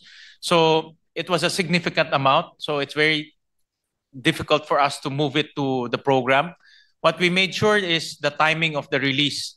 I think that's the most important. So ngayon na wala na siyang kaaway sa pondo, it will be assured that the release will be on a timely manner, and the requirement to come up with the GOP counterpart will be there, Mr. President, as opposed to becoming uncertain, Mr. President. Well, that's good to hear. Thank you, Your Honor, Mr. President. No, because right now, probably we are facing one of the darkest hours in our government's history because of this biggest scandal that we are facing right now. Ang problema natin in the international community, there's no good news right now. And I'm hoping that through this, to the infrastructure projects, to these big ticket items, that there is a glimmer of hope for foreign direct investments to look forward to, na hindi pa ni bad news. So I think this is where we can at least show that the country, while there's an ongoing scandal investigation, but we are moving forward. And this is very important. That's why I would like to get the assurance of the economic team, the DBM, Department of Finance, that this will indeed be prioritized, so that, this is already JICA and Japan and our creditors, so that this will not affect also our credit and financial standings in the international community. So at least meron namang glimmer of hope that we are indeed doing something so that foreign investments could still look to invest or consider the country. Kahit na meron tayong kinakaharap na problema, by prioritizing all of this, at least meron tayong hope, no, that we are doing something to improve and stimulate economic growth in the future. Mr. President, again, I thank the good gentleman for really scrutinizing and pushing for transportation projects here in our country. We badly need those transportation projects, and with this setup in the unprogrammed funds, Mr. President, we're very confident that the GOP counterparts related to those projects will be realized, Mr. President. And I'm confident because there's no more Mr. Ko who had the appropriations na nilagay sa unprogram lahat to. Correct, Before, Mr. President. nilagay yung kanilang projects sa priority program, while the priority projects, the foreign assisted projects were lodged under the unprogrammed appropriations. And I'm glad that with Senator Gatchalian, with yours heading now the Finance Committee, I'm sure that you will not allow this to happen, so that we will be able to improve our credit and financial standing, especially when it comes to ADB, our JICA, and our of course the Japanese government, who have been very supportive of our infrastructure projects. Thank you, Mr. President, and rest assured that we will make sure that these projects will not encounter delay this coming new year, Mr. President. Last point, Mr. President, with regards to the bago lang din yung BIR natin, newly appointed at 2-3 days ago. Is he here? The new BIR? Is here. Okay, anyway, I'm sure it's not yet here, but I'm hoping that you will take note of this, because the BIR has intensified its campaign to strengthen tax monitoring and collection. While we recognize the support these heightened efforts, concerns have been raised regarding the excessive issuance of letters of authority, or LOAs.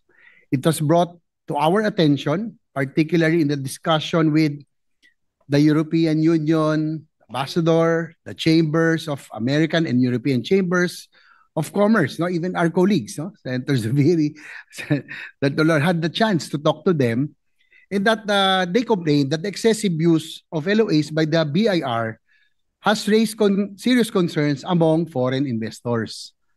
Such practice, if not carefully regulated, may create an atmosphere of uncertainty among businesses and discourage foreign investors who may perceive it as a sign of unpredictability or overreach in tax administration.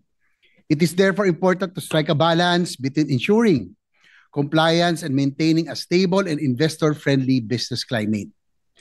The challenges and uncertainties in the regulatory and tax environment act as a deterrent to potential foreign investors, contributing to the Philippines' lower ranking in the FDI restrictiveness indices compared to other ASEAN countries. My question is, what initiatives are being pursued by the DOF or BIR to ease investor apprehension regarding the perceived overissuance of LOAs, which has been linked to a decline in investor confidence?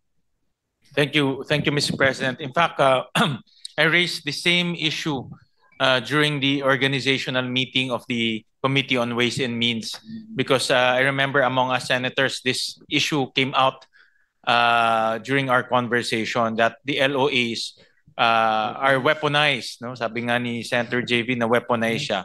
And more often than not, the taxpayer would settle for a lower amount but given to parang under the table yung pagbibigay. Pero ito kasi mga foreign investors to, These are foreigners and they won't dare to undervalue their tax declaration. So in that hearing, Mr. President, Senator JV, part of the reason also why a lot of these LOAs are happening is because the submission of documents are not complete or not accurate, or some of the documents are not in line with the requirements of the BIR. So we suggested to the BIR to also come up with information campaigns to the foreign companies. Para yung mga foreign companies, maalam rin nila kung ano po yung kanilang i-submit. And if the LOAs stem from lack of knowledge, then the BIR should do it proactively, because we don't want the LOAs to be used to pressure foreign investors, especially those who are here already in the Philippines doing business. So aside from that, Commissioner, do you want to add?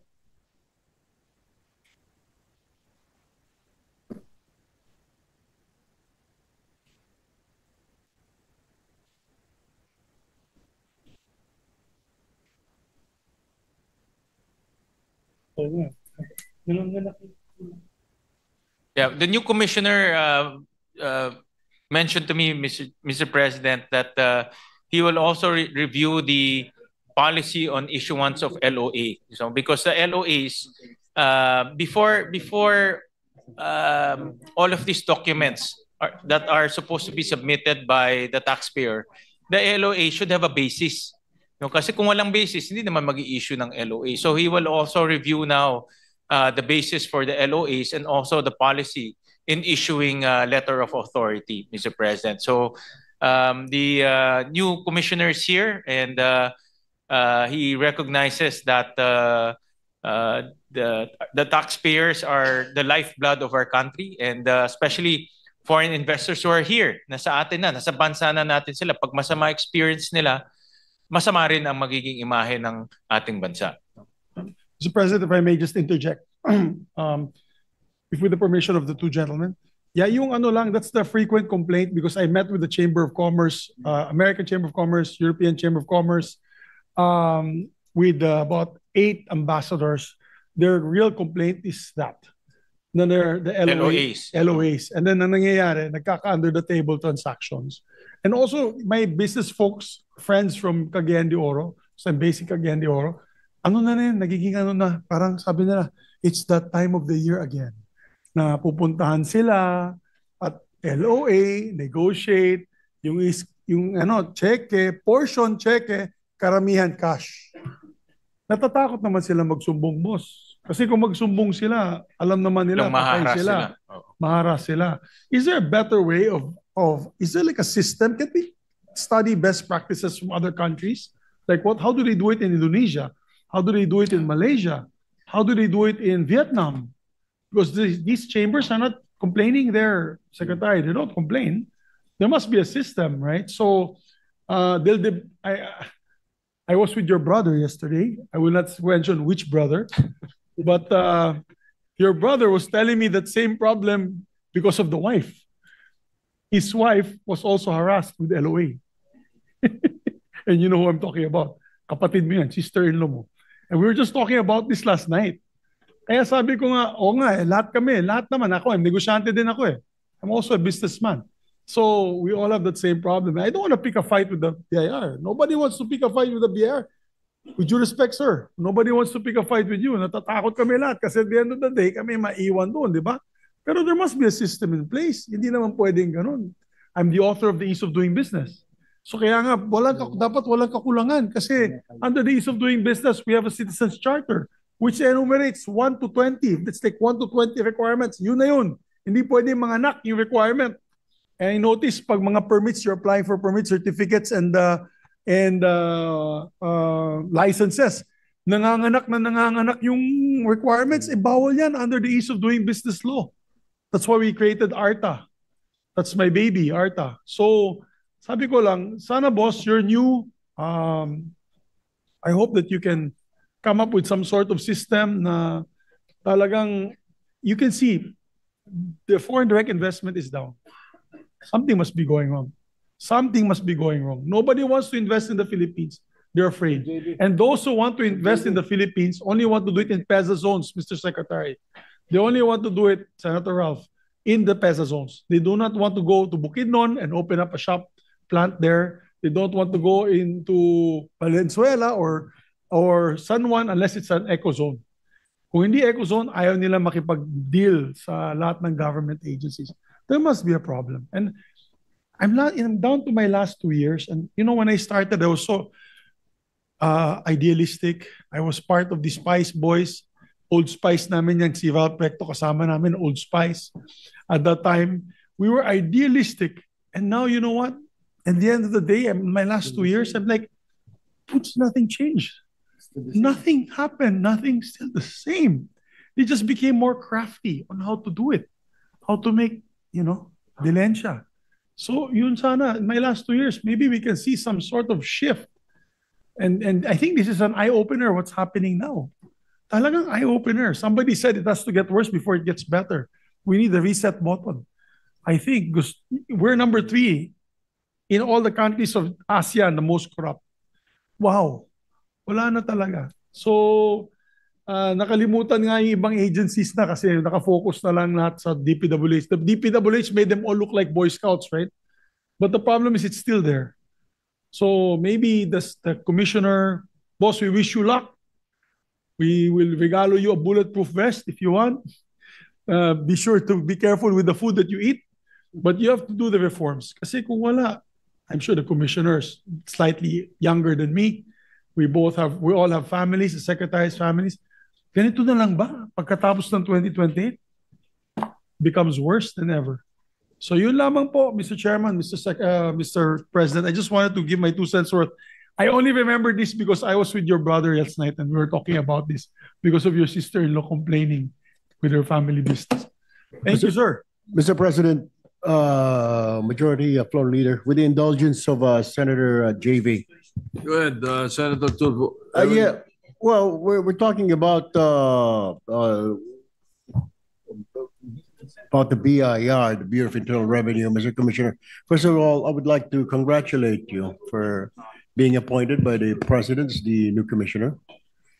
And second, of course, all I can say is that, we'll be losing a good leader at the Department of Finance. The Executive Secretary Office will be gaining a very good leader. Unfortunately, I really don't know what's going to happen. Pero, sir, tama po si Senator Migs. You really need to do something about this, your people sa baba. They are using that letter of authority in making money.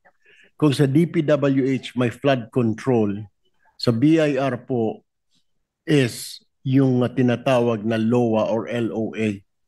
I have a lot of businessmen friends and they're complaining. They even complained to my brother, Senator Raffy. Pareho ho, magkaiba yung mga kaibigan namin pero mabuti ho sana kung malalaking businessman eh. Ultimo mga maliliit, pinapatos eh. Ultimo yung mga hindi naman corporations, single proprietorship na business ang target nila. May LOA. Eh syempre ayaw ho nila magambala, then maareglo na lang. Kasi kahit na kompleto ho yung binayad, lahat ho may diresibo, some BIR inspectors, yung mga examiners, hahanapan po ng butas. Kulang ka ng ganito, kulang ka ng ganon. Saan yung ganito, saan yung ganon. Patingin nga ng ganito. Minsan, magbabacktrack pa ng 5-6 years ago. Saan ho nila hahanapin? I think, Mr. Commissioner, my advice is like, you have to review this kasi ginamit po yung LOA in money making ng mga tao po sa baba. All right? You really need to do something about it. Pangalawa po, hindi po ako believe sa mga regional directors ho ninyo. I think you need to do something. You need to reshuffle your regional directors. Kasi po, they're non-performing. They're not performing, I'm telling you. Pakitignan na lang ho, Mr. Commissioner. Okay. Tama po si Senator Mix. Ayaw po namin kaaway ang BIR. Eh, lahat naman siguro tayo. Pero ang pakiusap ko siguro, sir, what we will support you, definitely. Myself and my brother will support you. Kung anong reforms ang gagawin niyo po dyan, we will help you. We will be backing you. Hindi lang po siguro kami, pati si Senator Win Gatchalian. Kung may mga plano po kayo. But I do believe it's high time that you do something there. You have to reform that agency. Kasi po, para ngayon, yan po ang pangalawa ngayon sa Department of Public Works and Highways, the most corrupt agency, yan po ang BIR. So I believe, kaya siguro kayo nilagay dyan ng Pangulo because na may tiwala po siya and kami rin po naniniwala na you can do something about it. Maraming salamat, Mr. Chair. Senator JV, thank you. Senator Loren Legarda is recognized. The BIR is very close to my heart because one of my first jobs at 21 years old was to anchor a public affairs program called Progress Get Involved And that was a program of the Bureau of Internal Revenue with Commissioner Ancheta and Commissioner Toledo. And Jerry Flores, who retired from the BIR, was my co-host. That was long before when you were kindergarten. Anyway, but that is not the point. And I will say this as a fact, pero lilinawin ko, hindi ko po linalahat. Maraming mabubuti, magagaling na mga tao din doon, gaya ng ibang ahensya ng gobyerno. I would just like to say this. A few weeks ago, I will not name the ambassadors, just like Senator Subiri. I was asked to a breakfast meeting by the EU ambassadors who do not wish to be named. Long table. Yes. And they expressed extreme alarm over what's happening in the country. And I thought they were going to ask me about the flood control issues. And instead, they said that that can be solved. You just bring down the cost and you make sure there's no corruption, and that is solved. But the bigger problem is the foreign-owned companies who are in the Philippines are having big problems, and that is with the Bureau of Internal Revenue. I hate to say this because I still believe in the goodness of the Filipino. And I believe there are many good women and men in the Bureau of Internal Revenue. And when they told me that, I could not answer. They told me many things, and I told them, it would be best, can you please write me a letter from their foreign chambers of commerce so that it is in writing, and give me the names of the companies that have received the letter of authority repeatedly, even after they've paid the correct taxes. It breaks my heart to say this because I looked at the BAR as my family when I was 21 years old that launched my television career. And I'm certain maraming matitino, matatalino, mababait, masisipag, just like in government. But they were very serious and they said, how can we bring in foreign investors when even those who are here wish to leave? It broke my heart. I could not answer. And I said, please give me the names of the companies and what went on. But they said, we'll just make it a general letter. And I decided I wasn't going to rise. But Senator Subiri said, why don't you say it as well? Because the meeting with you was different from our meeting. And it was more than a dozen EU ambassadors. Yes. So I just put that on record, Mr. President, still believing in the goodness of people in government. And there are. In the goodness of the Filipino. That mauungusan natin lahat ito. And when I faced them and I could not give them the answer on how to reform the so-called LOA system and the subsequent alleged, I always say alleged, informal meetings that brought to probably the exchange of money, I am not certain because I cannot judge. I don't have the details. So I put it on record because my colleagues had also received similar information. Thank you, Mr. President. Thank you, Senator Legarda. Just to continue, of course, we wish our new BIR commissioner all the luck and also our support for the reforms, hopefully that he will be instituting in the Bureau of Internal Revenue. But just to end, siguro susugan ko lang sinabi kanina, nabanggit po ni Senator Tulfo. Sa report po sa atin, nag-issue po ng LOA sa isang kumpanya pero kasama po ang past years na bayad na ang tax sa mga taong yon. Yung isa naman po, isang LOA containing multiple taxable years. May isa din pong report sa atin na ang tax assessment ay 100 million pero nagkaroon ng settlement na ibinaba sa 75 million. Ayusin na lang daw ang resibo. These are just some of the instances wherein there is questionable process.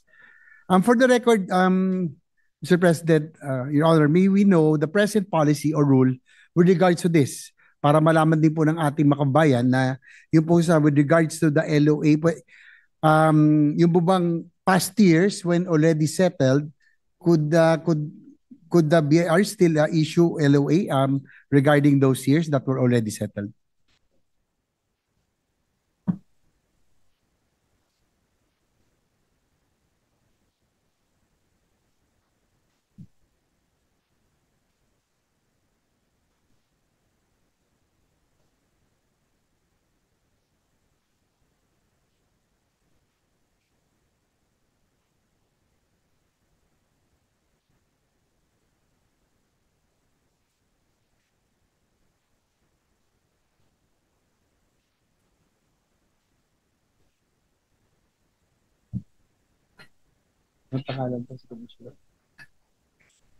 Well, Mr. President, ang rule ay hindi na ho pwedeng balikan, no?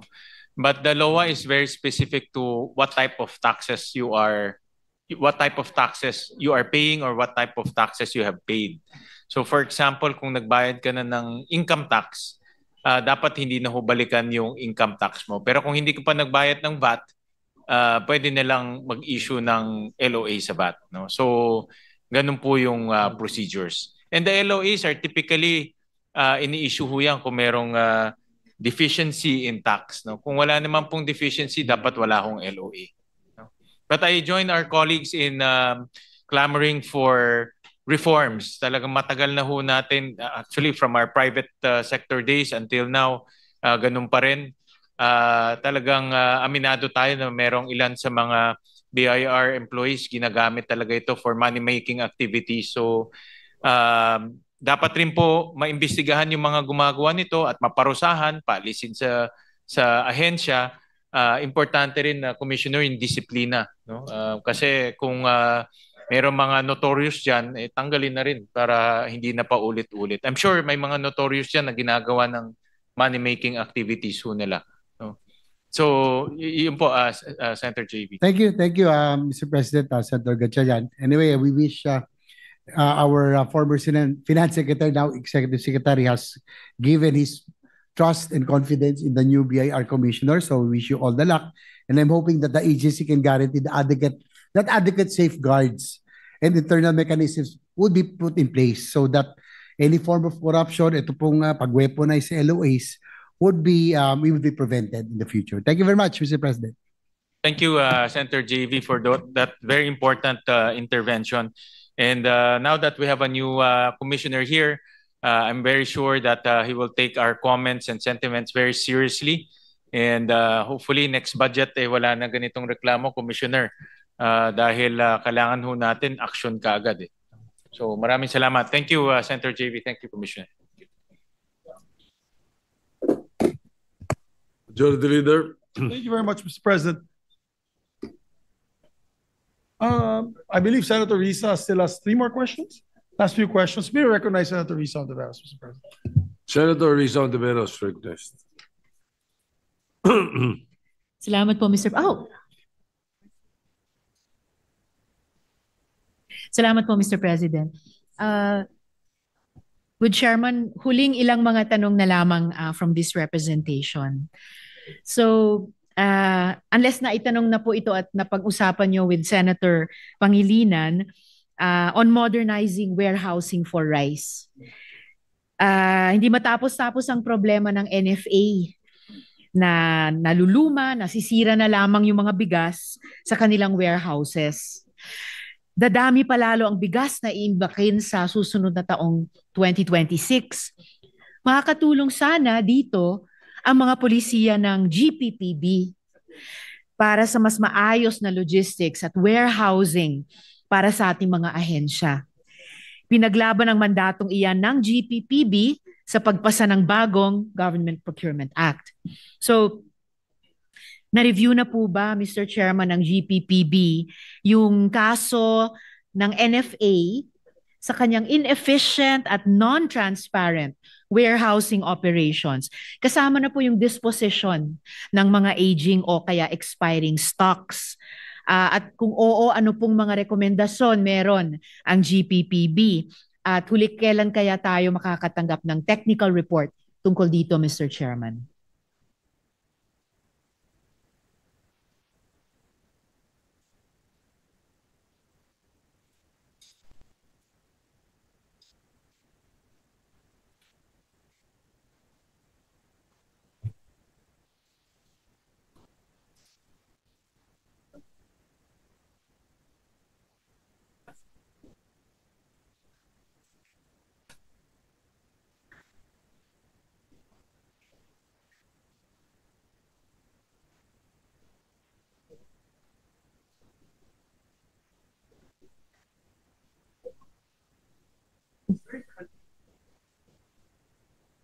Mr. Chairman, Mr. President, thank you.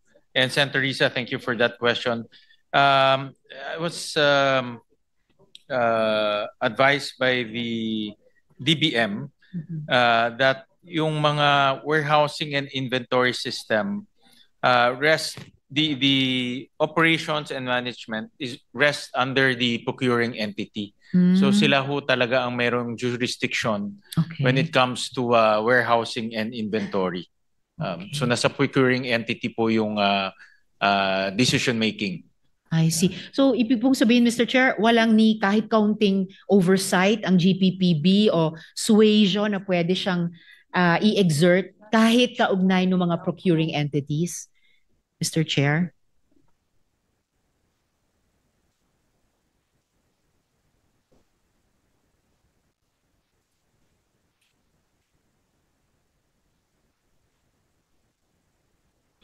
Dito po sa New Procurement Act under Section 19, the procuring entities may adopt a general system of warehousing and cloud-based inventory of procured goods. So, nasa procuring entity ho talaga yung jurisdiction. But I think the GPBB can probably give advice, give suggestions to the procuring entity since sila po talagang in charge sa mga procurement aspects of our government. So I think in that sense, pwede sila magbigay ng mga advice. Salamat po para doon, Mr. Chair, para at least magkaroon ng kahit dotted line between GPPB at saka mga procuring entities para pwede nilang mapagtulungang i-review yung ganito mga kaso and i-improve yung management nung mga warehouses ng lalo na ng NFA. And siguro habang sisimulan or susubukan ito ng GPPB, maybe in the coming months and years, we could hear from GPPB ano yung mga rekomendasyon niya para to also serve as input to us kung anong legislative support pwede natin gawin para sa pagpapasaayos nung warehousing processes na yan, Mr. Chair. Request from GPPB and DBM to submit to us their recommendation insofar as how procuring entities should manage your warehousing and inventory systems. Thank you so much, Mr. Chair. Dako na po ako sa health devolution. Kasi hanggang ngayon, hindi pa rin fully na-devolve ang health services kahit pa meron na tayong detalyadong 400-page na devolution transition plan para sa health. So, bakit kung ganun, bakit po sa DOH pa rin nakalagay ang pondo para sa mga serbisyong dapat yung mga LGUs ang gagawa na, no? Tulad ng pagpondo sa mga DOH bukas centers, Mr. Chair? The way I understand it, Senator Risa and Her Honor, is itong mga pagpopondo ng bukas centers, super health centers, this forms part of the capability building of the LGUs. And nung nagkaroon kami ng hearing ni Senator Pia during the budget of the DOH, I understand that itong mga projects are entered into partnership with the LGUs. So meaning the LGUs provide the manpower, the utility, yung mga support. Sila rin magmamanage nitong mga health centers at bukas centers. Pero ang construction will come from national government. So parang partnership siya. No? And admittedly, not all LGUs have the capability of putting up these facilities. And the concept that they are also applying, especially sa bukas centers, naintindihan ko sa hearing, is primary care to. So instead of going, may sipon ka lang o meron kang sakit, hindi ka diretso sa hospital because the hospitals, napupuno sila kaagad. So kung mga simple illnesses, they can go to the bukas centers or they can go to the health centers and thereby declogging the hospitals from simple or ordinary illnesses. Salamat, Mr. Chair. That is the importance of precisely a primary healthcare Yes, oriented universal healthcare system. And kahit sa loob ng ganyang sistema, when there are these partnerships between DOH and LGUs, well, ini-imagine ko na habang nakakapacitate yung mga LGUs, there should probably come a time dun sa devolution transition plan na yon, which is 400 pages long, na eventually yung LGU na talaga fully capacitated nagpapatakbo. So eventually, a few years up the road, na yung budget para dun sa pagpapatakbo ng, halimbawa nga, bukas centers, naka-lodge na sa LGUs. Kumbaga, maha-hand over na ng DOH after training the LGUs, Mr. Chair. I think eventually ganun po magiging setup natin. Okay. The capability and capacity of the LGUs are uneven. True. Like here in Metro Manila, alam ko all 17 LGUs kaya na nila pondohan yung kanilang primary care all the way to tertiary. In fact, some of the LGUs may tertiary hospital. But in some places, mga municipalities, they still need the support of national government to help them with their primary care facilities. No? Kasi pag natulungan sila, madideclog rin natin yung mga hospitals natin, especially the DOH hospitals. No? So the concept there is you help the LGUs so that we can declog the national hospitals. And if I remember correctly, Mr. Chair, nung unang iniro-roll out yung implementation ng UHC Act, there were like 30 plus, please correct me if I'm wrong, 30 plus areas around the country na unang iro-roll out yon. So I imagine yung ganitong devolution transition plan, posibleng dun din unang magka-come to fruition in terms of the LGUs, the capacitated LGUs actually running facilities like the Bukas centers. I think that the tricky part with devolution is how do you address the uneven capacity of LGUs? Yes. What's the right formula or the equitable formula to capacitate the less, I guess, the smaller LGUs para they can also give services equally to their constituents. They can give services to their constituents equally as good as those who have the capacity. Yung po yung tricky part doon. Yeah. And which should be at the heart of a good devolution transition plan. Yes, correct. And So eventually, over time, in phases, magagabayan din tayo I sa agree. Kongreso how to budget, Yeah. not overnight, but in phases. Correct. So it's you have to look Mr. at this Chair. as a long-term transition. No? So but you're absolutely correct. And I know that national government is also looking at this long-term transition.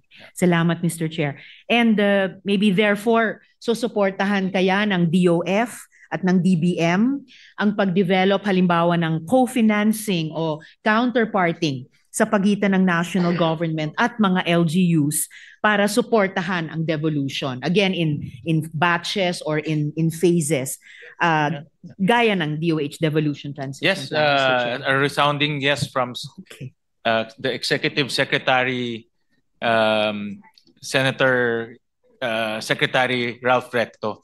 And I think this coming 2026, mag-uumpisa na ho yan. Like I mentioned, maraming mga agencies are looking into counterparting so that they can execute their projects fast and simultaneously. So the Department of Education is looking at that. The Department of Agriculture is looking at that. So natuto na sila na i-liberalize yung execution of projects. Okay. Salamat, Mr. Chair. Exciting to look forward to that sa ating annual budget-making exercises in the next several years. Yes. Salamat po. So huling tanong na lang po from this representation sa ating general principles on create incentives for calamity-affected businesses. Maraming mga negosyo nga ang nahihirapan bumangon matapos ng nakaraang mga kalamidad. So tinitignan po ba ng DOF na bigyan ng tax incentives na nakapaloob sa bagong create law yung mga negosyong nasalanta ng mga nakaraang lindol at bagyo para yung mga yon ay makabangon muli, Mr. Chair?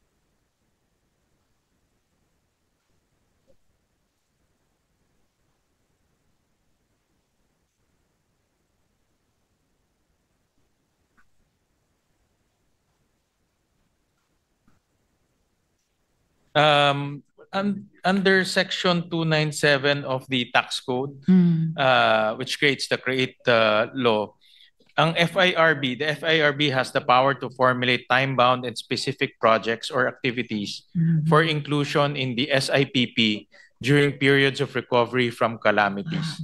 So, in other words, ngayon na marami tayong tinamaan na areas like Cebu, no? Ito highly industrialized province. Pwedeng gumawang FIRB ng incentive package for those type of areas, no?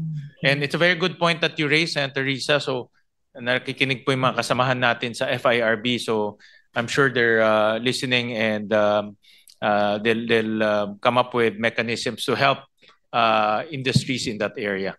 Salamat, Mr. Chair, and I'm sure the Chair can lead the Chamber also in partnering FIRB in this exercise, and of course, yung mga business communities mismo, yung private sectors dun sa mga apektadong mga probinsya, lalo na nitong nakaraang mga natural disasters, Mr. Chair.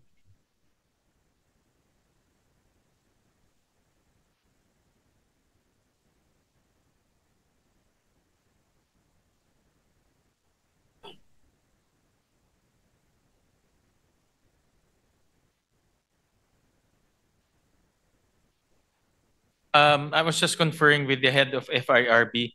Actually, the corporations can already apply. For example, you are a registered business enterprise, so and your operations were disrupted because of the earthquake. Diba? May mga earthquake at typhoon. They can already apply to access this additional support from the FIRB. But this is on a case-to-case basis right now. But it's within their powers to assist corporations or registered business enterprises affected during the calamities. Salamat, Mr. Chair. And siguro katulad nung paalala natin sa mga agencies tulad ng FIRB,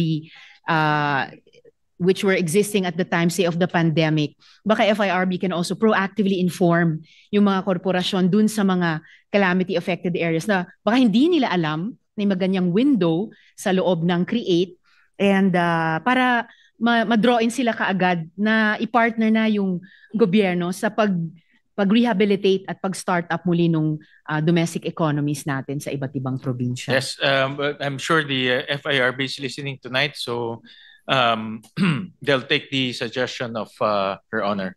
Salamat, Mr. Chair. Maraming salamat, Mr. President. Maraming salamat, Chair, for sa iyong pasensya sa nakaraang 3 kalahating round ko, and for getting our plenary interpellation on the general principles off to a very substantive start. Hindi lang po para sa representasyong ito, but based on my listening, para po sa lahat ng ating mga kasama. So, salamat po. Maraming salamat po, Senator Risa. Thank you. Thank you very much, Mr. President. Yes, next to propound a few questions, our distinguished colleague, Senator Pia Cayetano. Senator Pia Cayetano is recognized. Thank you, Mr. President.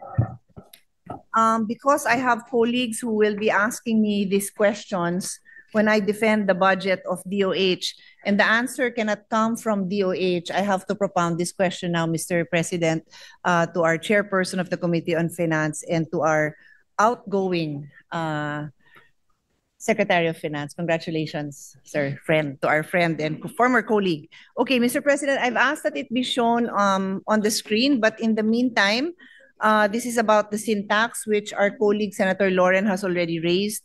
But I just want to support her concerns and at the same time raise a few more issues on this matter. So this is purely on the sin tax collection. The sin tax collection is based on the certification provided by BIR. No? So we don't argue about what that is. I didn't make up the amount. DOF didn't make up the amount. BIR, that of course is under EF, provides a certification on what these amounts are. So for the 2026 budget, the earmark sin tax is 69.78 billion. And what is provided in the National Expenditure Program, the NEP, is 53.26 billion. So the deficit is 16.52 billion. Are you trying to load it? Okay. Anyway, I'll go on as we try to load. And then I'll go backwards until 2023. So 4 na taon lang naman to. In 2025, the earmark syntax amount was 69.81 billion. What was provided in the NEP and also in the GAA, by the way, that also wala pang GAA yung 2026. So what was provided in the NEP of 2025 was 53.13 billion, and therefore, but the GAA was 0. So the deficit was 69.81 billion. And for that reason, I objected to this outcome when I signed the GAA. And then in 2024, the syntax earmarked was 79.01 billion. Provided in the NEP was 80.28 billion. Provided in the GAA was 40.28 billion. So the deficit was 38.73 billion. And finally, in 2023, the earmarked amount was 83.90 billion pesos. The NEP provided for 79 billion pesos. The GAA provided for 79 billion pesos, same as the NEP. And the deficit is 4.90 billion. So the total of these 4 years, the deficit is 129.96 billion. Dear colleagues, sa dami pa ng sinabi natin, sa dami ng argument natin na maglalagay pa ba tayo ng dagdag na maipip, yung zero balance budget ba, zero balance billing sa mga ospital, mababayaran ba? Yung mga specialty hospitals na dinikit natin sa regional hospitals, may pangbayad ba dun sa mga procedures sa mga pasyente? Ito na yung sagot. Kasi by law, this is supposed to go to PhilHealth, 129.96 billion. Sandali lang, administrative matter, bakit natatagalan? Para we don't have to memorize the figures. Okay, loading. O sige, so I will keep on talking while we are loading. Meanwhile, in addition to the syntax earmarking, there is also earmarking from the revenues of PCSO and PAGCOR from 2019 to 2025. That amount is 106.95 billion. So together, that is already 236 billion pesos. Now, I understand that there is a provision in the Universal Healthcare Act, and I will read this. It says, regarding the PAGCOR and PCSO earmarking, provided that the funds raised for this purpose shall be transferred to PhilHealth at the end of each quarter, subject to the usual budgeting, accounting, and auditing rules and regulations. 5 taon na. Siguro naman pumasa-pasa na tayo dito sa budgeting, accounting, and auditing rules and regulation. From 2019 to 2025, wala pa rin tayong maibigay, mailabas na pera. Earmark from PCSO and PAGCOR. And I recall in the hearing, what hearing was that? Where PAGCOR spoke up? Was that my hearing? What hearing was that? Online gambling ba yun? Sinabi ni PAGCOR na nagre-remit na sila. So nasa treasury na itong pera na ito. 106.95 billion, my dear colleagues. Finally, the last amount is yun ngang tinanggal sa PhilHealth na 60 billion na mukha namang, well, binabalik ng House by way of the GAB. So now, with all that, we would have 296.91 billion. But what remains to be seen is makumpleto itong deficit na 129.96 billion and the PCSO and PAGCOR of 106.95 billion. We cannot not do anything about it. The law requires that these amounts are delivered to PhilHealth. Even if there is the usual budgeting, accounting, and auditing rules, siguro naman may natira pa dyan pagkatapos kaltasin ng kung ano man ang kailangan kaltasin because baka may hindi sumunod sa budgeting rules, accounting rules. But that's 106.95 billion and not a cent, from my understanding, has been transmitted. So that is the situation, Mr. President, dear colleagues, and we'd be happy to hear a short response from DOF on this. Thank you, Mr. President.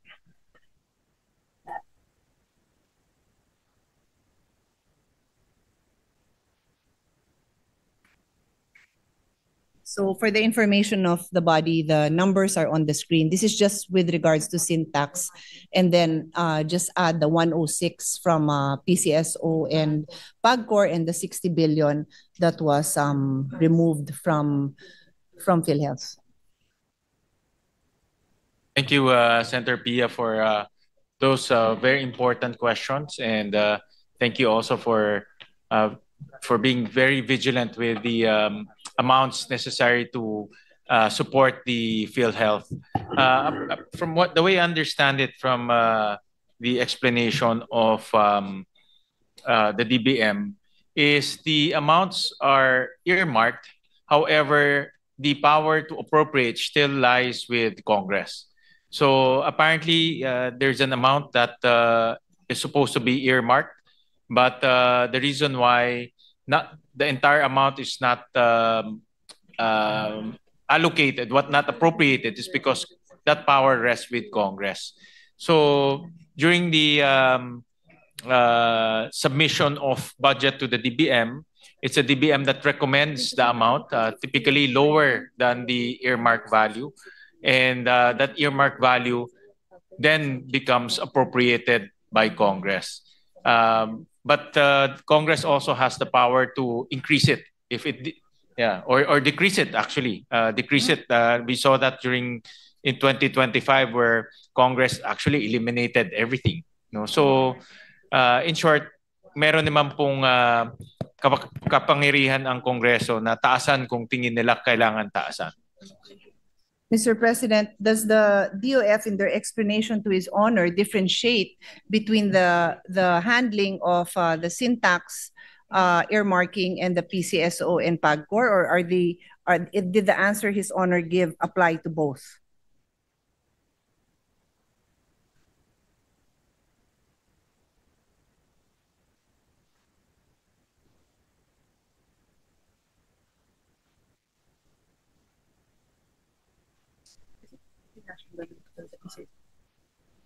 Walang ganun siya ng subject, wala. It shall be allocated in use exclusive.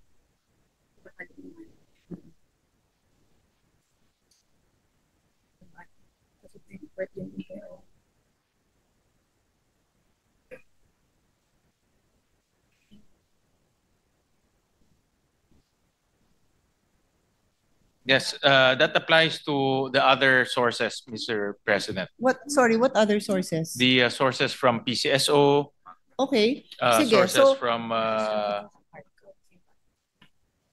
So is His Honor, is the chairman saying that DOF is saying that the answer His Honor just gave me applies only to the PAGCOR and PCSO earmarking and not to syntax? Syntax also. And also the syntax. Here, the sources are from syntax, from PAGCOR, from PCSO, premium contributions of members, annual appropriations of DOH, and national government subsidy to PhilHealth. So it applies to all of those sources. Thank you, Mr. President. Then I humbly submit that DOF does not know the law because RA number 11346 on syntax specifically states the provision of existing law to the contrary notwithstanding, 50% of the total revenues collected from the excise tax on sugar-sweetened beverages, and this goes for tobacco and the sugar-sweetened beverages, the same provision, shall be allocated and used exclusively in the following manner.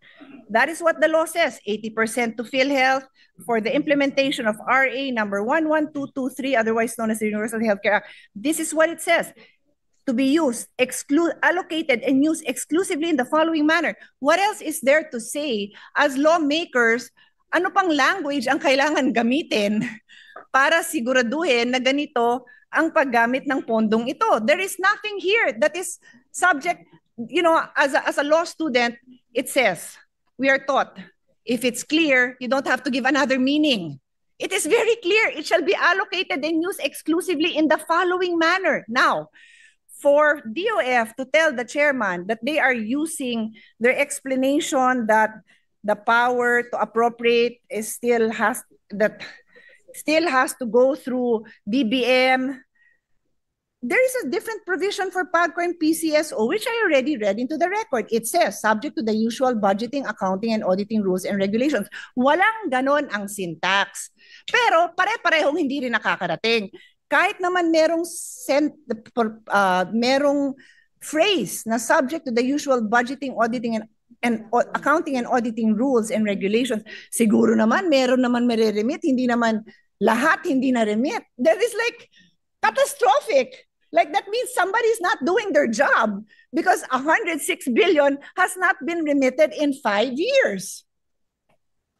So what is wrong with the way that these funds were set aside if it will never go to the purpose it was intended? Not even 5%, Mr. Chairman, not 10%, not 20%, not 1%. So I rest my case because kailangan malumig pa ang ulo ko pag defend ko ng DOH. That is why, Senator Lauren, do not ask me that question because I cannot answer it. I cannot find logic in the explanation given to me. If you will, no, you can ask it. I'm just kidding. But I'm saying I cannot invent an answer when I cannot find logic in the answer that I am receiving. Yun lang, Mr. President.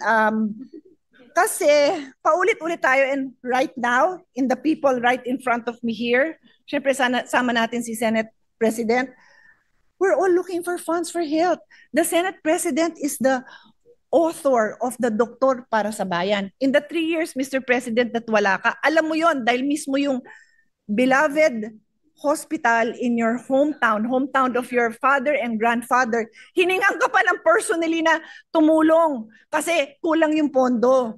Eh may pondo nga, Mr. President. So yun lang, I rest my case. Thank you. Oh, wag ko daw i-rest yung case ko.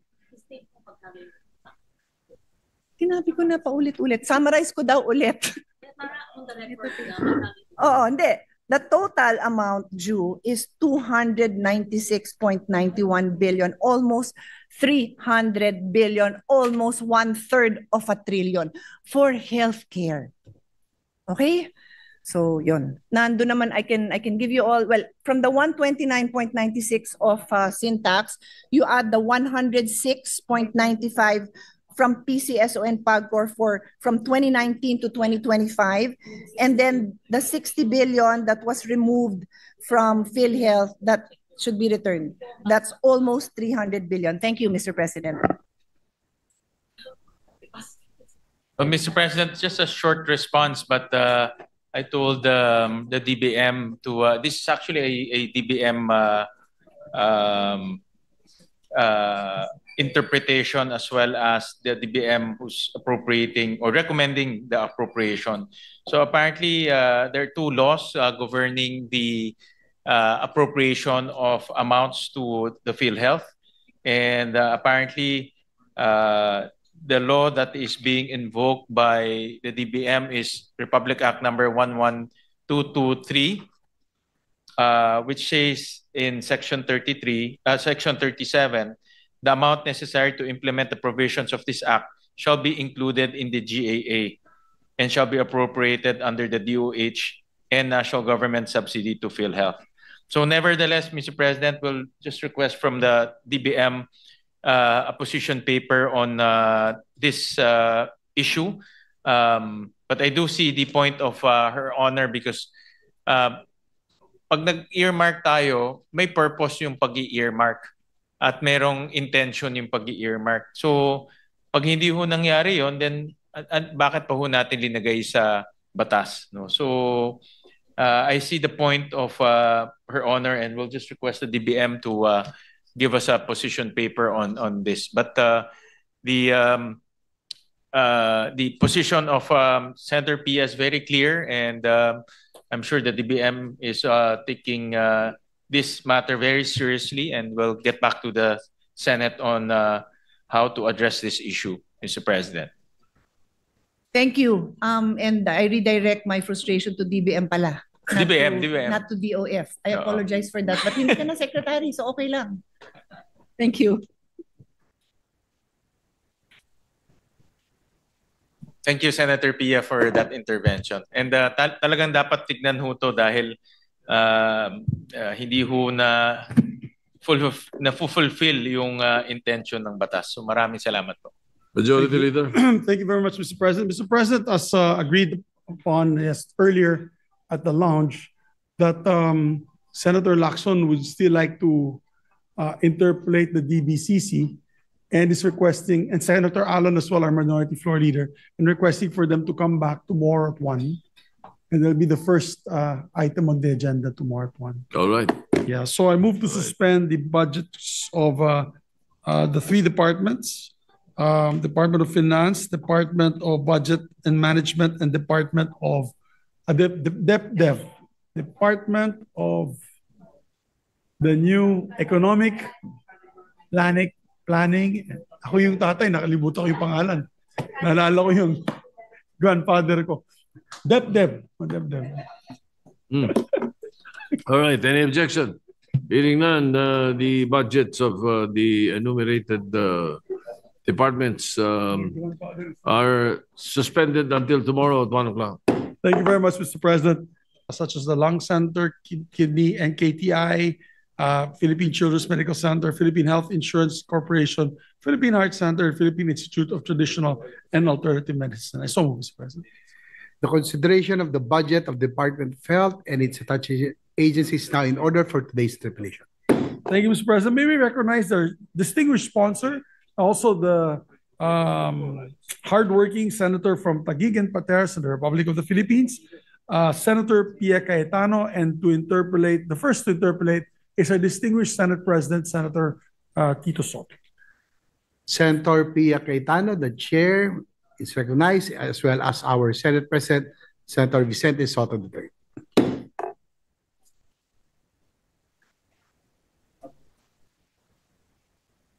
Thank you, Mr. President. Mr. President, the total new appropriations of the Department of Health and its attached agencies and corporations under the Senate Committee report is 391,034,632,000 pesos.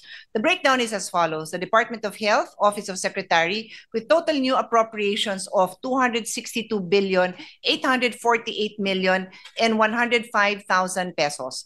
For the National Nutrition Council, with a total new appropriation of 304,546,000 pesos. For the Philippine National AIDS Council, with a total new appropriation of 63,204,000 pesos. The Lung Center of the Philippines, with total new appropriations of 2,948,790,000 pesos. For the National Kidney and Transplant Institute, with total new appropriations of 3,412,329,000 pesos. For the Philippine Heart Center, with a total new appropriation of 4,286,715,000 pesos. For the Philippine Children's Medical Center, with a total new appropriation of 3,702,594,000 pesos. And the Philippine Institute for Traditional and Alternative Healthcare, with total new appropriations of 206,419,000 pesos. And the Philippine Health Insurance Corporation, with total new appropriation of 113,261,930,000 pesos. The Finance Committee supported the recommendations of the subcommittee, which include the following. For the Office of the Secretary, additional funding for the Zero Balance Billing Program to further strengthen and expand its implementation in DOH hospitals and regional hospitals, and to support the pilot implementation of the ZBB program in selected LGU hospitals as determined by the DOH. And direct allocation of MAIFIP to government hospitals, including the Philippine Heart Center, National Kidney and Transplant Institute, the Lung Center of the Philippines, and the Philippine Children's Medical Center. It also accepted the recommendation for the support for RITM. Also support for the Lung Center of the Philippines, further support for National Kidney and Transplant Institute, support for the Philippine Children's Medical Center, support for the Philippine Heart Center, and support for the Philippine Institute of Traditional Alternative Health. I would just like to point out, Mr. Mr. President, that as chairperson of the Senate Committee on Sustainable Development Goals, Innovation and Futures Thinking, I also review the health budget through the lens of SDGs, especially SDG 3, to ensure healthy lives and promote well-being for all at all ages. Guided by this vision, we will continuously work towards advocating for substantial investments and resources on universal healthcare, equitable access to safe, effective, and affordable health services, promotion of healthy lifestyle, and a strong emphasis on preventive healthcare. We view the health budget as a critical future-proofing investment, ensuring that our systems are not only robust for today, but are also agile and resilient enough to manage the unforeseen public health threats of tomorrow. Good health is not merely a goal of the SDGs, it is the very foundation of sustainable development itself. By investing in our people's health today, we are upholding our commitment to universal healthcare and ensuring intergenerational fairness for all Filipinos. I would just like to add, Mr. President, that in my subcommittee report, we recognize the expense of healthcare and the need to provide assistance to indigents and financially incapacitated patients. We appealed for the review of the allocation for MyFIP to provide from that provided in the NEP with a view of providing assistance straight to the patients, removing unnecessary processes, and ensuring faster, more transparent delivery of support. This representation recommended allocating additional MyFIP budget to strengthen the healthcare system and advance universal healthcare for all, providing additional budget to the DOH hospitals in Metro Manila and in regional hospitals for the zero balance billing. Also providing for support for zero balance billing to LGU hospitals. We need to judiciously utilize our health funding as there are still many Filipinos who lack access to quality healthcare. I will no longer include my long interjection on syntax, but suffice it to say that there is almost 300 billion if you include 129 billion from syntax, another 106 from PAGCOR and PCSO, and another 60 billion that should return from 60 billion that was taken from PhilHealth and should be returned. Altogether, that is almost 300 billion pesos that will go a long, long way, Mr. President, in providing a better healthcare system to our people. With that, Mr. President, I am ready for interpellations. Thank you. Our Senate President, Vicente Soto III, is recognized. Thank you, Mr. President. Will the distinguished lady from Taguig favor me with some enlightenment on certain issues in the Department of Health, which of course includes their budget? Of course, Mr. President, we are happy to try to explain or even just have a discussion with His Honor, the Senate President. Thank you very much, Your Honor. Mr. President, I must admit I missed our debates in the 15th Congress. So we're now in the 20th. We are ready, Mr. President. We're now in the 20th Congress. Wow. Can you imagine that? So let me start with my issue on vaccine delivery and procurement of the Department of Health. No? May I know how much we are allocating for the DOH budget for vaccine procurement, specifically for flu vaccines and vaccines for pregnant women this year for 2026?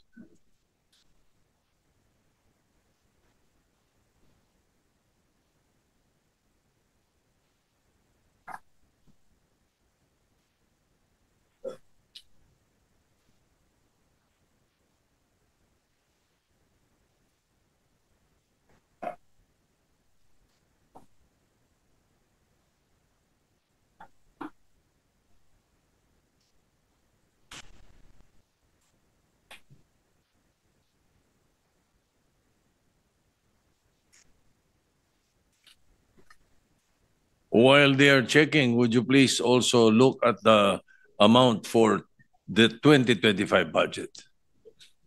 Because that would be the next question anyway.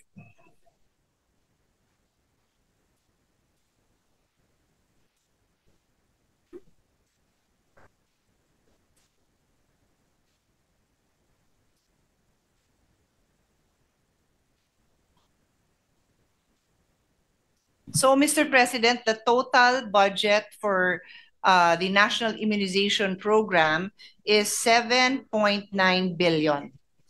That's the total. I need the 2025. The total. Total. And that includes the flu vaccines and the Yes, vaccines for pregnant women. I would His Honor like the breakdown? We have it. For the If possible. And we have it, Mr. President. Go ahead. For flu, this is it's influenza vaccine, or otherwise known for the flu. It's 542.6 million. Mhm. And then for pregnant women, this is tetanus and diphtheria vaccine. It's 117.9 million. But when it says for grade 1, grade 7, sama ko yan? Not just pregnant? All right. For the 2025 budget, what was the amount? So for 2025, it was 7.956. So almost the same, a little bit higher. Billion for the total. No, the total is 7.9 B. 7.956. B. Yeah. Yeah, for the total. Pero for flu vaccines and the vaccines for pregnant women, Flu and ano. tetanus and so forth. For the previous year. Is it the same, higher, lower? We're checking, Mr. President. All right.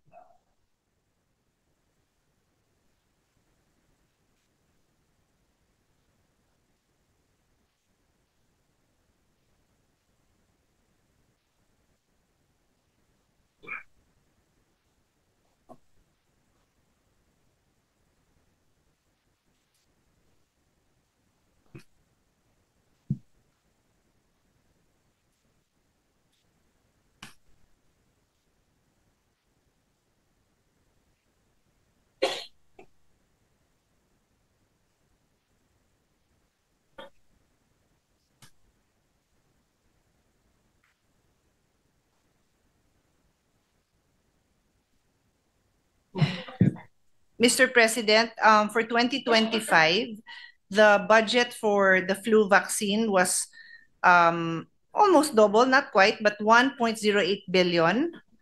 And then for tetanus and diphtheria, 107 billion. So not too far. 117 is the 107 billion.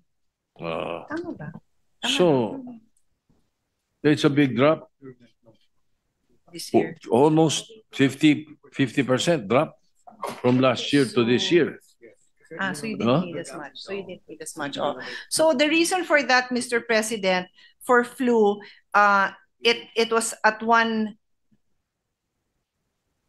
billion versus 542 million this year, is because the delivery last year was delayed. So the delivery this year is delayed. Therefore, they still have stock, and so they don't need as much for the upcoming year. Baka din mag-expire, Mr. President. All right. That answers my next question, which is the utilization rate of the budget of the DOH on these vaccines. Apparently, they were procured. 1 billion was spent. Let's say for flu vaccines alone, 1.08 billion was spent. According to the Secretary, Mr. President, when the amounts are this big, the bidders literally become very competitive, and they keep questioning, protesting, and so it is delayed. So that is the response, and I will pose my own question that, well, how do they handle it in other countries? No, because pare-pareho namang ganun siguro yung issue. Yes, but as I said, were they able to spend that 1 billion? Did you procure all? So this 1 billion, Mr. President, when it was finally, when it was resolved, the delivery will just be coming in, just arriving. So that's why the request for next year is smaller, because ngayon pa lang gagamitin. Ngayon pa lang. Okay, so But if I may add, Mr. President, the Secretary would like to is it a proposal, a framework where they would be procuring good for 3, or they would be awarding the bids good for 3 years, so that they don't have to deal with this bidding issues every single year. Are you allowed to do that? Well,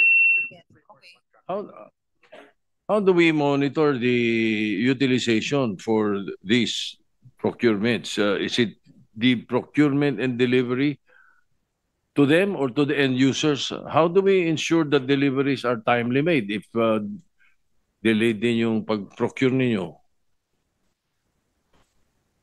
Because, you see, let me just place it on record. No? Mga LGU kausap ko rito eh.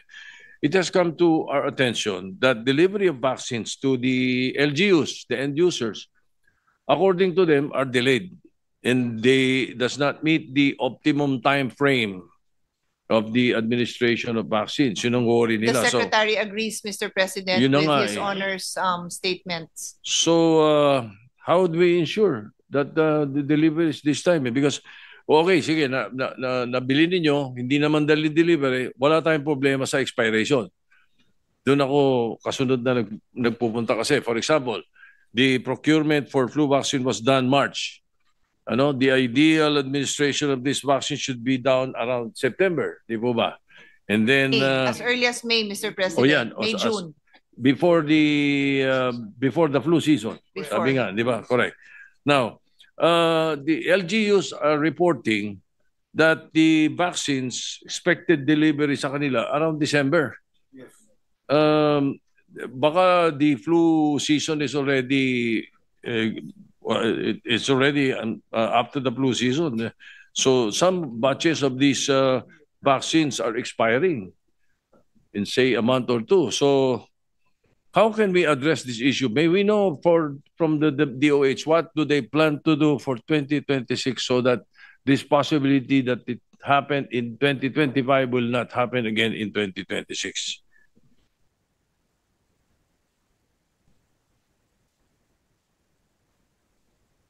So, Mr. President, for the flu vaccine, the formulation changes every year, no? Depending on what's the expected strain.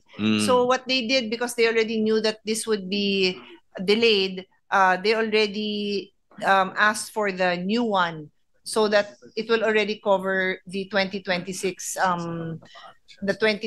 variants of the. So okay. So that's one. Pero doon sa procurement amount last year na 1 billion, naka-earmark na. Naka-earmark na for this delivery that's coming in. Yes. All right, good. Yes. Okay.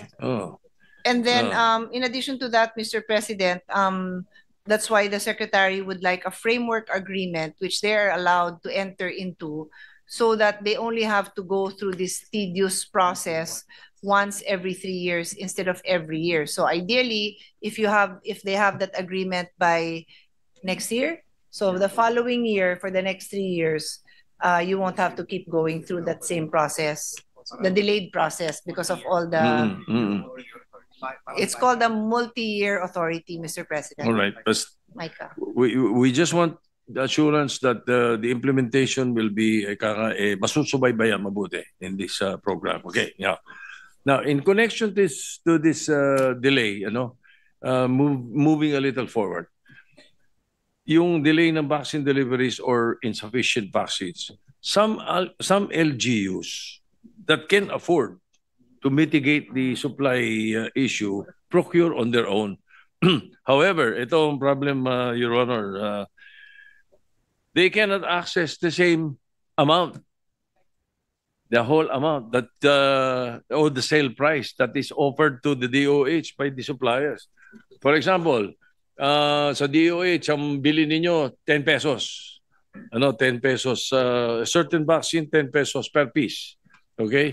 However, pag yung LGU ang magpo-procure, from the same supplier, they will sell for 100 pesos or 150 pesos per piece. Yun. Kung kaya naman nila at para hindi na rin masosolve din natin yung problema sa delay, is it possible that the DOH will have a system like the PSDBM ng ng DBM, ano? For a centralized procurement of common use supplies. Di ba yung common use na ginagawa natin doon sa PSDBM? With this system, the LGUs can purchase their vaccine requirements directly to DOH at a lower cost. Baka pwede pong pag-aralan yung ganun ang gawin natin, centralize nyo. Mr. President, the Secretary says yes, they will attempt to do that next year. It's a good suggestion for this coming year. Very good. Thank you very much. We will we will look forward to that. All right. Let me move on to another topic. This is not too long, Your Honor. As usual, my concerns. The DOH and the FDA, I'm sure, are aware that there are multiple incidents of miscarriage related to the use of herbal supplements, specifically the use of serpentina. Ito ba'y FDA approved? Kasi aside from the miscarriage, women who used serpentina to induce bleeding has been admitted to the hospital due to multiple organ failure or coagulopathy, leading to their demise. So,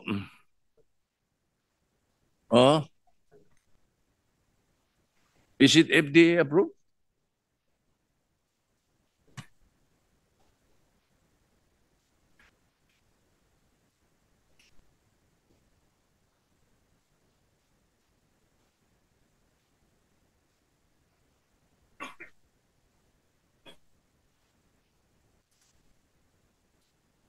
President, the product that His Honor mentioned, serpentina, the FDA tells us that it is a food supplement and it is registered as such. What it means when you register a product as a food supplement is actually there is no approved therapeutic claim. So there's a statement there that says that there is no approved therapeutic claims. Apparently, this product, their claim is it will help you with hypertension, headaches, and the like. So when I asked them that, well, the Senate President is specifically concerned that it is being used as a, I guess, as an abortifacient. Yeah. And so that is what they call off-label use. Na because it is being promoted for headaches and the like, and yet I don't know how, but for some reason, some people get their hands on it and are using it for another cause. And now, as His Honor has correctly pointed out, if it's being used in abortifacient, then it's not meant to be. So I asked FDA, what did you do or what will you do? And they have or you will? You will issue. Okay. So they have a generic advisory for unregistered products. However, I think he will take this as a very important, urgent, and priority advice from the Senate that there should be a specific advisory that it cannot and should not be used for that purpose because it would be harmful. No? I mean, yung main use nga niya, technically there is no approved therapeutic claim. Lalo naman yung use that is not meant for it. But a mere advisory would not suffice, Your Honor. You see, this information are reported to us by a group of doctors from a DOH emergency room hospital. Okay. A DOH hospital. The patient suffering for complications and bleeding, ages range from 15 to 41 years old. At yun ang pag in-interview at nakausap, pati kamag-anak, sinasabi, ganun. Ginagamit nila to for that. So we need a specific program. What is this? What is the unit or specific program within DOH and FDA are responsible? Who is responsible for regulating the safety, the misuse, or like this? Ito misuse ito eh, and public health risks of herbal supplements such as serpentina at those na nagke-claim na walang therapeutic claim pero apparently mukhang merong nakalusot na ganong pangyayari.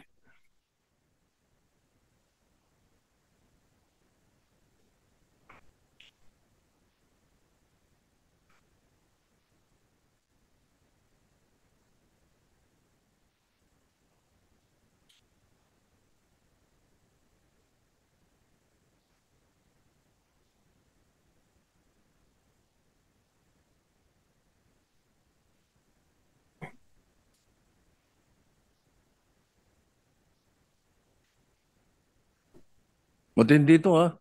Buy one, get one free pa to, ha? According to FDA, they have a unit within the FDA called the Field Regulatory Operations Office, and it is their job to take down these to monitor and to take down this kind of material.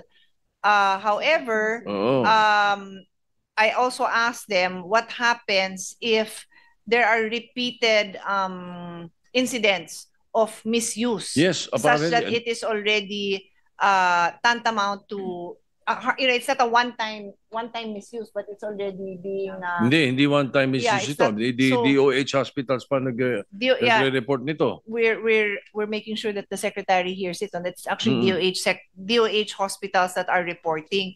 So when it's this Tagalog yung inisip ko salita, laganap. Rampant. When it's this rampant, I think a mere advisory, like maybe this is, I don't know if this is an online shop, no, might not suffice. You may have to take more strict and not just go after the user, but really, really, yeah, and find out who's pushing for the use, because sino nag-invento na gamitin yun? There must be somebody providing some. You must monitor. The FDA through the DOH through the FDA must monitor these adverse effects of these herbal medicines or supplements. Ano ha? Now, before they approve this, did they conduct a research, clinical, toxicological, or pharmacological on serpentina's possible abortive acid effects? Ni-research niyo ba ito?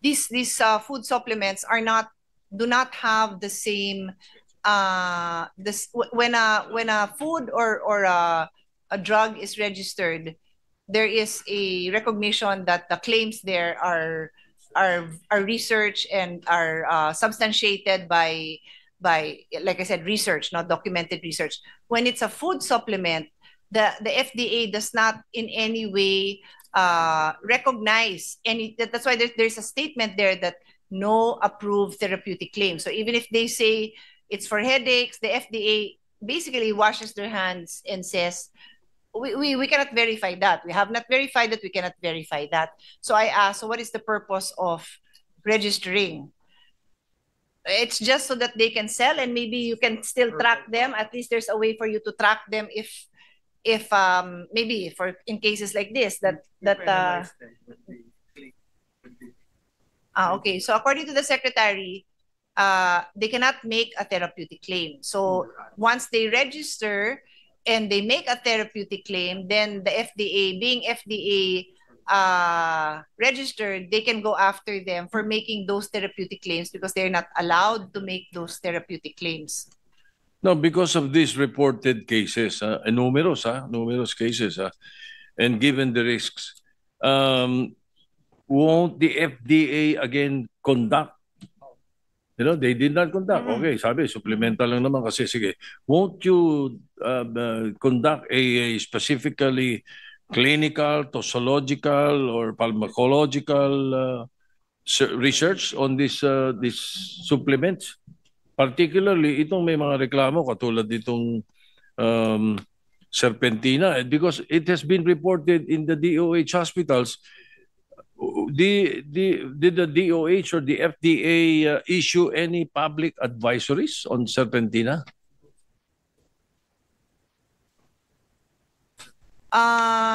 Just to broaden the discussion, Mr. President, there's actually another product called Dr. Serpentina, and that one has already been banned. And the reason it was banned is because they never even registered as a food supplement. So this other product that His Honor is pointing out, we're assuming this one is registered, right? Yeah, this one is registered. So now they can, because they can trace them, they can check what's in. They can submit this to the samples. You mean you will ask for samples to check the. Oh, so they will get the reports from the doctors that His Honor was mentioning, and then they will study these. I guess they will study the components to determine why there is a reports of this effect on the pregnant women. And just as perhaps the FDA should throw caution into these supplements, basta huwag na maniwala doon sa basta sinabi ganito ito, supplement lang ito. I don't think we should just take it hook, line, and sinker. We must check. To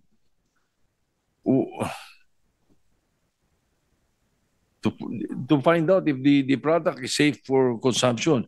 Now, are there any hospital advisory? President, before His Honor asked the follow-up question, there's interesting feedback here. Apparently, there was already a case filed. There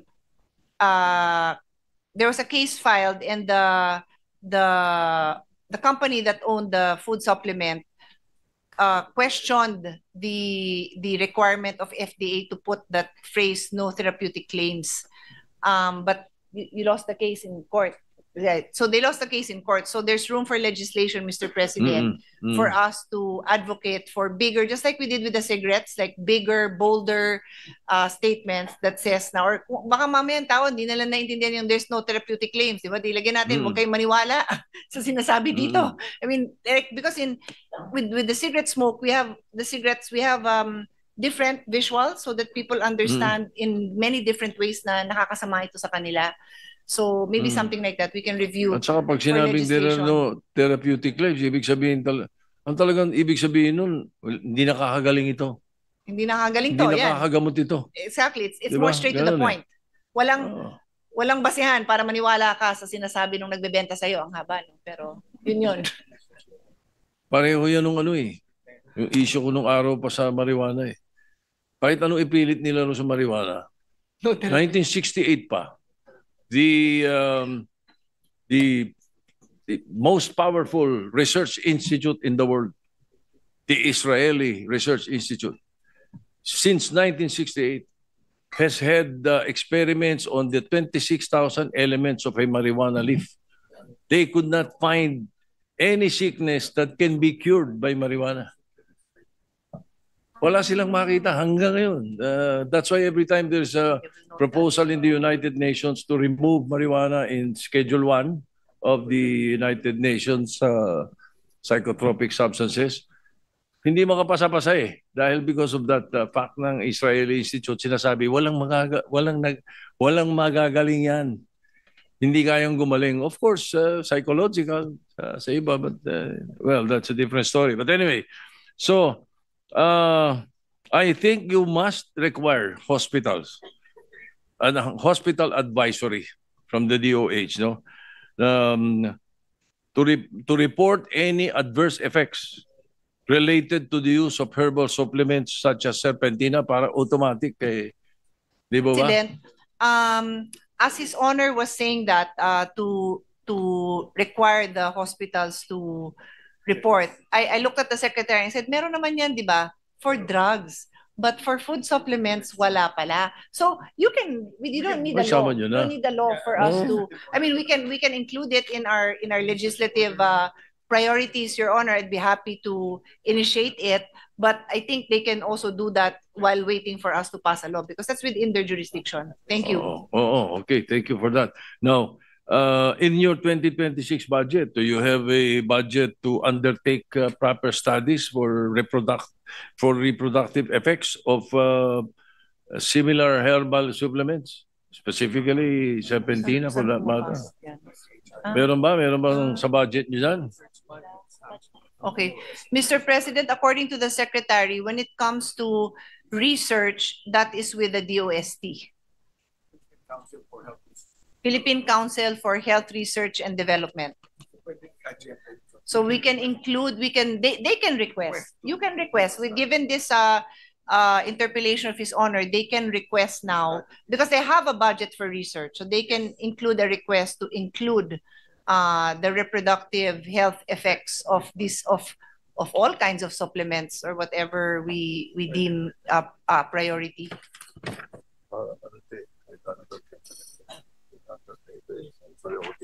Okay. But you're aware that these products are rampantly being sold online. Ano?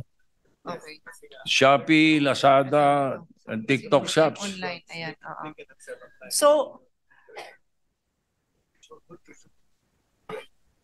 Mr. President, this is interesting because we prohibit the sales of drugs online. And yet, for supplements, we do not have any similar prohibition.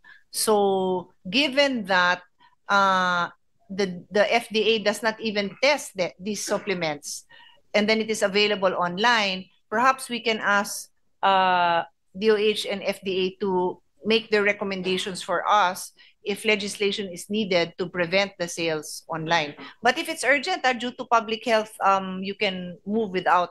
If you ask me, you can go ahead and actually, yes. There's a report. You don't have to wait for legislation because there's a specific report.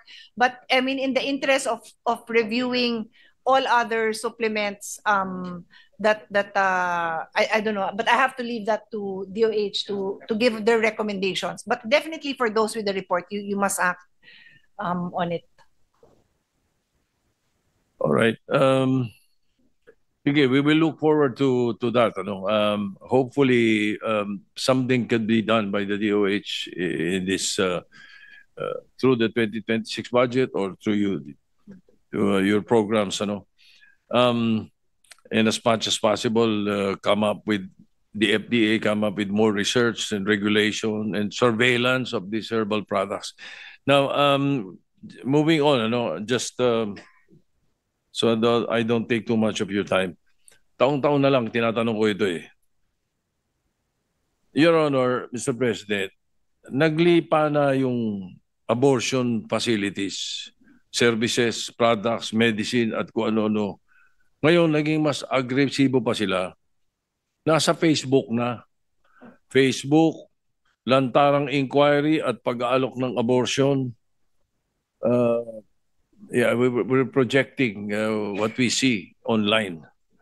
So DOH and FDA, hindi nyo ba ito monitor? Lantarang krimen to because abortion is illegal in the Philippines. Taon-taon na lang, nandiyan pa rin yan eh.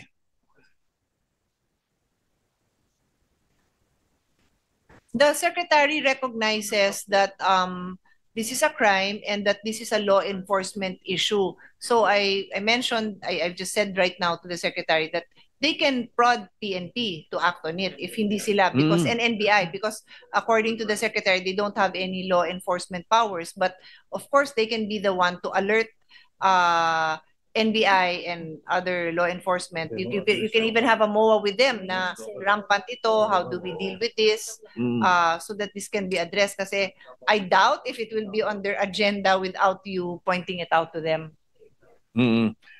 Baka sabihin ng iba, hindi, ano yan, online yan, nasa abroad galing. Hindi ang mga phone numbers, local. Mga local numbers natin, yung mga cellphone. At yung mga address, local din. Okay. Kaya dito yun. So, may we ask the DOH to please try to monitor and implement any move that is possible for you to do to eliminate this illegal acts. Tama yung sabi ni Senator Pia Cayetano that you can seek the help of the NBI, the PNP. Yes, they affirm, Mr. President, that they will do that. All right. Thank you. Thank you for that. Thank you, Thank you, Your Honor. Mr. Thank you very much. President. Thank you, our Senate President. Next to interpellate is Senator Risa Ontiveros.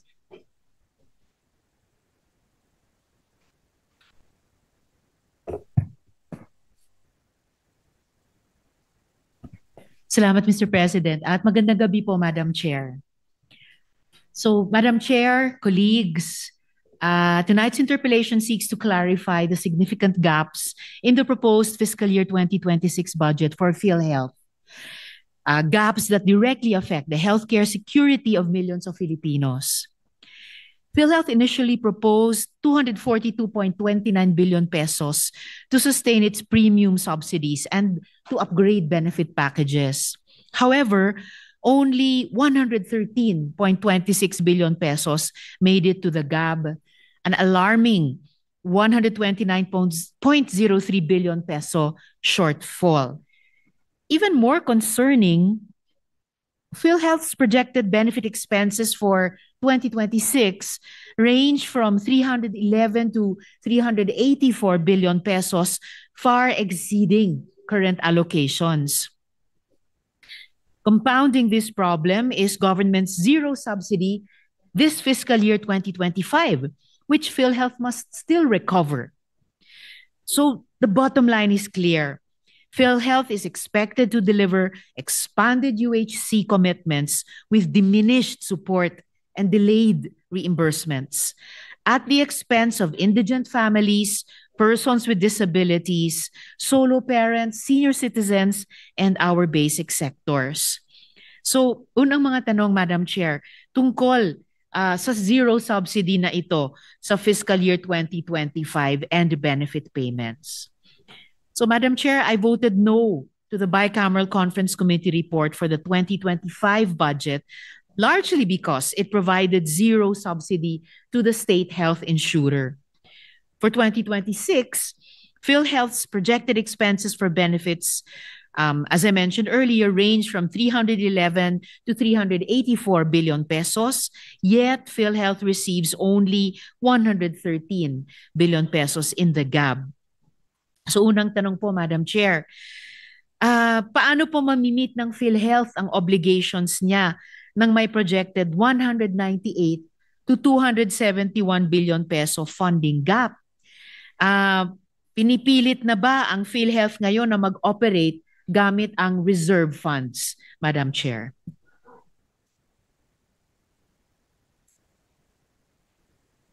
Earlier, thank you for that question, Senator Risa. For the record, also this representation also objected to the 2025 budget, particularly on the failure to provide for funding for PhilHealth. So as this representation mentioned during the general principles, if there are a couple of factors that affect this negative balance that we see for 2025 and the future decrease in the income of PhilHealth in the following years. Number one is there was a 60 billion that was removed from PhilHealth a year ago. Number two, as Her Honor properly pointed out, the 2025 budget had zero subsidy. And then as this representation shared on the slide, the syntax and for coming 2026, there is a deficit of 16 billion due from syntax. And I don't have the exact number, I can pull it up, but from 2019 to 2025, there's 106 billion that is due from PAGCOR and PCSO. Even assuming due to that phrase that is included in the Universal Healthcare Act, subject to accounting, auditing, rules and regulations, etc., I would think that we can still assume that the bulk of that amount that is mandated by law to be delivered from PCSO and PAGCOR would be delivered. So those amounts on its own, Mr. President, would already provide a substantial increase to the budget that PhilHealth can work with. Oh, I totally agree, Mr. President, Madam Chair. Kaya talagang mahirap tanggapin na in effect, mapipilitan ng PhilHealth mag-operate gamit lang ang reserve funds niya dahil ang laki po ng ina-anticipate nating funding gap in the next year. Given na itong mga malalaking amounts na in a way due sa PhilHealth, payable sa PhilHealth, ay hindi pa talaga naibibigay sa kanya. So, Madam Chair, given that fiscal year 2025 provided zero subsidy for PhilHealth, paano pinaplano ng PhilHealth i-recover? Simulan natin, yung 53 billion pesos na dapat na-release. And if, I'm hoping it won't be the case, but if Congress does not augment PhilHealth's funds, aling mga benefits ang at risk ng delayed reimbursements o outright reduction bandang kalagitnaan ng susunod na taong 2026, Madam Chair? PhilHealth to respond. But for the record, Mr. President, this representation takes the position that it's not just 53 billion that is due to PhilHealth, it's 69 because 69 billion is the certified amount provided by BIR for the syntax earmarking. So hindi nga lang 53, 69 billion. So what Salamat, Madam Chair.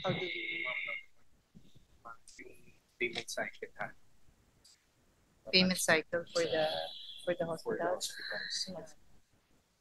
Ano ba yung normal cycle? Right now po we shorted it. Okay, but pwedeng 60. Okay. Cash Okay. flow, much cash flow. Okay. It's like a real private here.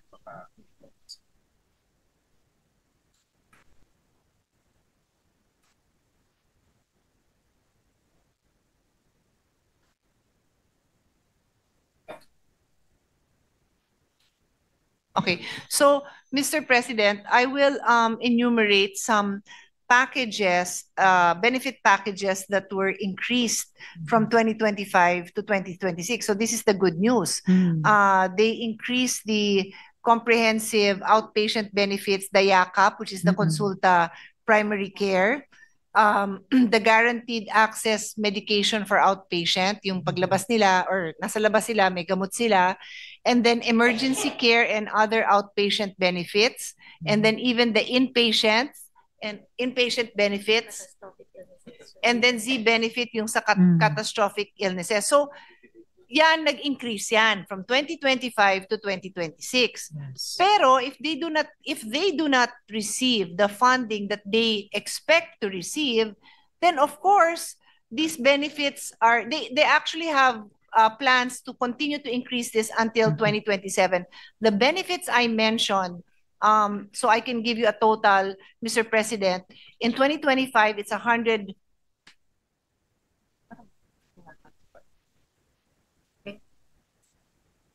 Ang enhancement is 39?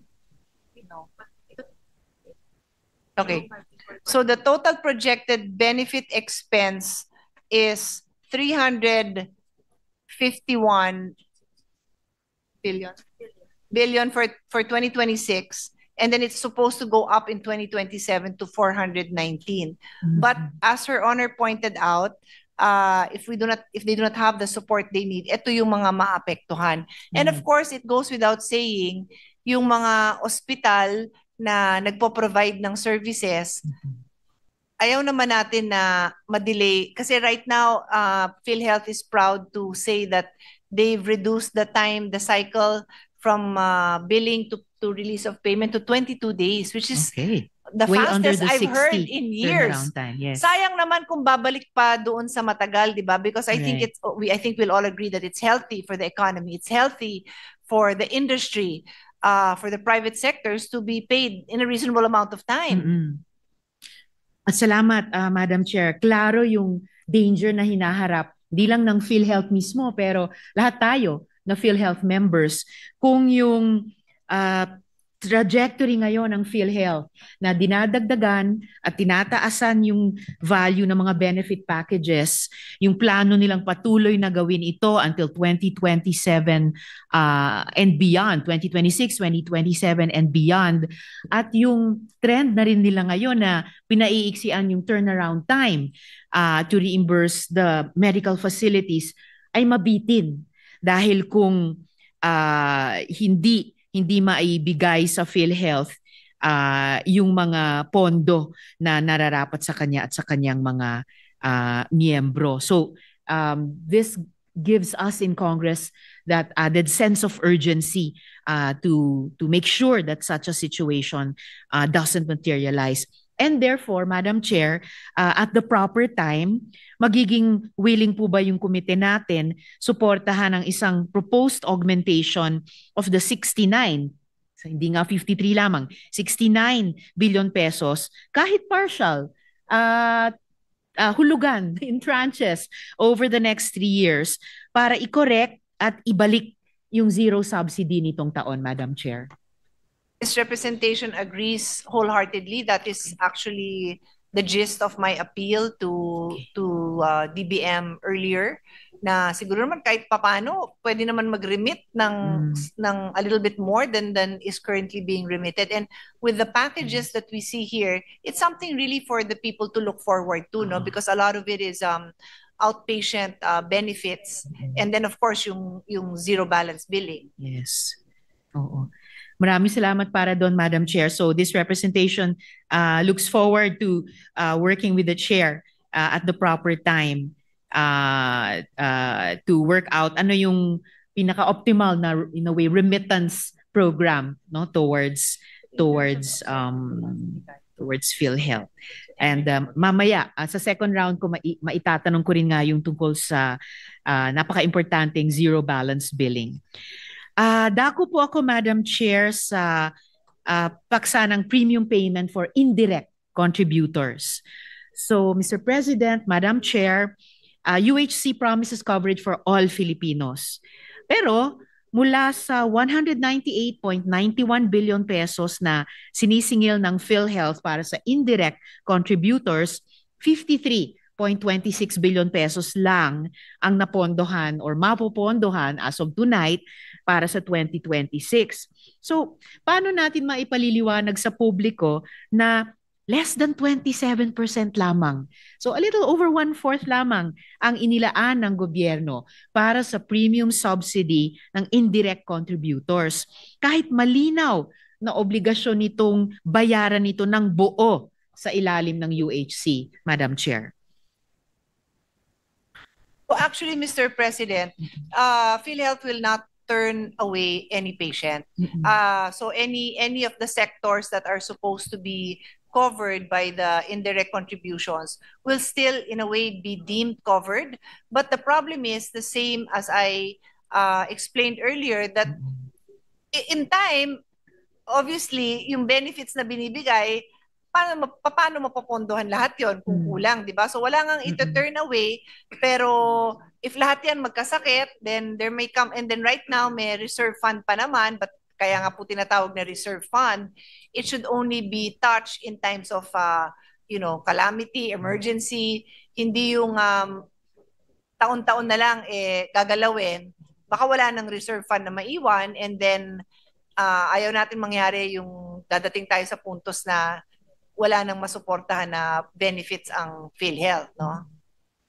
Yes, I agree, Madam Chair. At talagang hindi naman dapat obligahin ng PhilHealth na yun na nga, umasa lamang, mag-operate lamang sa reserve funds niya precisely because by the principle of the Constitution, by the laws themselves, merong at least 3 malinaw na pagkukuhanan dapat. At yun ay hindi dapat sinasakal or hinahadlangan anumang taon.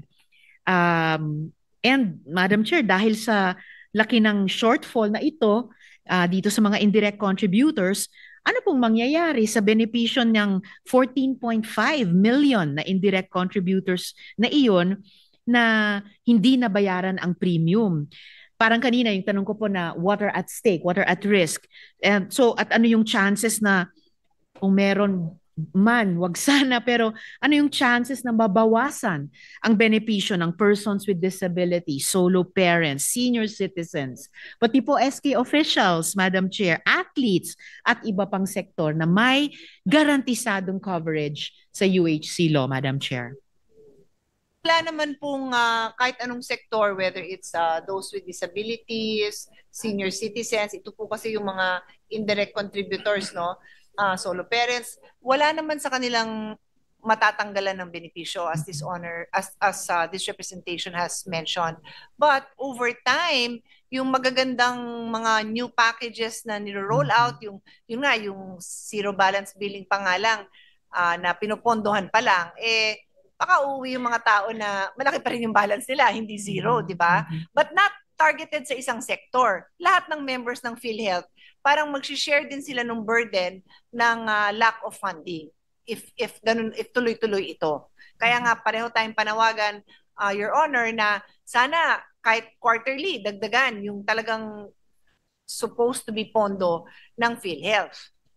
Yes, Madam Chair. And that's why nabanggit ko nga po kanina na I look forward to working with Madam Chair para dun sa pinaka-optimal na remittance program from national government towards PhilHealth and back to PhilHealth.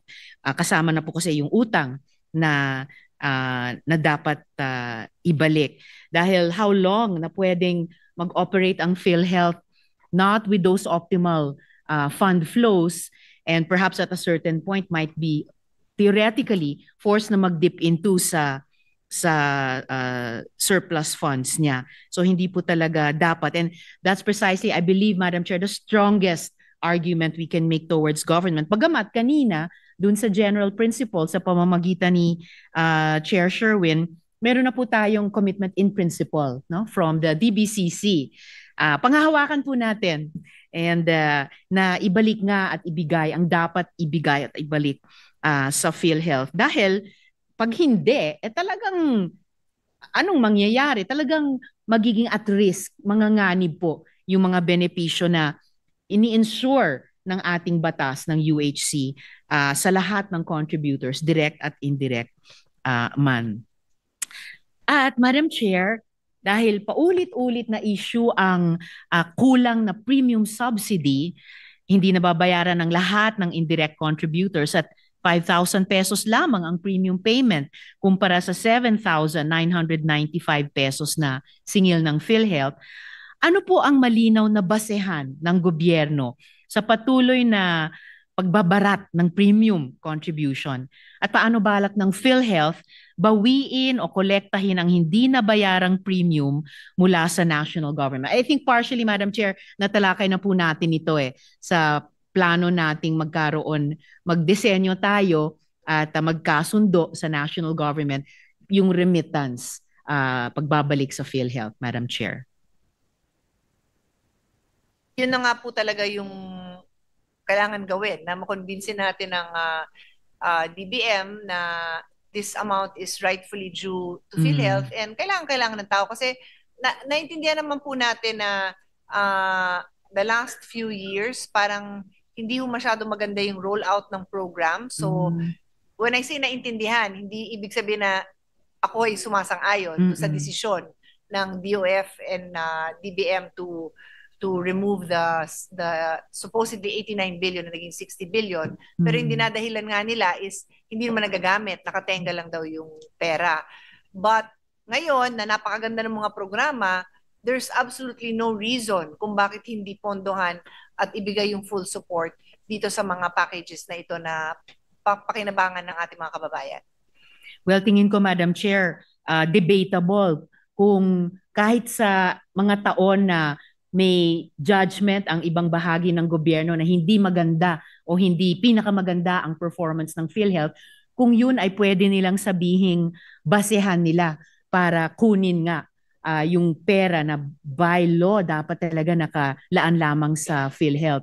But we can say, and I join the Madam Chair in saying this, lalo na ngayon na gumaganda lalo ang performance ng PhilHealth at ambisyoso yung mga plano nila, all the more reason those monies taken should be returned at dapat tuloy-tuloy yung flow of funds na naaayon sa PhilHealth, whether through the syntax law or yung annual budget making exercise natin. With the indulgence of Senator De Yes, Veros, Mr. the Chair President. would like to interject that ever since Dr. Mercado took over PhilHealth, no, there was a big improvement in the rollout of the programs of PhilHealth, and I was a witness. And last year, medyo nagkano pa from the former PhilHealth head. Iba yung concentration niya. I think he was more proud that there was big reserve funds, no, na yun tuloy pinakialaman po.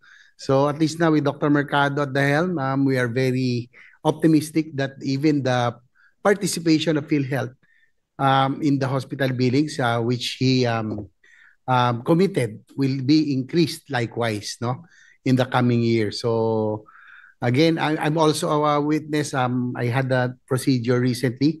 Sabi po no sa private hospital, that a lot are getting their procedure, yung cataract operation, and PhilHealth is already covering cataract operation, even the lenses, no? So congratulations to Dr. Mercado. At least maganda na at they are working harmoniously with the DOH secretary. Hindi na sila magsusuntukan ng tulad dati. I'm sure that this will benefit most of the members, no? So yun, we wish you all the luck, and we will definitely with you, Secretary, Chairman of the Committee on Health, Sen. Pia, and myself as the principal sponsor of UHC, lahat tayo dito, we will really try to support the PhilHealth now that it has really improved immensely under Dr. Mercado. Thank you.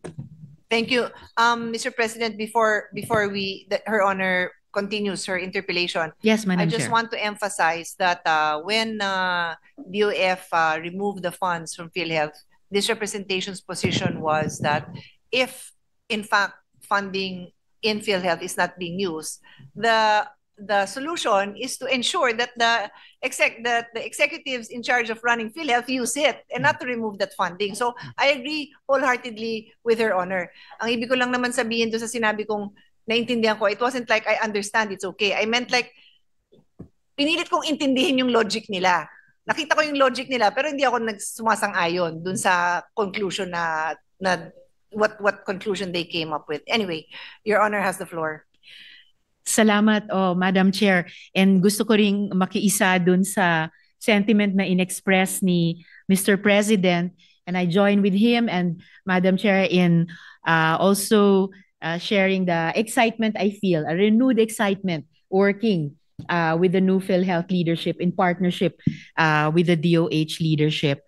Dahil nararamdaman ko rin, Mr. President, Madam Chair, yung hindi lang yung kaalaman pero yung care, no, sa PhilHealth leadership, which makes it all the more worthwhile to work as kami sa Kongreso as a partner sa fulfillment ng pangarap ng universal healthcare sa ating state health insurance and health financing pillar ng UHC system. And lastly, Madam Chair, dito sa paksa nung premium payment for indirect contributors, bukas din po ba ang komite sa amendments para masiguro ang full payment ng 14.5 million indirect contributors, or at least, again, kahit additional support for the most vulnerable among them. Halimbawa, persons with disabilities, seniors, youth or SK, solo parents, at athletes para siguradong walang maiiwan sa UHC, Madam Chair. Full support naman tayo, Mr. President, kung may mga amendments na ganon. Believe me, we have tried.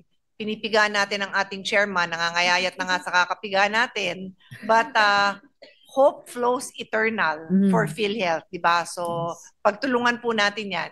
Okay. Yes, Madam Chair, let's do that. Okay po, and lastly, para sa mga tanong ko sa PhilHealth, yung paborito nating 60 billion peso augmentation for benefit improvement. So finally, let me address the 60 billion peso item for benefit improvements.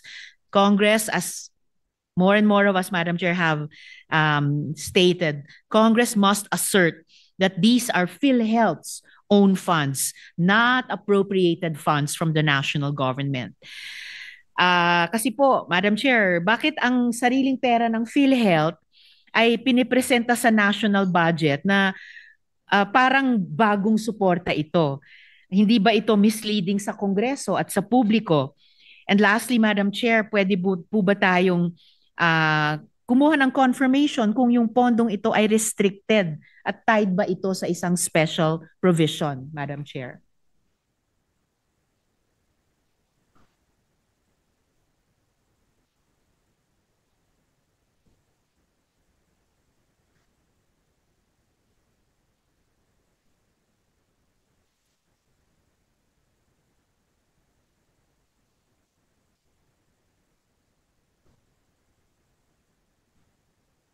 Because it never was.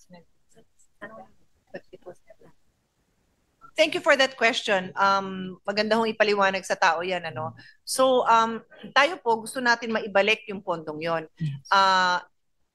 If and when Senator Lauren takes the floor, but I think she does intend to take the floor on the same issue, ang paniniwala niya is ibang source dapat yung panggalingan niyan. Pero sabi ko naman sa kanya, kung ganon, kunyari supplemental budget, baka lalong hindi makarating. Yes. So mabuti nang ibalik na natin ngayon, no? So that is this representation's position. Having said that, yun ding house naglagay din sila ng 60 billion sa kanilang version sa GAB, pero medyo may mga restrictions ang sa kanila. Sa atin po wala kasi kinuha na galing yan sa PhilHealth eh. Bakit mo ibabalik ng may restrictions? And exactly, in all ano naman inaral naman po natin, ang daming paggagamitan, hindi naman kailangan i-restrict. And kung maganda naman ang management, bakit mo sila pipigilan na gamitin nila sa kung anumang paraan na kailangan? Meron lang mo tayong, ano ba tawag natin dyan? Special provisions. Mga special provisions. We can furnish Her Honor with a copy. But suffice it to say na wag ko kayong mag-alala, yung ating recommendation wala naman ng restrictions. Maraming salamat para doon.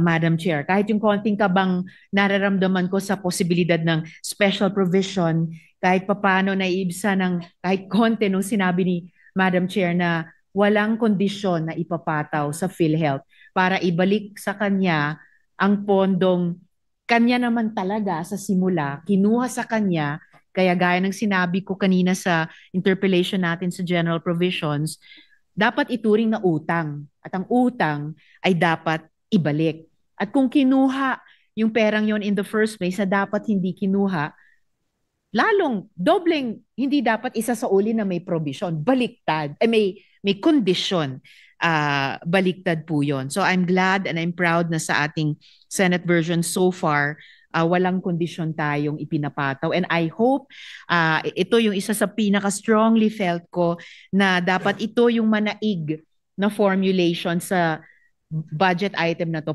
hanggang pagdating sa bicameral conference committee meeting. To be clear, Mr. President, yes, Madam Chair. Meron tayong, kasi sabi ko nga, may special provision yan, no? Pero ibang-iba dun sa provision ng House. Ang sa atin po, na magamit ito, including but not limited to. So, kumbaga, in-emphasize lang, we only emphasize those items na priority naman talaga ng PhilHealth. Di natin in-embedded, for example, zero balance billing. So again, I say, including but not limited to. Di gusto nilang maglagay ng 10 million dyan, pwede. Gusto nilang 1 billion, pwede. Choice naman po nila yon. So nag-emphasize lang tayo ng mga programs that they themselves are supporting. I would rephrase it by saying, this is to show support that we in the Senate also believe in those programs. So this is zero balance billing, the benefit packages for catastrophic and high cost. Ito yung tinatawag na Z benefits.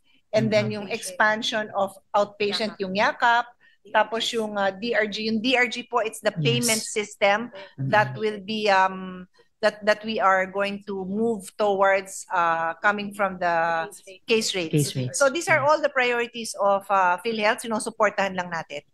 Salamat, Madam Chair. And I look forward na, gaya ng sinabi nila kanina, matanggap yung kopya ng proposed special provision para mapag-aralan ko rin completely. Salamat, Madam Chair. So, Mr. President, Madam Chair, for the record, before I suspend in order to give colleagues a chance, and then I can come back with my last questions for DOH.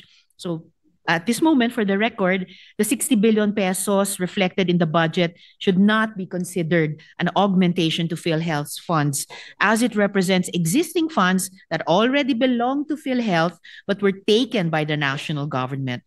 PhilHealth must recover its fiscal year 2025 subsidy, which was previously denied.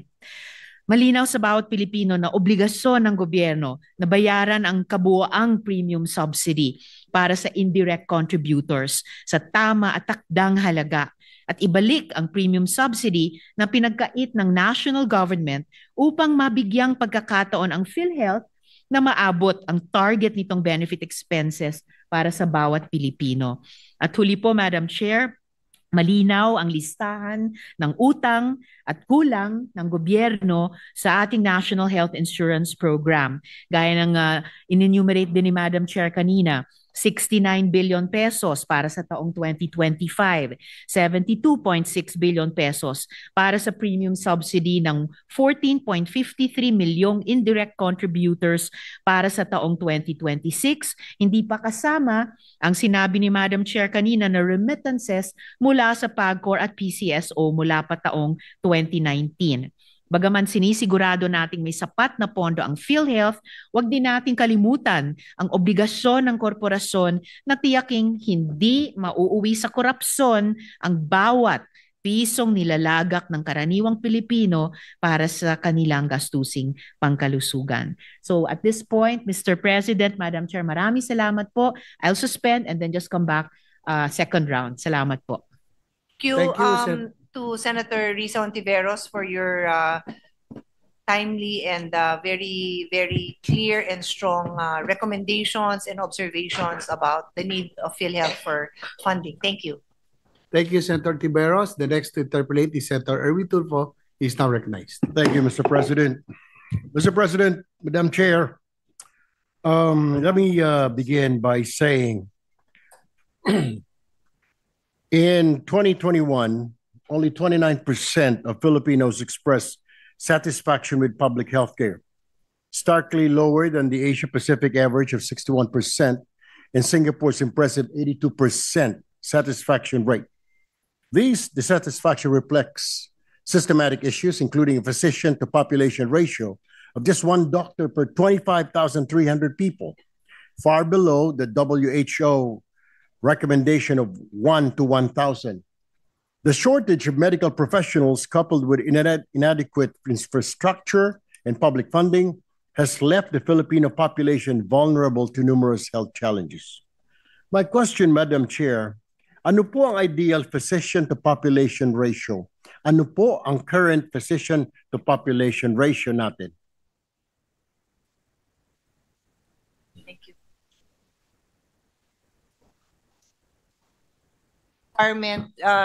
Requirement ratio, these are based on the SDG indicators, is 14.3 doctors to 10,000 population. Currently sa Philippines, meron po tayong 5.22 doctors for a 10,000 population. Okay. All right. Thank you, Madam Chair, Mr. President. Now let's go to salary comparison of nurses in the ASEAN region, Madam Chair, Mr. President. In the Philippines, our nurses makes like 40,381 pesos. In Vietnam, equivalent to pesos, it's 63,200. Sa Indonesia, it's 79,000 pesos. Thailand, 83,000. Malaysia, 97,000. Singapore, 236,000. In pesos po yan. And ang tanong ko po, Madam Chair, Mr. President, madalas na po itong naitatanong sa previous Congress, pero ano pong ginagawa ngayon natin para mahikayat yung mga nurses natin na manatili po dito sa ating bayan? Meron na po bang human resource roadmap para ganahan naman yung ating mga healthcare workers natin na dito na lang sila magtrabaho? Madam Chair, Mr. President.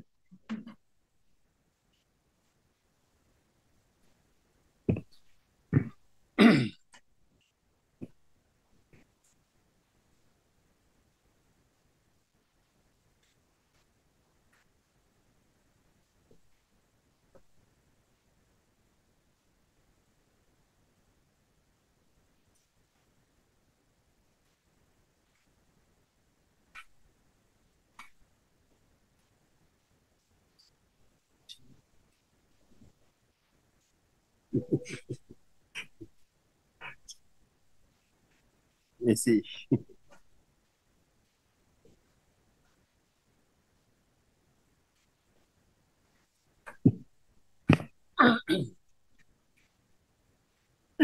Mr. President, I'd like to start with a little bit of history. When this representation was new in the Senate, maybe my first few years, meron na tayong napasa na nursing act no, na may salary increase ang nurses. And being the chairman of the Committee on Health, nag-support po tayo dyan. Yung pala, one of the reasons why DOH couldn't implement it. I don't know if Secretary Ted would. What were you? Were you still you were a surgeon in the early 2000? You ka naman on mga 2006, ganon? Yes, I was already. Okay. So at that time, kaya pala hindi rin ma-implement kasi yung salary ng nurses, natuwang-tuwa naman ako na mabigay ng magandang sweldo, mas mataas na pala sa doktor. Sure. So damay-damay yung problema natin. So parang hindi yata yan gumalaw for 10 years. So finally, we passed a new law which was lower, which of course, you know, it's painful. Hindi na ho akong chairman noon, so I'm not responsible for that. But they had to make adjustments kasi nga, you have to address these salaries of nurses, you know, in the bigger picture, the global picture, because they're not the only healthcare workers we have. In fact, His Honor started with a question about the doctor ratio. Then the nurses are a big component, but so are all the other allied health professionals. So to answer His Honor's question, this representation does have a human healthcare resource management bill, but I have not coordinated with the secretary, and I suppose meron din kayong something similar, no? Like a roadmap for human resource. I am certain that DOH on its own would like to see higher salaries for the allied health professions. It is not a secret that we lose most of our nurses. I would say they would train for average of how many years before they leave? So we lose 13,000 a year, and we do not even graduate that amount. We graduate less. Again, I am answering from my own experiences as a policymaker for healthcare. What has been done in other countries, which I have also recommended, but I don't really know what progress we have made, is that we enter into bilateral agreements with other countries that are receiving countries so that sila din ang pumondo ng mga nurses na kinukuha din naman nila sa atin. So meron tayong concrete plan. Okay, so meron ng ganun si Austria. I'm happy to hear that because that is something that this representation has been pushing. And included doon yung kinikwento ni Secretary, yung career path, no? Kasi that's what's important to many of them. Na how do you upgrade your skills? How do you reach that higher level? So ang nurse 3 natin from 40,000 magiging 75,000 na, which just brings us maybe one tier higher than His Honor's comparison to other countries. But that's what we have for now. I think the long-term plan would really be to recognize that we are a producing country and that our nurses are very, very good, and we maximize that potential by working with the receiving countries, either directly with the countries. I actually have a classmate, so I'm a lawyer, he's a lawyer. Pumunta pa siya dito para ewan ko sino yung kinausap, diretso sa isang ospital. Like, hindi man lang dumaan sa gobyerno. Sabi ko, mahiya ka naman. Dumaan ka naman sa gobyerno. So, G2G ang gustong gawin ni Secretary. So, anyway, I'll end there, Mr. President. I hope it's not a great answer, but that is what we have right now. Well, I agree with you, Madam Chair. Alam ko naman ho na magagaling pong ating mga healthcare professionals pagdating dyan. Talaga pong hinahanap ng mga hospitals, lalo na po sa overseas, lalo na po sa Middle East. Dahil at par po ang kanilang talent, ang kanilang skills, kumpara po sa mga nurses overseas, US, Canada, magagaling po. Aside from that, nakakapag-communicate po sila in English. Oh, Madam Chair, kumustahin ko lang po ang mga medical services po natin sa ating mga evacuation centers kasi ang problem po dito, yung pag may bagyo, may mga trangkaso yung mga pasyente, worse, yung iba may mga leptospirosis na pala, yung iba po may diarrhea dahil po sa mga contaminated na mga water na ininom nila sa panahon po ng bagyo ng mga baha? According to the Secretary, Mr. President, pagka merong mga calamities, DOH works with the LGUs and they supplement and they augment the health services being offered. So meron silang minsan na mga scheduling, umaga, hapon, palitan sila ng LGUs so that ma-deliver nila ang health care needs ng mga residents in the evacuation center. So per evacuation center, yan ho ang mga tina-target nila. Thank you, Madam Chair. Magtungo naman po tayo sa medical assistance to indigent and financially incapacitated patients o kung tawagin ay MAIFIP. The 24.238 billion pesos lodged under OSEC will be used for hospitalization and medical assistance to approximately 1.616 million indigent and financially incapacitated patients. My question is, for 2024, ilang indigent and financially incapacitated patients po ang nakinabang o natulungan ng MAIFIP program na ito? And then also, sasama ko na po yung tanong, paano po ba sila maka-avail ng MAIFIP? Madam Chair.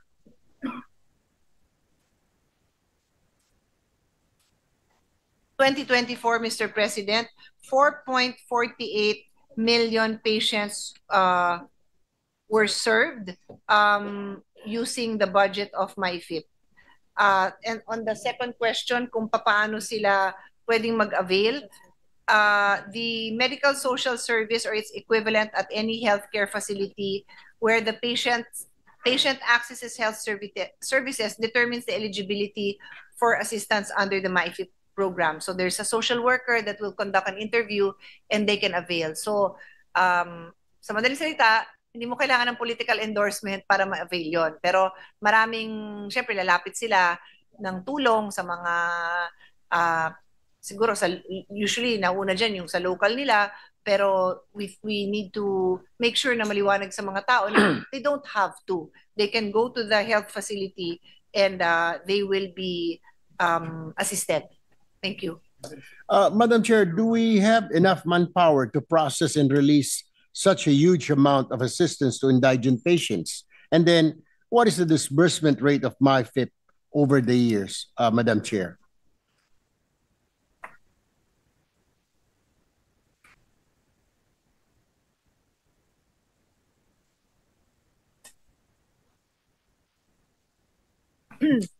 So, in 2021, 76% was the utilization. In 2022, 93%, same as 2023, 93%. In 2024, it was 86%. And in 2025, this is only as of September 30, it's 69%. So I don't have the actual, I cannot project, but it would appear naman na aakyat din to, on track sila po for the 90 plus utilization. My next question, Madam Chair, bakit kaya? Ano ang parang napapansin po natin, tumataas po siya? Well, is there something wrong? I mean, lalo bang dumadami ang mga hirap natin or maraming hospitals na ang private hospitals ang tumatanggap po ng MAIFIP?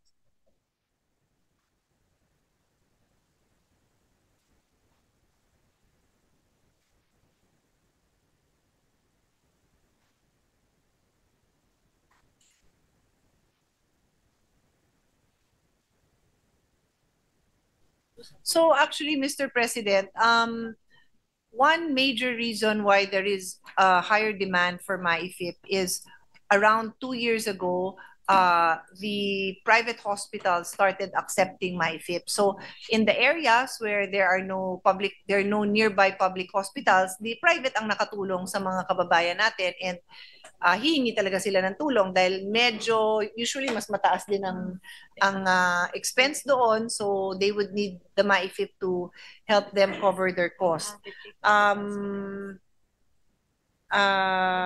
That's the main reason. And of course, yung benefit packages, dumadami rin. So, mas marami din ang pwedeng makinabang, mas malaki din ang gastos nila. Is it safe to say, Madam Chair, na maraming mga patients natin, yung mga mahihirap, ang tumatakbo sa private hospitals dahil kulang na kulang po ang mga kama sa mga public hospitals natin, DOH-run hospitals. Could that be also one of the factors why mataas po ang tumataas po yung request para sa MAIP? We call it MAIP, Madam Chair. That would be accurate. Definitely, yun nga, there are now 803 private hospitals that accept MyFIP. So definitely the demand for MyFIP would be higher because there's now services that they can avail of from those private hospitals. Madam Chair, Private Hospitals Association of the Philippines, Incorporated, or PAPI, Batangas chapter released a statement in July that 43 private hospitals in Batangas will no longer accept guarantee letters due to some 480 million debt from the government. Ano na po ang update dito, Madam Chair? Nabayaran na po ba ito? Bayad na po yan. So, okay na.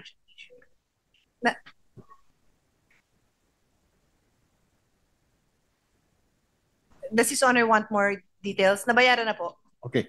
Ang susunod ko po tanong sana, Madam Chair, magkano nga po ang utang ng PhilHealth sa mga ospital? Do we have the figures?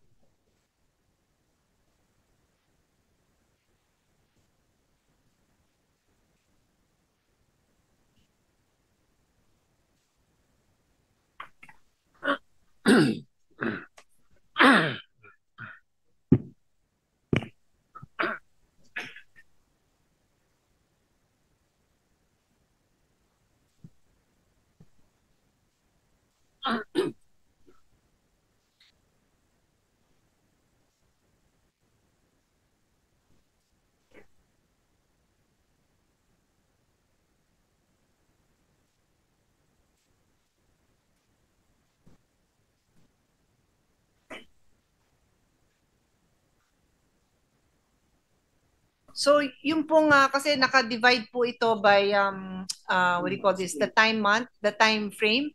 So, within 90 days na payable, 25 billion ang due.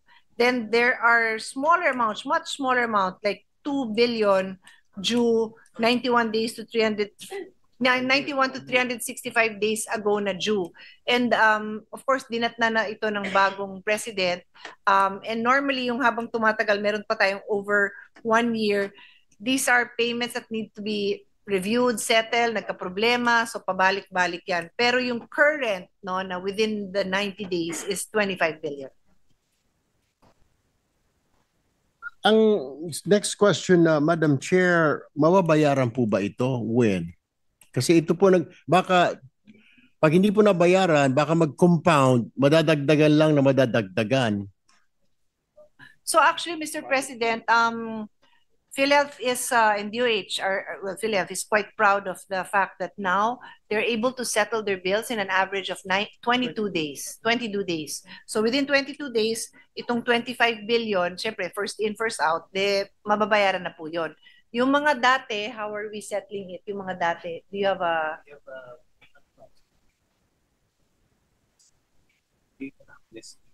Okay.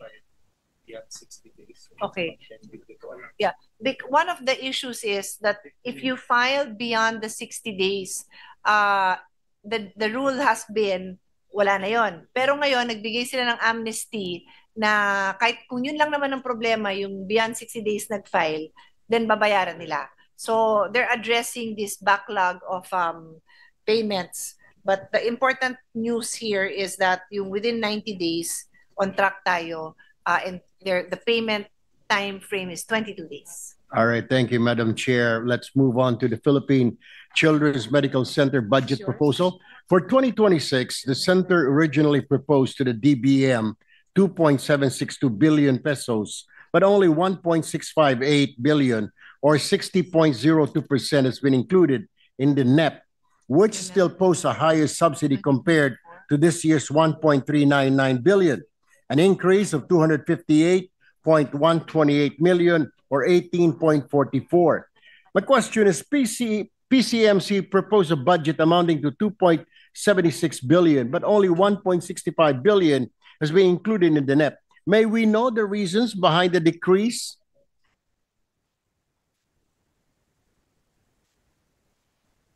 Usually, Mr. President, and the DOH Secretary is confirming now, when we see a decrease from the previous GAA to this year's NEP, it's usually capital outlay, like a project has been fulfilled, and so that amount will no longer be reflected, will not be repeated the following year. And this is the case for PCMC. It was capital outlay that is no longer reflected in NEP because the project is done.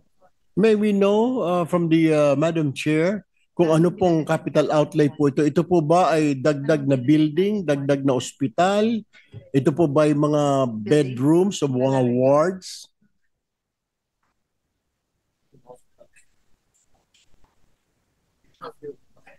So the short answer is the whole hospital is under construction, but we will check now specifically what is that amount that was part of the capital outlay for 2024 and is not 2025 and is not in the 2026 NEP. Thank you, Madam Chair. While we are looking for those figures, Mr. President, I would just like to inform His Honor that the NEP amount for PCMC is 1.66 billion. The GAB amount is 1.81, but I'm proud to say that the Senate version is 3.70. And we put in almost 1 billion for hospital services. There's a detailed there's details here if His Honor would like it. Assistance to indigent, this is 1 billion. For the information of His Honor, we have put 1 billion in all, 1 billion MyFIP in all the specialty hospitals. And then we have another 10 million for training and research for a total of almost 2 billion, almost 2 billion. So did you find the amount? Yeah. So for the capital outlay that was included last year, which one? Here or here? So there are two items here, Mr. President. It's various infrastructure projects and equipment. So tama si Secretary na kasi various eh. So sabi niya yung buong hospital is under renovation. Kasama po ba dyan, Madam Chair, yung mga nabanggit ni Secretary before doon sa budget hearing na yung mga health centers na ghost or substandard? Ano, Mr. President, yung tanong our honor asked about PCMC. I'm sorry. So I'm my sorry. response is yes. for PCMC. Thank you. Thank you. Anyway, continuing with PCMC, Madam Chair, kaya po bang mag-handle ng PCMC ng mga complicated surgeries like liver transplant or congenital heart defect repair o hindi pa? Transplant? Meron ba sila?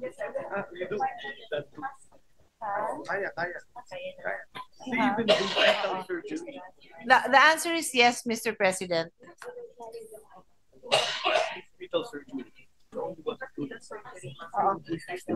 You're the only one who's done that. I'm told, Mr. President, that PCMC is the only hospital that has done, how do you say it?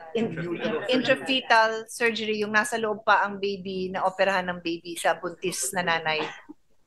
Pero what about liver transplant, Madam Chair? Meron na bang capability?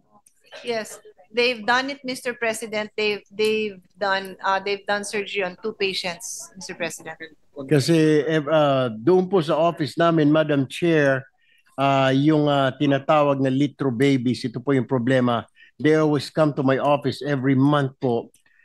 We try to send these babies, 1 or 2 babies sa India para po sa liver transplant. Kaya ako po natanong, baka with the kindness of the Madam Chair, recommend to the Secretary of the Department of Health na magkaroon ng liver transplant kasi medyo mahal po, Madam Chair, $29,000 ang transplant po. Hindi pa po kasama ang pamasahe at saka accommodation.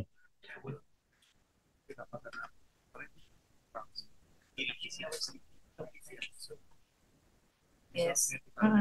For the record, Mr. President, when I was a new senator, that was my priority bill. My father died of liver cancer.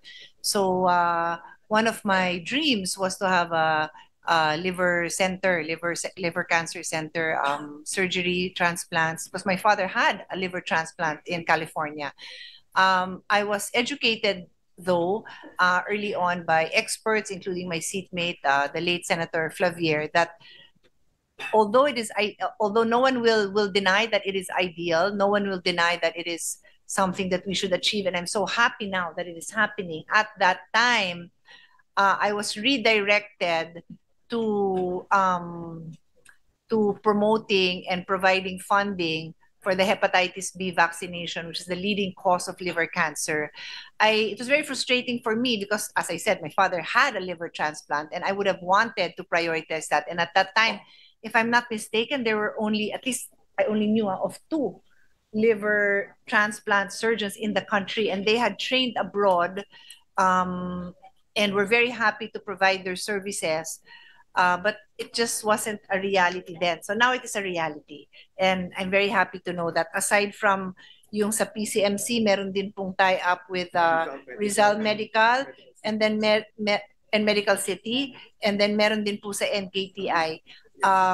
So that is good news for us. But like I said, it took more than 20 years for me to see this happen. But the good news is, hepatitis B vaccination is now part of our what's the name of the program? Expanded National Immunization Program, which hopefully we're supposed to see results in a generation, because despite the Philippines having the best liver doctors, and napag-iwanan tayo dahil hindi tayo naging porsigido sa hepatitis B vaccination. And if His Honor wants to ask about vaccination, naghahabol din tayo sa ibang vaccination. But just to complete the story. Thank you for that answer, Madam Chair. Moving on po, under the 2024 COA Annual Audit Report, COA mentioned that the current practice for requiring PWDs in the formal sector to pay premium contributions is inconsistent with Republic Act number 11228, and the lack of comprehensive guidelines may have deprived a portion of this vulnerable sector of the healthcare services and financial protection intended for them under the said law. Republic Act 11228 po, an act providing for mandatory PhilHealth coverage for all persons with disabilities, amending the purpose of Republic Act number 7277, as amended, otherwise known as Magna Carta for persons with disability. Under Section 20-A, all persons with disabilities shall be automatically covered under the National Health Insurance Program of the Philippine Health Insurance Corporation. Premium contributions for all PWDs shall be paid by the national government, provided that the premium contributions of PWD members in the formal economy shall be shared equally by their employers and the national government. My question, Madam Chair, nagagamit po ba ng ating mga PWDs ang kanilang PhilHealth? At ano po ang covered benefits para sa ating mga PWDs? Kasama po ba yung kanilang disability, Madam Chair? So, Mr. President, tama po kayo na covered talaga ang PWD sa contributions ng gobyerno. Covered sila. In fact, yung katanungan po ng kasamahan natin si Senator Risa Hontiveros kanina na yung beneficiaries nito, hindi kompleto ang pondo to cover all the different sectors. But I reassured Her Honor that no one will be turned away. Lahat po yan mako-cover. So in addition to all the benefits that any PhilHealth member can avail of, there are benefit packages for persons with disabilities. Physical medicine, rehabilitation services, and assistive mobility devices. So what you're saying, 40,000. So what you're saying, Madam Chair, may ilang grupo ng PWDs na deprived doon sa portion sa vulnerable sector ng healthcare services and financial protection. Meron po. Sorry? Meron na deprive? Na-deprive. Wala ho. Na portion. Wala naman. All right.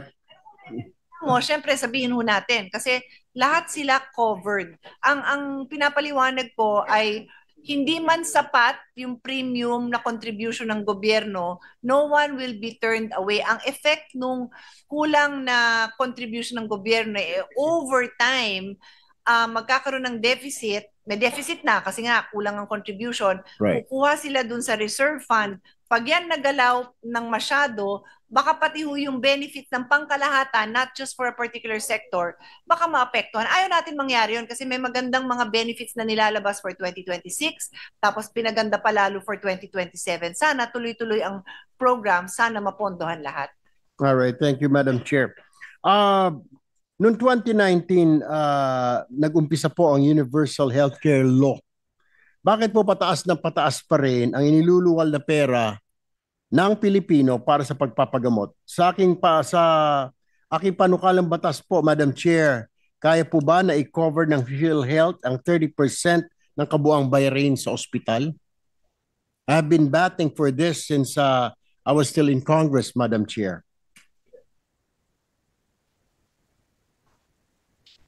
So, Mr. President, that's why ang goal natin sa budget na ito ma-augment pa nga ang zero balance billing kasi habang dumadami at dumadami naman talaga in fairness naman sa PhilHealth at gumaganda yung coverage nung scope nung mga benefit packages. Syempre mahal po 'yon. Mahal 'yon para sa mga ospital dahil dinadamihan na nga at mas malawak yung serbisyong binibigay. Mas mahal 'yon. So tayo naman, because we want the people, especially those that have less financially, to be covered, meron tayong zero balance billing. At yun yung dinadagdagan natin ng pondo para masigurado natin na yun nga, uuwi sana sila na zero. Hindi ko ma-promise yun kasi hindi ko talaga alam kung sufficient dahil yung earlier interpellation ko mismo sa DBM, almost 300 billion yung utang ng gobyerno sa PhilHealth. Sana kung nandun yon, siguro talagang mapapatupad natin tong zero balance billing para wala nang babayaran yung mga kababayan natin. But I mean, what I'm excited about is that pati sa mga LGU hospitals, nakarating po dyan ang subsidies natin para kasi dati, ang unang sinabi is sa DOH hospitals lang. So kawawa naman din po yung mga mayor natin dahil sila ho ang sinisingil ng mga constituents nila sa mga LGU hospitals. Siyempre, the people do not differentiate, DOH hospital ba to? LGU hospital ba ito? So tayo, nilagyan na natin ng pondo para kahit sang hospital pumunta, DOH or LGU, may dagdag na pondo. And kulang pa, but we're getting there. Thank you, Madam Chair. Madam Chair, I'm not sure kung natanong na po ito ni Senator Ontiveros, pero tatanong ko po yung mahabang pila sa mga public hospitals. Ito lang po, malapit po sa amin, ito pong East Avenue Medical Center sa gabi. Sabi nila, mga nag-aantay daw yon para makapasok. May sabi naman iba, mga bantay daw yon. Ganon din po doon sa National Children's Hospital, dito po sa May Rodriguez. Paggabi, dyan sa paligid po, sa lampak po sa sidewalk. Parang nagiging normal na sa Pilipinas kapag may sakit ka at kailangan mong paggamot sa mga public hospitals, pipila ka o magka-camp out ka para lang masiguro na magagamot ka. Paano ba natin po mapuputol itong ganitong klaseng kalakaran? Kasi nga may sakit na nga, Madam Chair, ang sama na ng pakiramdam mo, yung iba buntis pa o matanda na. Bakit parang kailangan pang mas mahirapan sila bago sila makapagpagamot? Sa totoo lang po, nakakababa po ng moral ito. Paano po kaya labanan yung karamdaman mo kung ganito yung trato sa'yo?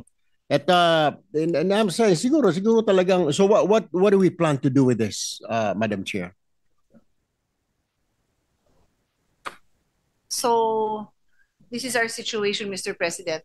As our hospitals get better, and I have to say, I've seen them get better because I was chairman of the Committee on Health for 9 years since 2004. And I'm now handling the budget of health for the last 6 years. So nakita ko yung changes over the last 20 years. In fairness, significant naman po, no? So of course, people want to avail of that. Dati, honestly, yung survey, the poorest don't even bother to go because wala naman silang pambayad. So there was a survey in the early years na binabayaran ng PhilHealth puro private hospitals kasi hindi na nag-aabala yung mahirap pumunta sa ospital dahil wala namang zero balance, walang ganon. So, now we're in a situation where hindi pa naman perfect ang zero balance, but the goal is na mabawasan kung pwede nga umuwi sila ng walang binabayaran. So, hindi na masyado takot yung tao pumunta, pero may takot pa rin. Pero we're encouraging them to go. And then, syempre, ang gusto nilang puntahan, yung regional hospital, DOH hospital. Kasi dun ho nabubuhos yung pondo sa mga equipment, pati sa specialista. Kasi was it 2 to 3 years ago when we passed the law where we now have specialty hospitals, specialty centers na nakadikit sa regional hospital. So, pupunta talaga sila doon. But so what we have to do is also educate people that we not everybody has to go there. In fact, it's a issue close to my heart kasi as a woman, as a mother, nakita ko na syempre kung gusto mo dun ka manganganak dun sa ospital. So yung maliliit na ang tawag doon na laying in, birthing center, lying in, not necessarily gusto lang pumunta. So nangyari, may mga ospital na dinikit na lang nila. Nagtayo na lang ng lying in para the confidence then of the mothers na katabi lang nila yung ospital, nandyan lang.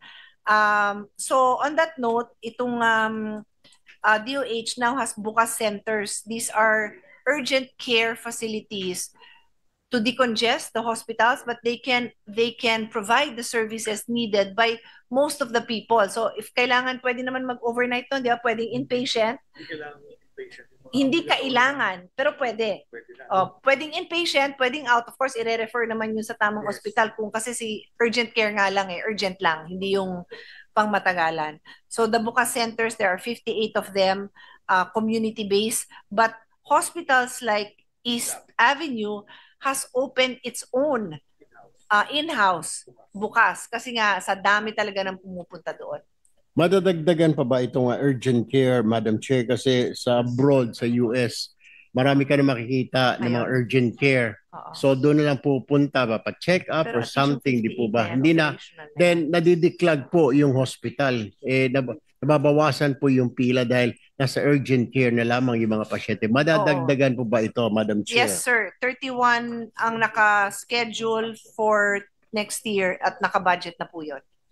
Moving on, Madam Chair, thank you. Sa PWD naman po, based on a 5-page legal opinion issued by the DOJ in January, establishments cannot deny PWDs their 20% discount and 12% VAT exemption on the ground that the authenticity of PWD ID cards presented to agencies, restaurants, shops, or stores are doubtful because this cannot be ascertained at the time of their presentation. Note that while verification is conducted to the Department of Health, PWD registry, the registry does not yet contain the complete listing of PWDs in the country for various reasons. Question 1 po, can an establishment deny PWDs the 20% discount on the basis of fake ID, even if the disability is apparent? Can an establishment deny PWDs their discount on the basis of fake ID? Baka magduda po, nagdududa siya na fake po yun, even if the disability is apparent.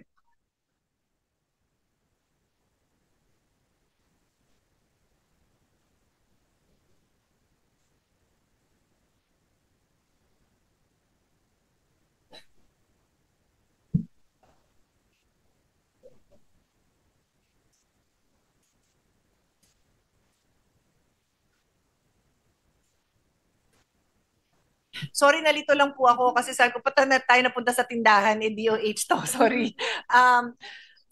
So the secretary is explaining that DOH is the one that registers the PWDs. The master list is so kayo nag-update yan. However, ang LGU ang nag-i-issue ng ID. So may lag of time yan na minsan may ID na tapos hindi pa yan encoded. So paano niyo isosolve yun? So of course, the first thing is we are requesting the LGUs na pag-issue mo ng ID, pa-encode na kaagad, agad-agad, no? So, pero ano ba kayo, parang, what do you call that, like real time? Real time naman. So, may lag din sa LGU. So, well, maybe you can issue more some more advisory sa LGU kasi kawawa nga yung pasyente. Kaya yun yung tinatanong ko na paano nangyari yun. Dahil nga hindi na re-register pero mag-i-issue ka agad ng card. All right. My question, Madam Chair, my follow-up question will be, paano kung talagang, physically handicapped ka, talagang pilay ka? You only have one leg, pero you have fake PWD ID. Is it okay or i-deny niya kasi fake yung ID or expired yung ID? Ano ho ang prinsipyo rito? Ano ho ang susundin na rule? Meron ng opinion ng DOJ. Sabi ng DOJ, denial and withholding PWD benefits privileges solely because the authenticity of the PWD ID card cannot be verified at the time of presentation does not comply with the existing laws and implementing rules and regulations. So katulad nung binigay niyong example, nakitang-kita naman na PWD, hindi po sila dapat i-turn away at kailangan ibigay yung kanilang discount. My other question, Madam Chair, ang PWD IDs po ba ay subject to renewal? Kahit po yung kanyang disability ay inborn or kitang-kita naman, one leg na lang po or isang mata na lang or talagang mayroon po siyang disability sa paningin, bulag po. Bakit po kailangang i-renew ang PWIDs for PWD with permanent disability? Why is that?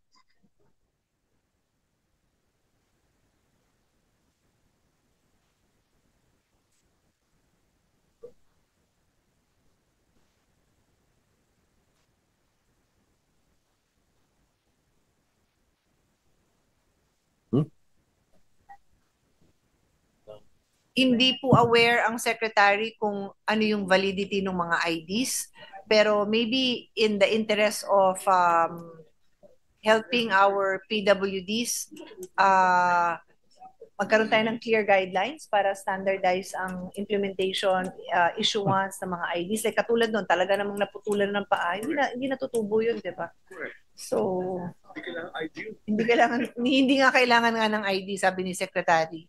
So, baka guidelines na lang. So, yun, hindi nga kailangan pumila. Ba't hindi sila aware kung ano ba yun? Annual ba yun? Or, kasi, tinanong ko rin paano kung temporary lang yung sakit? Wala naman daw ganun. Kasi kung temporary yun, hindi daw yung PWD. Ang PWD is medyo lifetime na.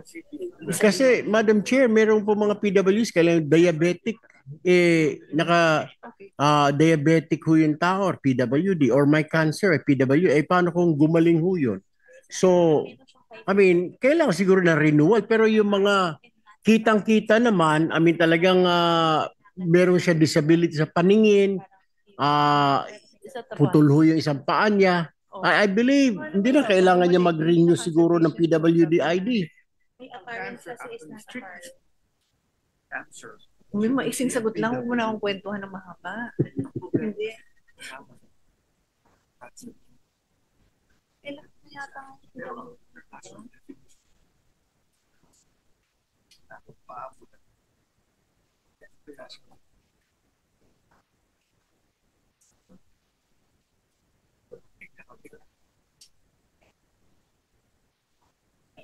so ano sagot natin doon sa I'm still searching for an answer, Your Honor. Well, Madam Chair, for the clarification of the Madam Chair and the Secretary, this representation filed a bill this month na hindi na po kailangan i-renew ang ng mga PWDs na may permanent disability. I just hope na it will pass very soon. Okay. We filed a so may bill. bill pala tayo. Yeah. Okay, so to be clear, 5 years validity yung ID. And then they distinguish between non-apparent and apparent disability. Pag apparent, hindi mo na nga kailangan hingan ng ID. Pero pag non-apparent, yeah, the establishment can ask for an ID. Thank you, Madam Chair. Meron ba tayong unified PWD ID system, Madam Chair? Okay. So DSWD plans to do that, Mr. President. It is not yet existing though. Would you happen to know, Madam Chair, kung i-incorporate po ba ang PWD ID sa ating national ID? para hindi na po Pwede dala-dalawang naman, yes, idea. that seems like a good idea, Mr. President. Moving on, Madam Chair, cancer patients, according to NEP, the amount of 1,250,000,000 pesos appropriated herein for Cancer Assistance Fund shall be used to fund the cost of cancer prevention, screening, early detection, diagnosis, treatment, and its care-related components, including the needed diagnostics and laboratories for cancer management of cancer patients, persons living with cancer, cancer survivors, and other individuals subject to existing guidelines issued by DOH. For 2025 po, kumusta ang utilization rate ng Cancer Assistance Fund po natin?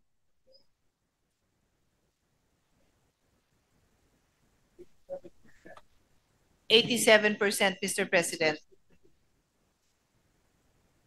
87% dispersed. All right. Sa last budget hearing po, ang fund po ay limited only to cancers of the breast, childhood, gynecologic, liver, colorectal, adult blood, head and neck, lung, prostate, urinary, bladder, and kidney. May we know if na-expand na po ang coverage nito? If not, why? Nadagdagan po ba? It's expanded, Mr. President. It now includes what are the last two: lung and prostate and urinary bladder cancer. Those are the two new additions, Mr. President. Mr.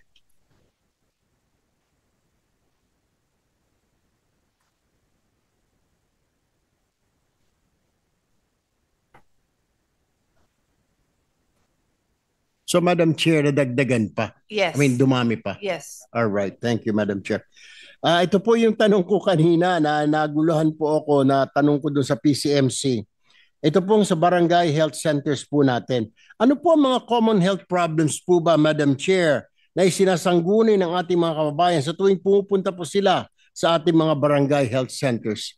Must we really have a barangay health center, Madam Chair?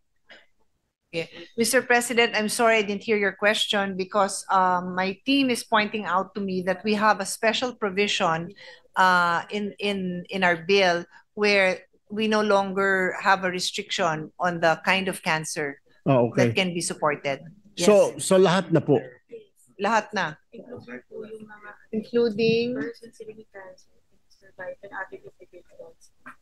Pwede na pumasok dahil pati yung mga relatives na INS. Yeah. So actually, even yung relatives nila ng cancer patient can be checked, can be screened because yung iba doon, yung ibang kind ng cancer is hereditary. Well, that's very good news, Madam Chair. Thank you. I only heard the last part of His Honor's question na kailangan pa ba? Yes, Madam Chair. Ito pong barangay health centers po natin, common health problem. Ano po ba ang sinasangguni ng mga kababayan natin na nagtutungo po sa barangay health centers? Do we really need this pa ba? Itong mga barangay health centers? Yes, Mr. President, kasi ito yung natin mga frontliners. So a lot of the especially in geographically isolated areas, this is the most effective, no? Sila yung first contact.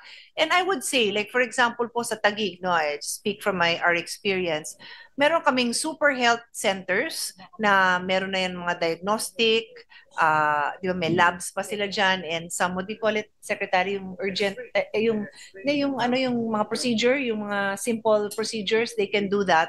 And yet, very effective yung barangay health centers kasi yun yung unang takbuhan ng mga, let's say, for example, you're a breastfeeding mother o biglang di lumalabas yung gatas mo or yung baby mo nagkalagnat. These health centers can assist, Mr. President.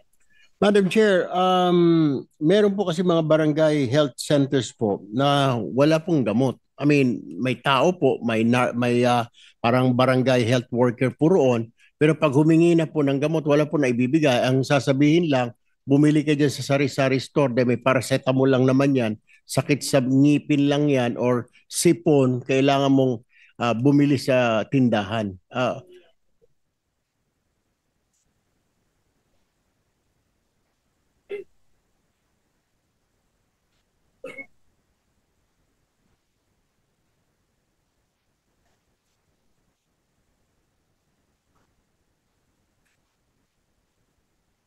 Okay. So, Mr. President, the problem is healthcare is devolved. So, There are LGUs that are very proactive in supporting the funding the needs of their barangay health centers, and there are those that are not. For those that cannot, because they are, what is the term? They are geographically isolated and disadvantaged, then the national government steps in, both with the human resource aspect and medicines. But for those who should be able to afford, because it's devolved, the easiest example I can give, which is not a happy example, is diba sa states federal din, may states na maganda, may states na pangit. So ganun din talaga, lumipat ka na lang sa mas maganda kung talagang bulok yung serbisyo doon. I mean, sadly, but that's the problem with devolution, Mr. President. All right. During the House plenary debates on DOH's proposed 253 billion budget for 2026, Akbayan Representative Chel Jokno questioned why only 200 out of the 600 health centers built under the HFEP were functional as of 2025. May we know how many health centers do we have right now? How much is the budget allotted for health centers, Madam Chair?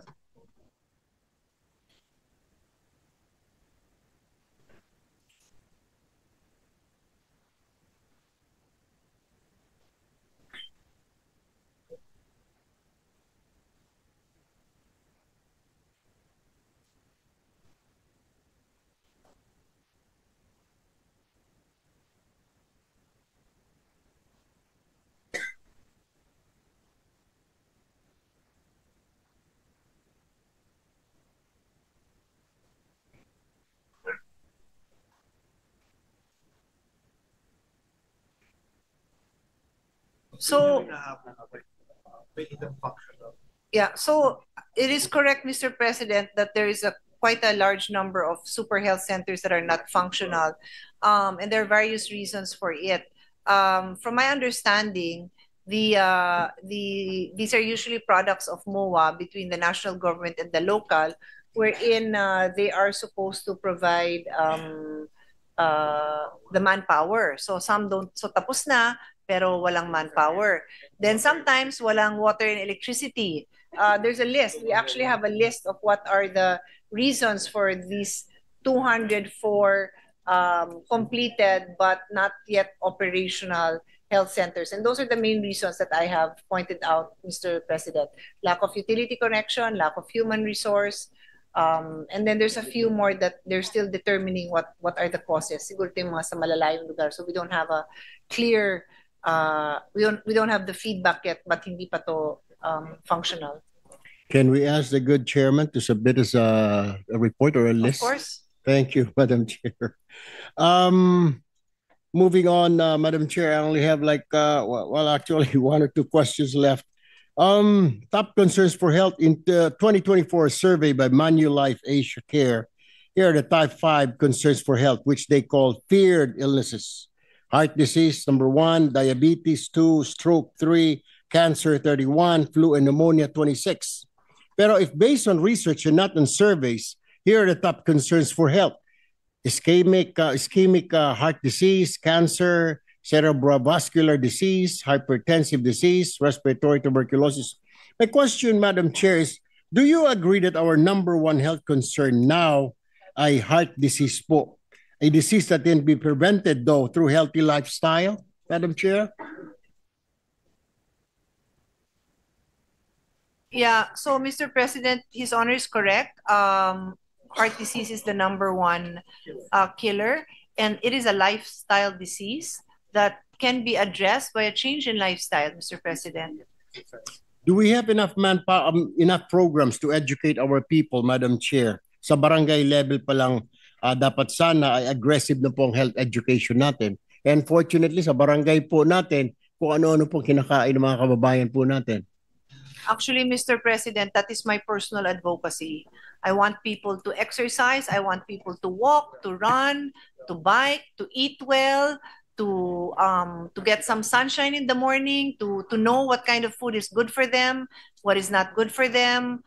Now, how do you do that? You promote it. So may budget tayo, the health promotions budget. Taon-taon, pinupondohan natin yon, taon-taon nababawasan. Hindi tingin ng ibang tao na importante ito. There is a recommended amount. It is 1% of the total budget because how would people know?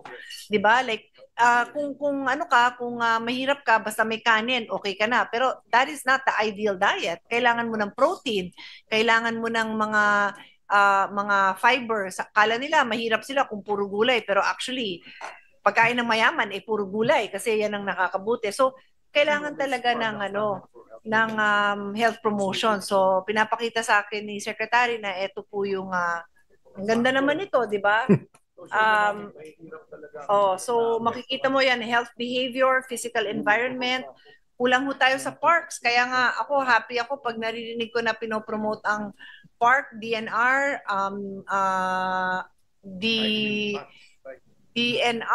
DILG, DOH, DPWH, magtulong-tulong sana to build more parks, di ba? But sadly, parang mall is the destination, and then yung pagkain, fast food, hindi ho talaga the best yun. But in fairness, pag pupunta ako sa Luneta, ang daming nagpipiknik. And nandun sayaw-sayaw, tapos may nagma-martial arts. Kaya parang for me, if you build it, they will come. You build parks, people will go there. So I hear His Honor. It's a personal advocacy of this representation. I hope we can promote it more, and even DOH is really wants to. Okay, so paringgan natin si chairman din, at saka kasi sa NEP 2.53 ang health promotion. That's already 1% of the budget.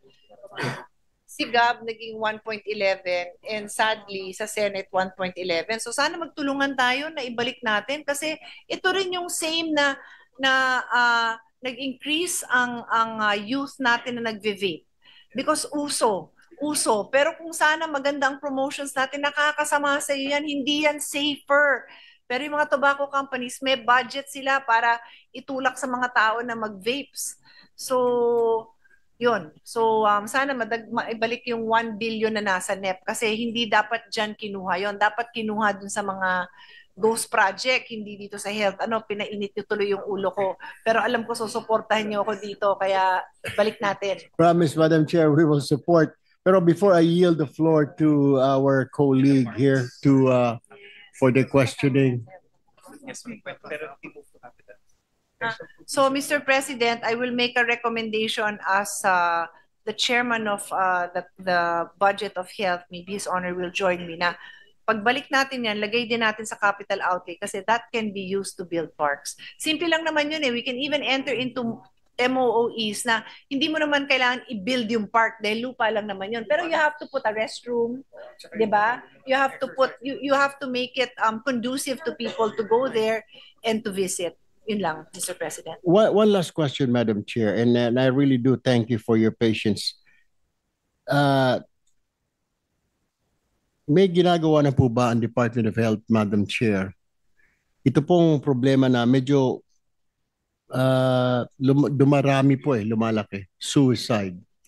Hindi lang po mga kabataan, we thought na nasa Gen Z ang problema, pero kanina po mayroon sa newspaper, isa pa nga pong pare yata who took his own life in Visayas region. Meron din po report, middle-aged person.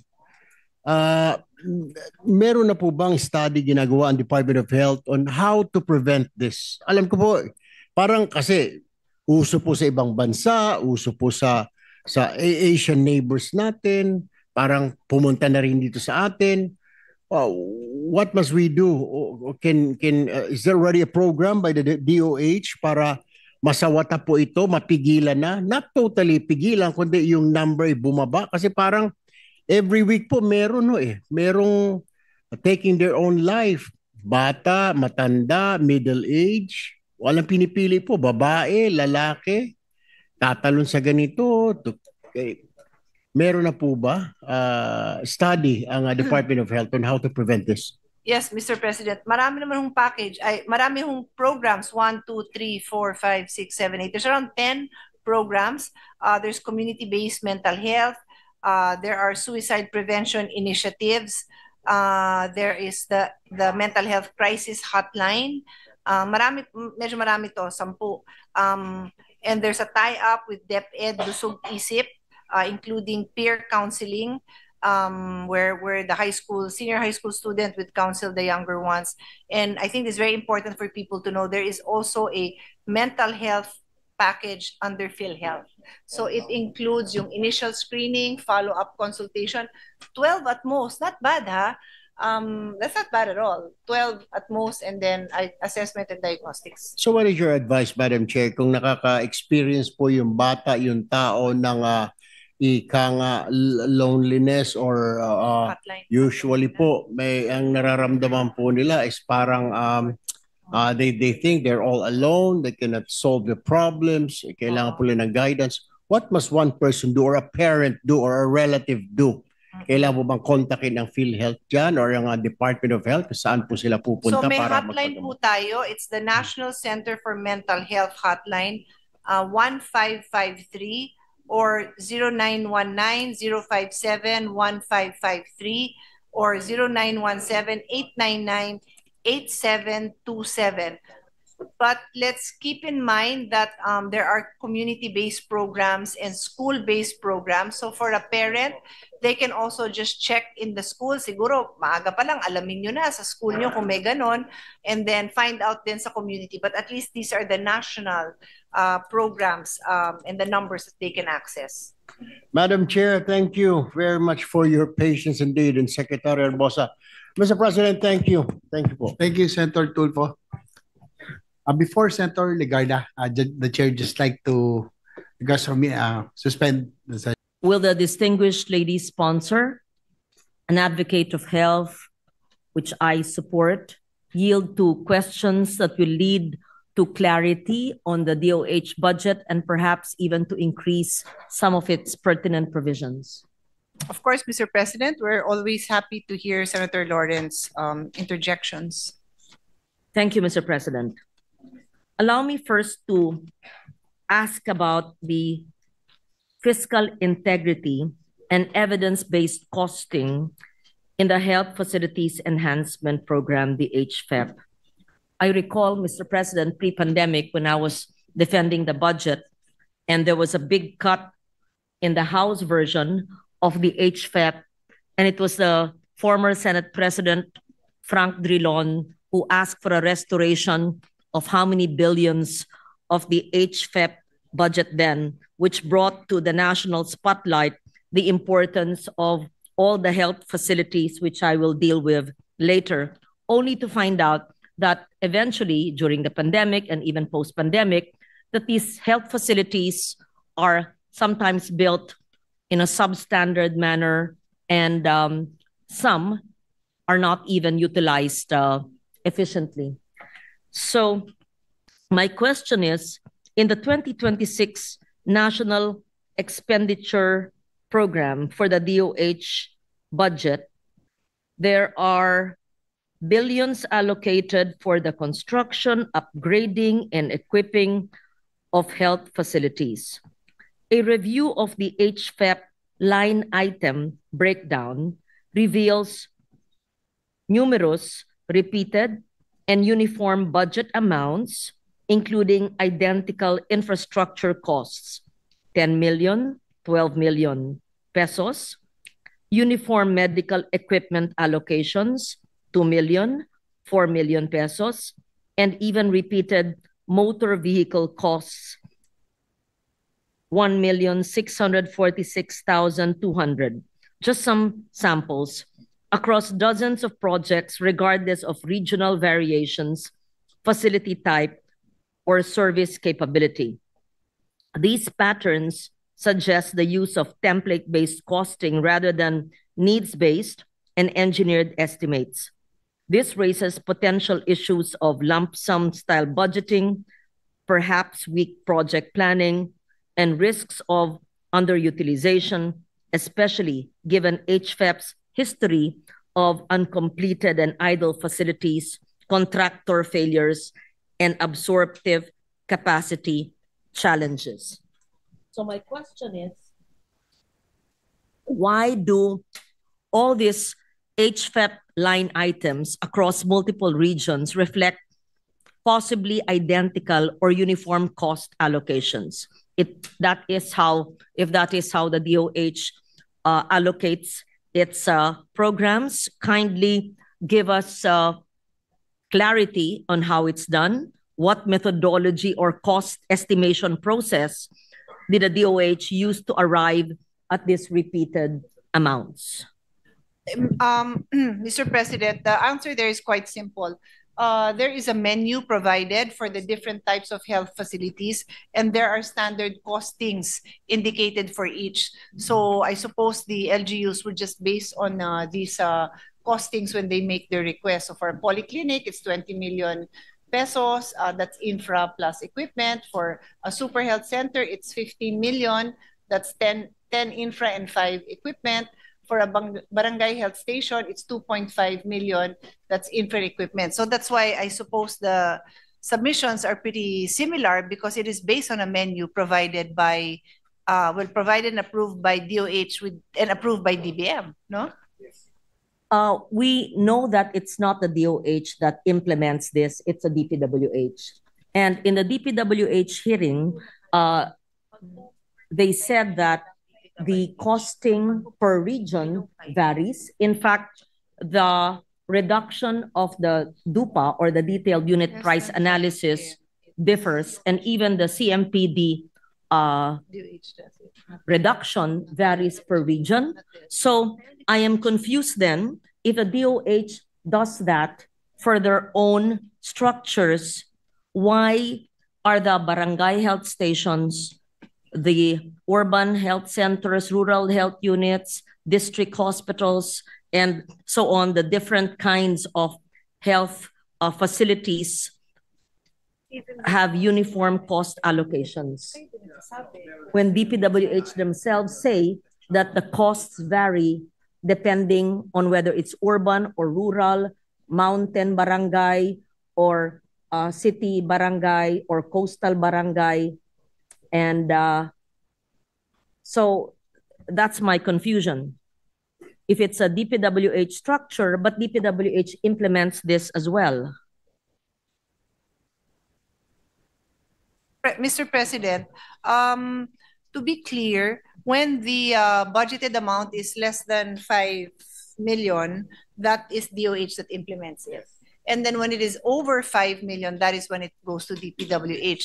However, in both cases, DPWH follows the detailed architectural and engineering plan design approved by DOH. So if, let's say, a particular LGU has maybe, I've just example, different terrain or special needs, then they will most likely make that a phase 2, because the standard is what they will follow, and they can just augment that later on, Mr. President, the following year usually.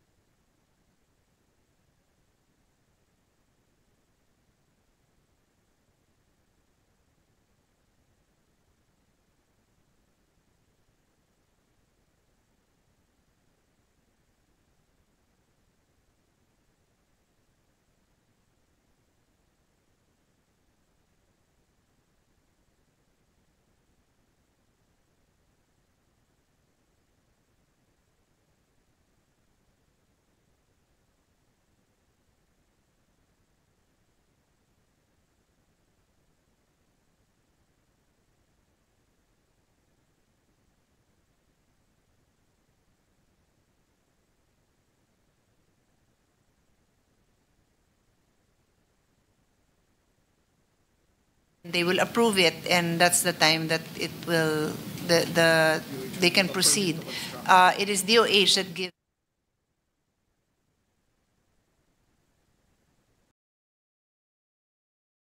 HFEP actually went to this process with the DPWH.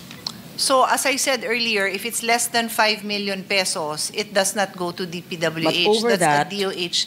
So that one is directly with the LGU. As for the others, the answer should be yes. I don't know though if there I are some actually want to know the truth, because we've seen so many substandard, unfinished, underutilized health centers. Pero pag sa NEP pasok.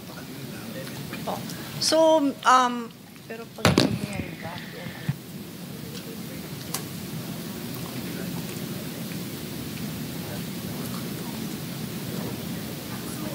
So, when it's in the NEP, it really goes through the process.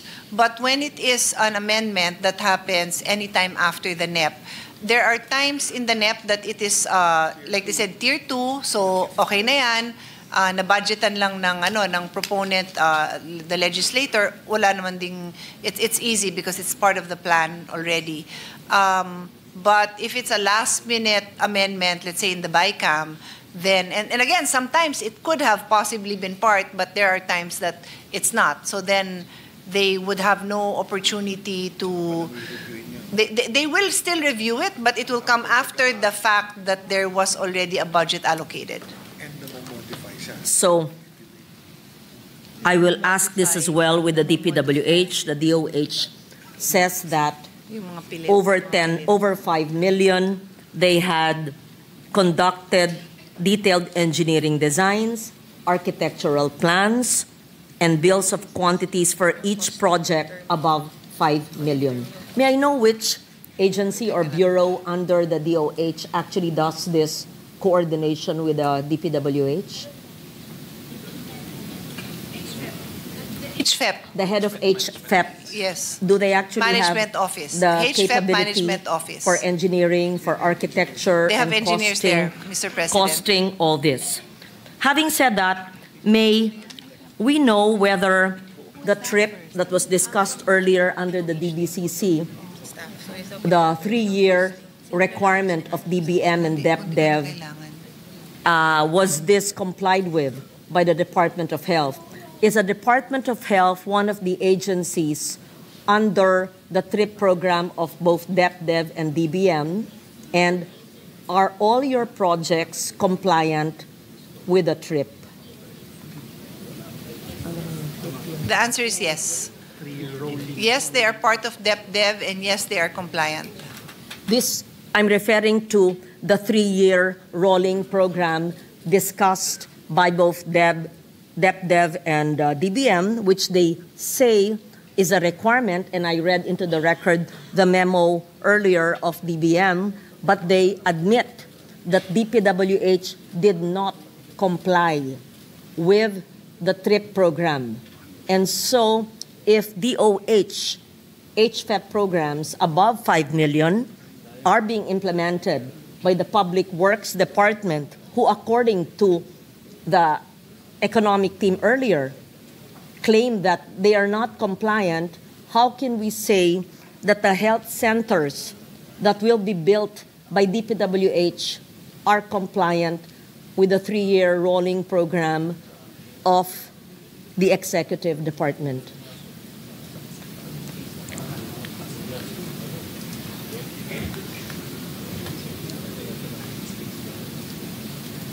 Mr. President, there is a Philippine Health Facility Development Plan, a 5-year plan. So they adhere to that to ensure that they are compliant.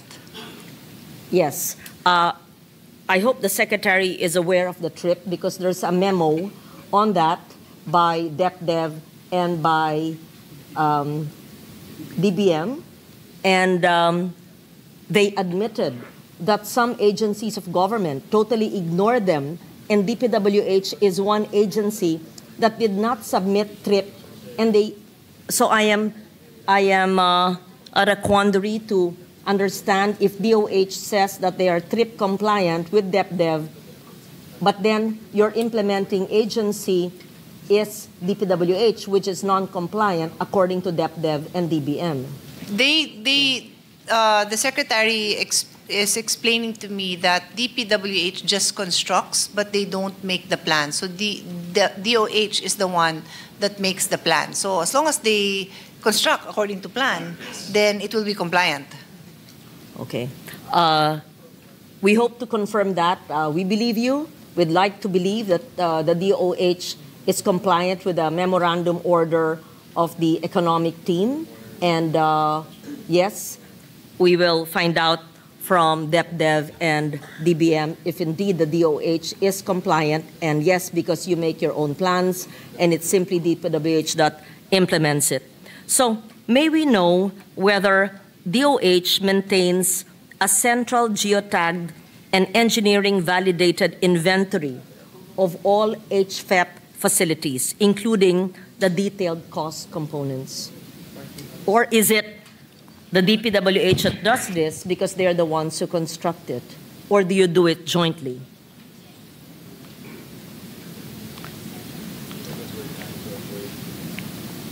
Yes. The HFEP maintains geographic coordinates of all funded projects, and they consider this a critical tool for planning, budgeting, and accountability. Given the HFEP's history, and I hate to say this, but this is what we hear on the ground, of uncompleted and abandoned projects in some jurisdictions, what safeguards has the DOH implemented to prevent the repetition of template costing that contributed to prior implementation failures?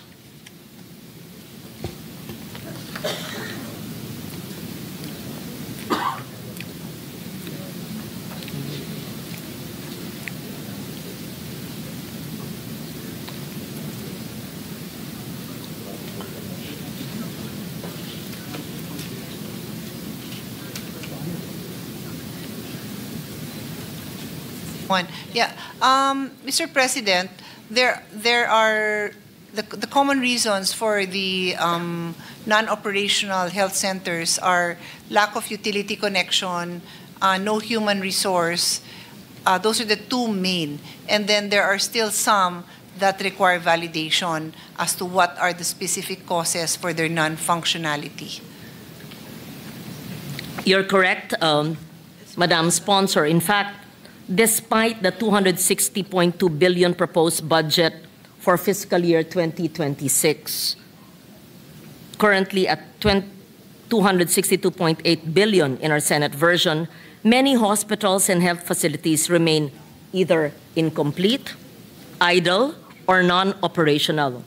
Around, correct me if I'm wrong, 400 out of 600 health centers under the Health Facilities Enhancement Program remain unused due to delays, LGU staffing issues, as you mentioned, abandonment even by contractors. Several regional hospitals are still operating at 151% capacity, creating severe congestion and limiting access to essential health services. There are also reports of fully paid yet unfinished projects raising questions of transparency and oversight. So may we be enlightened on how many idle or unfinished health facilities are currently recorded under the DOH Health Facilities Enhancement Program? And may we know the projected cost and the timeline to complete these unfinished structures? We actually have 1,823 facilities identified as needing completion with an estimated cost of 32.4 billion pesos. Timeline, I think this would be per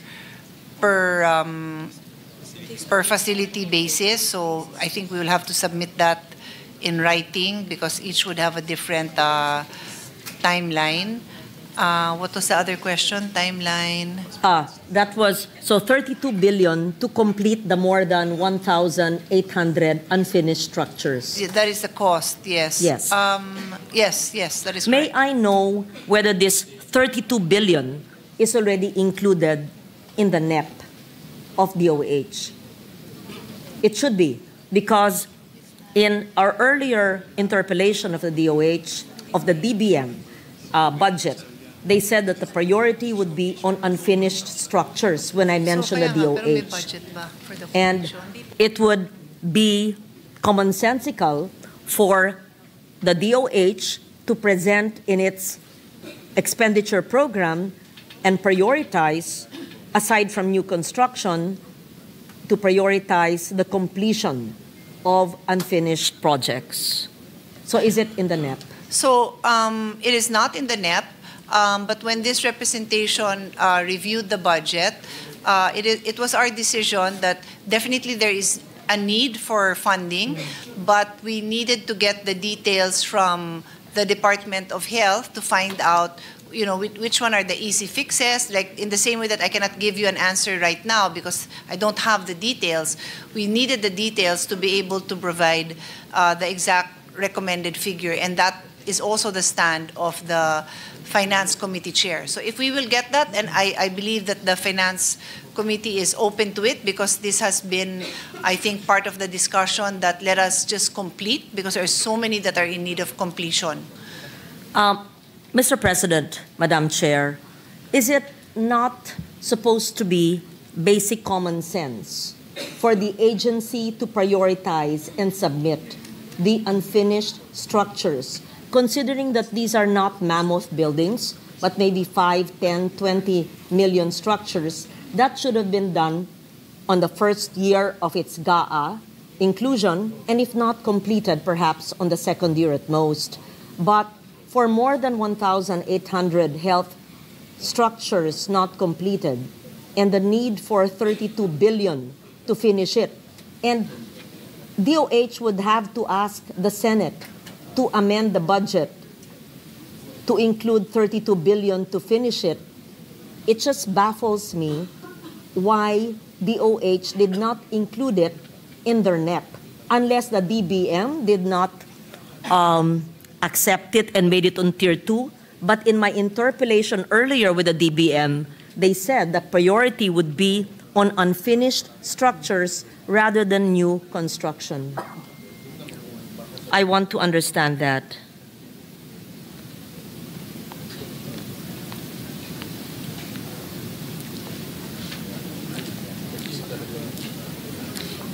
So actually, Mr. President, when I look at this, 32.4 billion is the cost of estimated cost to complete, and the bulk of that is with the hospitals, and there's 218 of them. So I asked the Secretary, do you have the details? Meron naman, and that is actually in their Tier 2 request. So nandyan pala sa Tier 2. Kasi na-over na sila dun sa acceptable budget nila. There's a disconnect.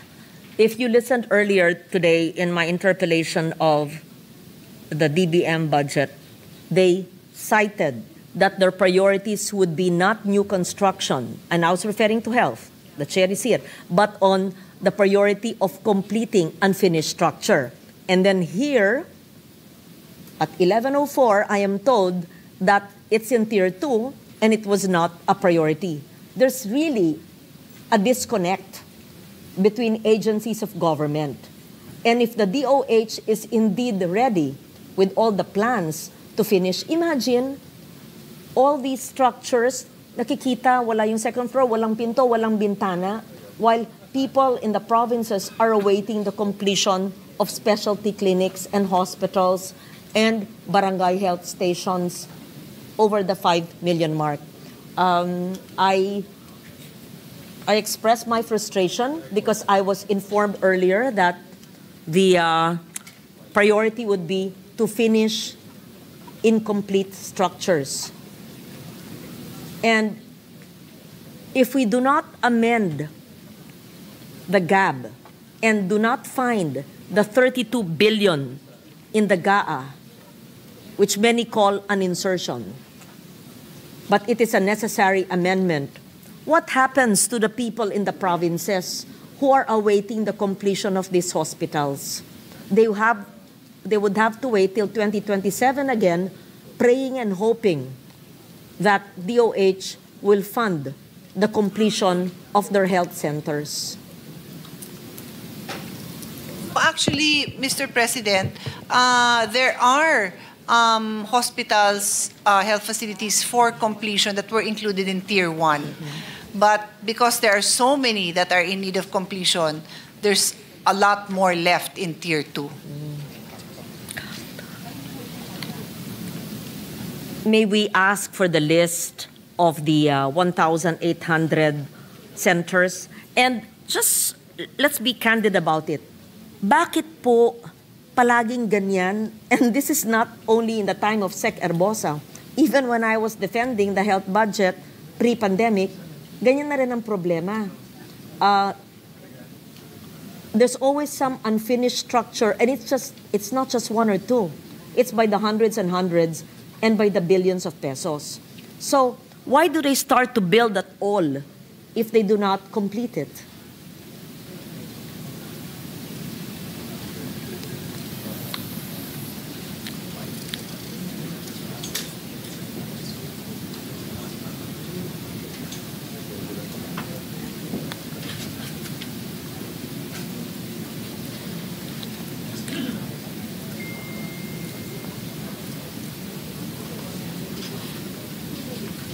Yeah. So, Mr. President, the reason it's like this, why are we like this? The reason we are like this, according to the Secretary, is because of the zero budgeting.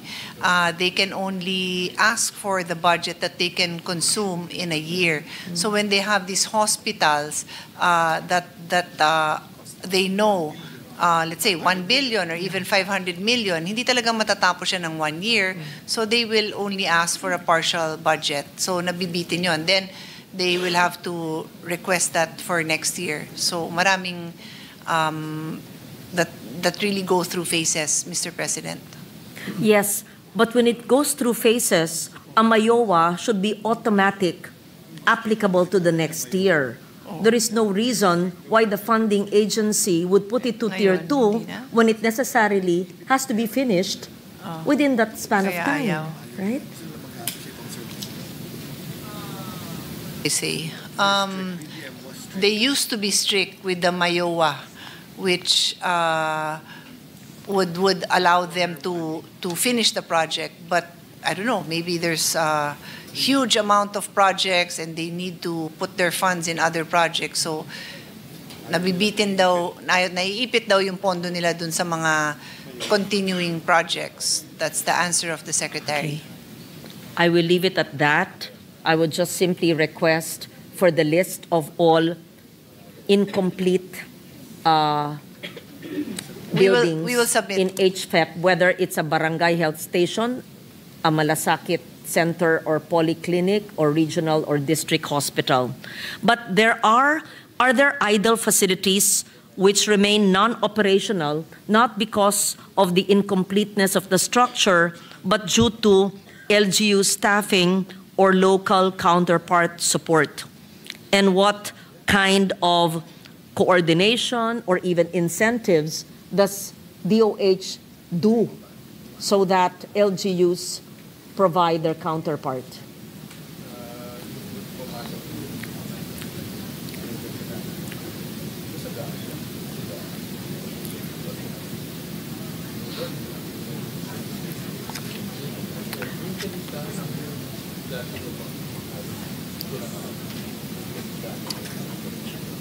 So, Mr. President, the DOH provides support for geographically isolated and disadvantaged areas, whether it's human resource or just augmenting for the equipment, they really provide.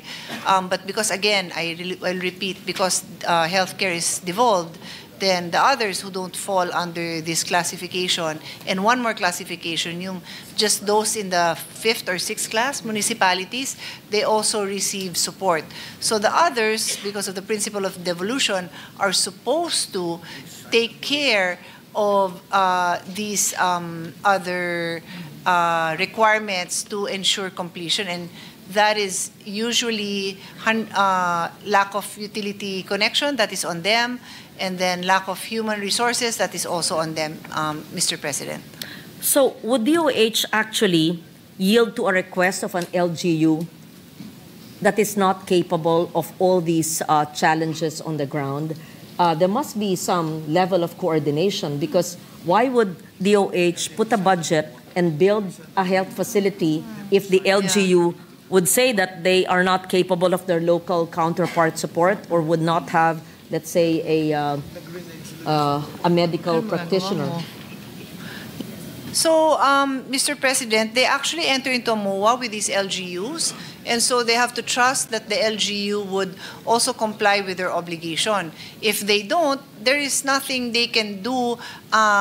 They cannot take over for everyone. Of course, for example, when as we continue to have an issue with the rate of vaccination, what do you call it? The number fully immunized child, then they will deploy. They will send vaccinators all over the country to vaccinate. And of course, this will be what the areas that will be prioritized are those disadvantaged areas. They will really do that, but they have to count on the LGU to be able to provide their counterpart agreement, their counterpart commitments. I had this discussion also with my staff, Your Honor, and I was saying that to a certain extent, and I'm just telling DOH now as we speak, I think you can also, if it is that common for LGUs to renege on their agreement, you might want to assess what is the human resource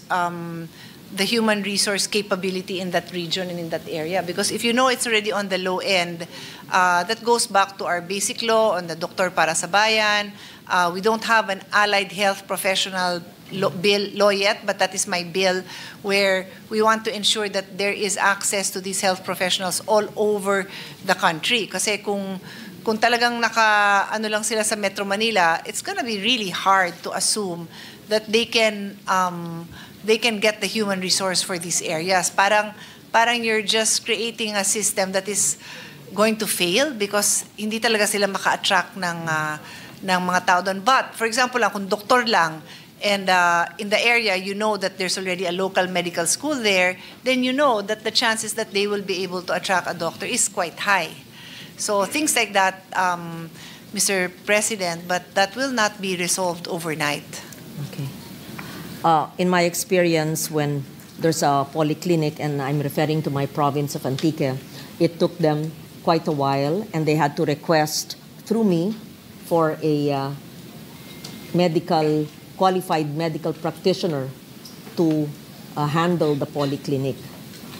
So I'm wondering whether assessment was made, because tinayo yung polyclinic, pero wala naman tao, wala mang papatakbo, walang nurse, walang doktor. In fact, it took some years before a nurse or a doctor could be deployed to that area.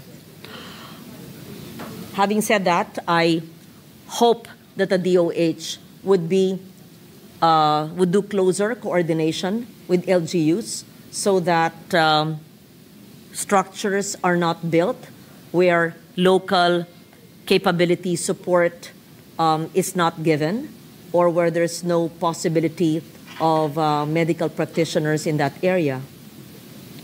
Sayang ang ibang structures. I proceed now to LGU hospital readiness, yes, what we're talking about, and the accountability for effective zero balance billing implementation. During our hearing on October 1st, the department proposed an LGU assistance fund with no specific proposed amount to support the implementation of the zero balance billing in Level 2 and Level 3 local government hospitals. And the proposal aims to compensate LGUs that admit the overflow of patients from DOH hospitals while maintaining zero out-of-pocket costs for patients.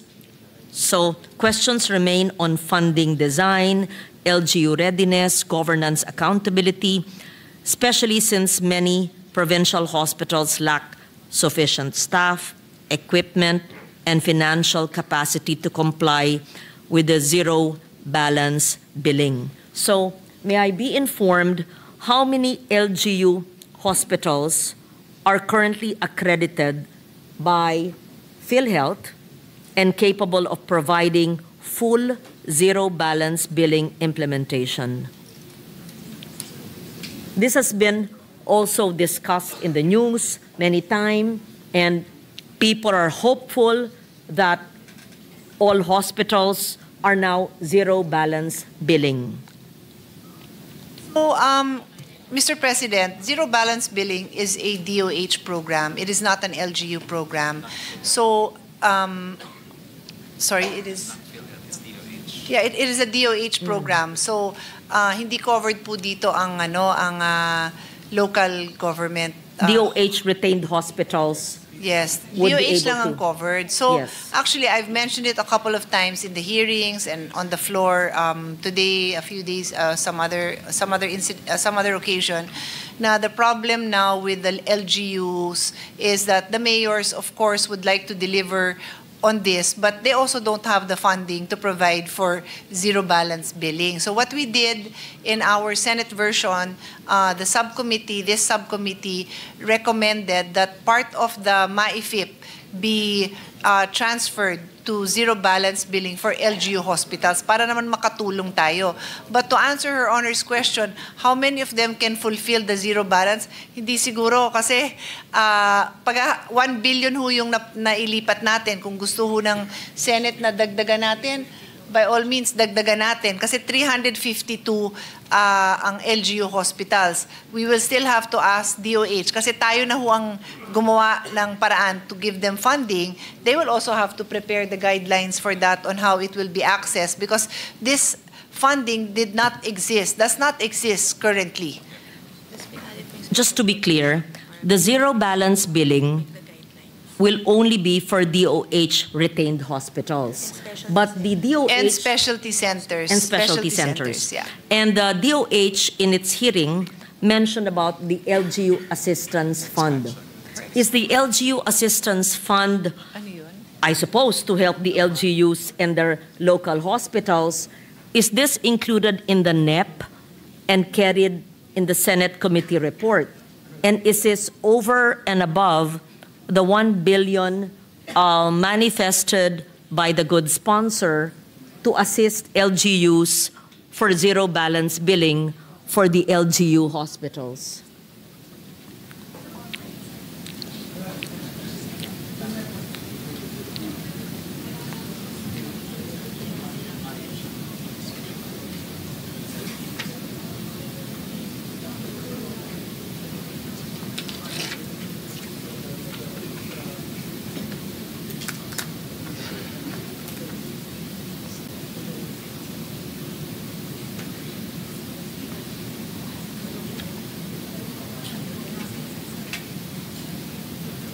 So, Mr. President, as I was saying, what is approved by the Finance Committee is this subcommittee's recommendation to provide for zero balance billing in LGU hospitals in the amount of 1 billion. Yung gusto ng DOH does not exist yet. Oh, It does not exist. Kaya hindi ko alam kung ano yun. Kasi nga it does not exist. It was Wala siya sa mentioned NEP in because October 1. after the NEP lang yan na pag-usapan and yeah, we don't have that. So it does not exist. Okay, it's clear now because it was mentioned as and I know maliit yung 1 billion. Kulang talaga yun, but it's all I had. Okay, that's very clear. So the LGU Assistance Fund mentioned in the hearing is something new that can be utilized prospectively but does not exist in the NEP, para maliwanag. And all the NEP has is support for DOH retained hospitals.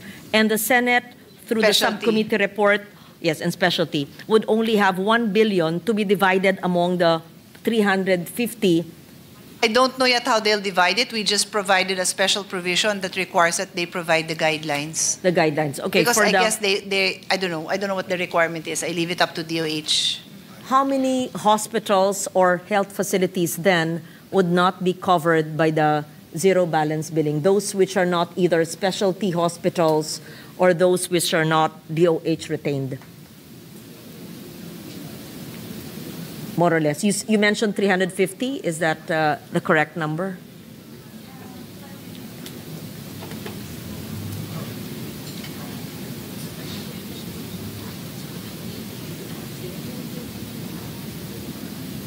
There are 352 LGU hospitals.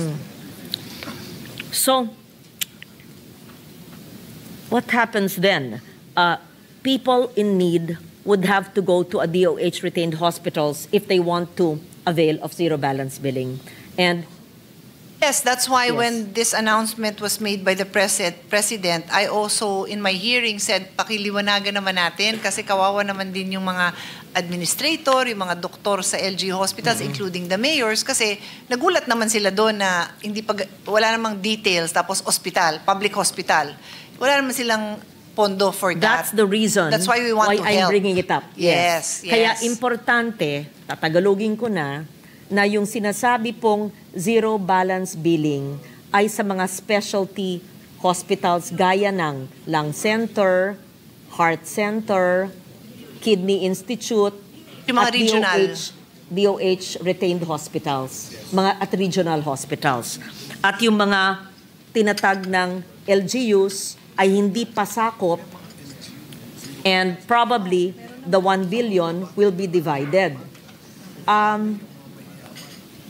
Up to now, people email us, politicians, both Congress and the Senate, knock on our doors, literally and figuratively, for financial help. Because of the understanding of zero balance billing, in a caucus, it was mentioned that we do not need to amend for MAIP. And nobody should ask us anymore because lahat ay zero balance billing. However, it is clarified now that it's not zero balance billing pala. Not at least for LGU hospitals, for those who have access only to these kinds of hospitals.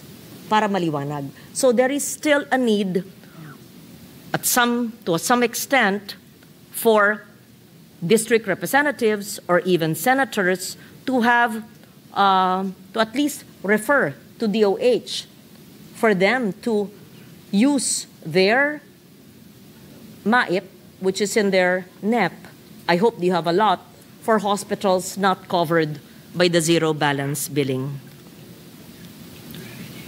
So would the sponsor increase the, I'd call it LGU Assistance Fund, which is non-existent in the NEP, or to increase, assuming there's fiscal space, the support for LGU hospitals,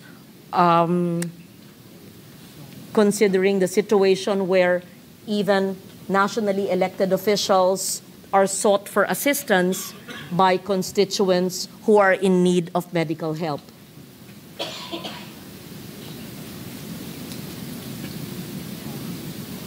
Well, definitely the need is there, Mr. President. There is no doubt that the need is there. There is no doubt that the system can still be further improved.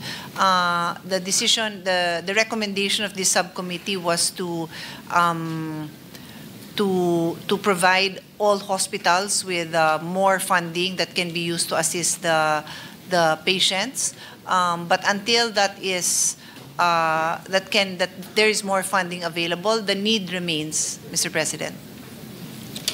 Thank you for that. I now go to the proposed renationalization of LGU hospitals in provinces without DOH facilities. How would this affect LGU autonomy and local health governance, which is present in the present devolution? And how will renationalized hospitals be fully funded and staffed by DOH? And what kind of transition timeline is envisioned? In short, I would like to understand where we are at in the renationalization. Will DOH assess? Are they completing assessment of provinces, of LGU hospitals that will be renationalized? So, Mr. President, the DOH relies on the information that reaches them, and normally this would be brought to their attention by the local representative that there is no DOH hospital in that area, or that the services offered by the LGU hospital is too costly, and that is the time that DOH would consider renationalization. How many hospitals are already renationalized, if any, or are being assessed? And which provinces are these? So according to the Secretary, there are 40 provinces without a DOH hospital. Not all are requesting for renationalization. There are those that are running it on their own. But there are is it a large part of these 40 provinces asking to be brought back to national coverage or DOH to run it? Secretary offhand recalls around 10. Yeah, but may I know example for what province has requested for it to be renationalized? Marinduque. Maybe we can just submit Batangas, meron din daw. The province or is it ilista nyo na lang? Oh, kasi let's not count on the memory of the Secretary. Let's look at the records. And what is a timeline for renationalization? Assuming they are complete in their assessment of this by the end of the year, did they include a budget for the operations of these LGU hospitals to be handled by DOH?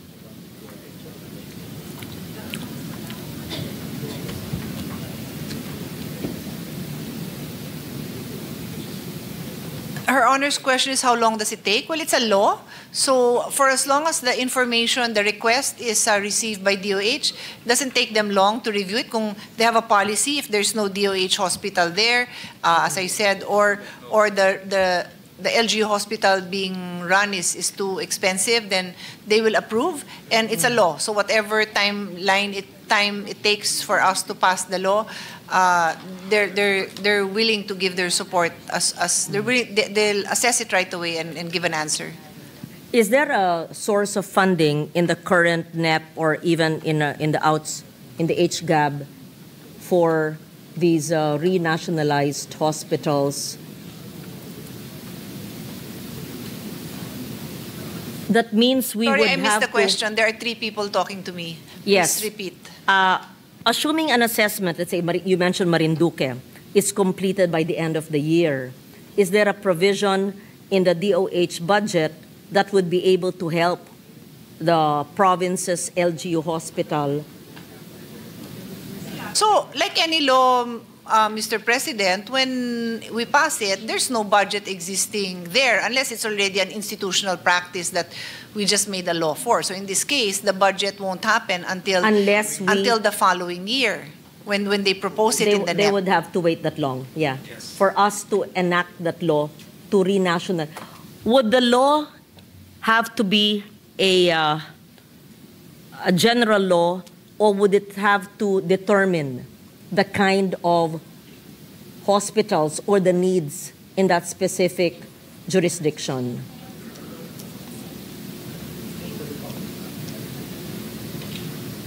So every hospital, health facility will have its own law, and it will be very specific to that health institution. Okay. Okay, we'll leave it at that, and I would be happy to receive information on provinces that are requesting for reversal to national government operations. Let me now proceed to PhilHealth and strengthening fiscal discipline and revenue integrity in PhilHealth. We know that PhilHealth, while it has tried its best, but continues to face major fiscal discipline challenges that compromises sometimes its delivery of affordable health care and accessible health care. And we have this years-old law, the Universal Health Care, mandating the full allocation of the sin tax revenues to PhilHealth. The agency has consistently received less than what is legally required.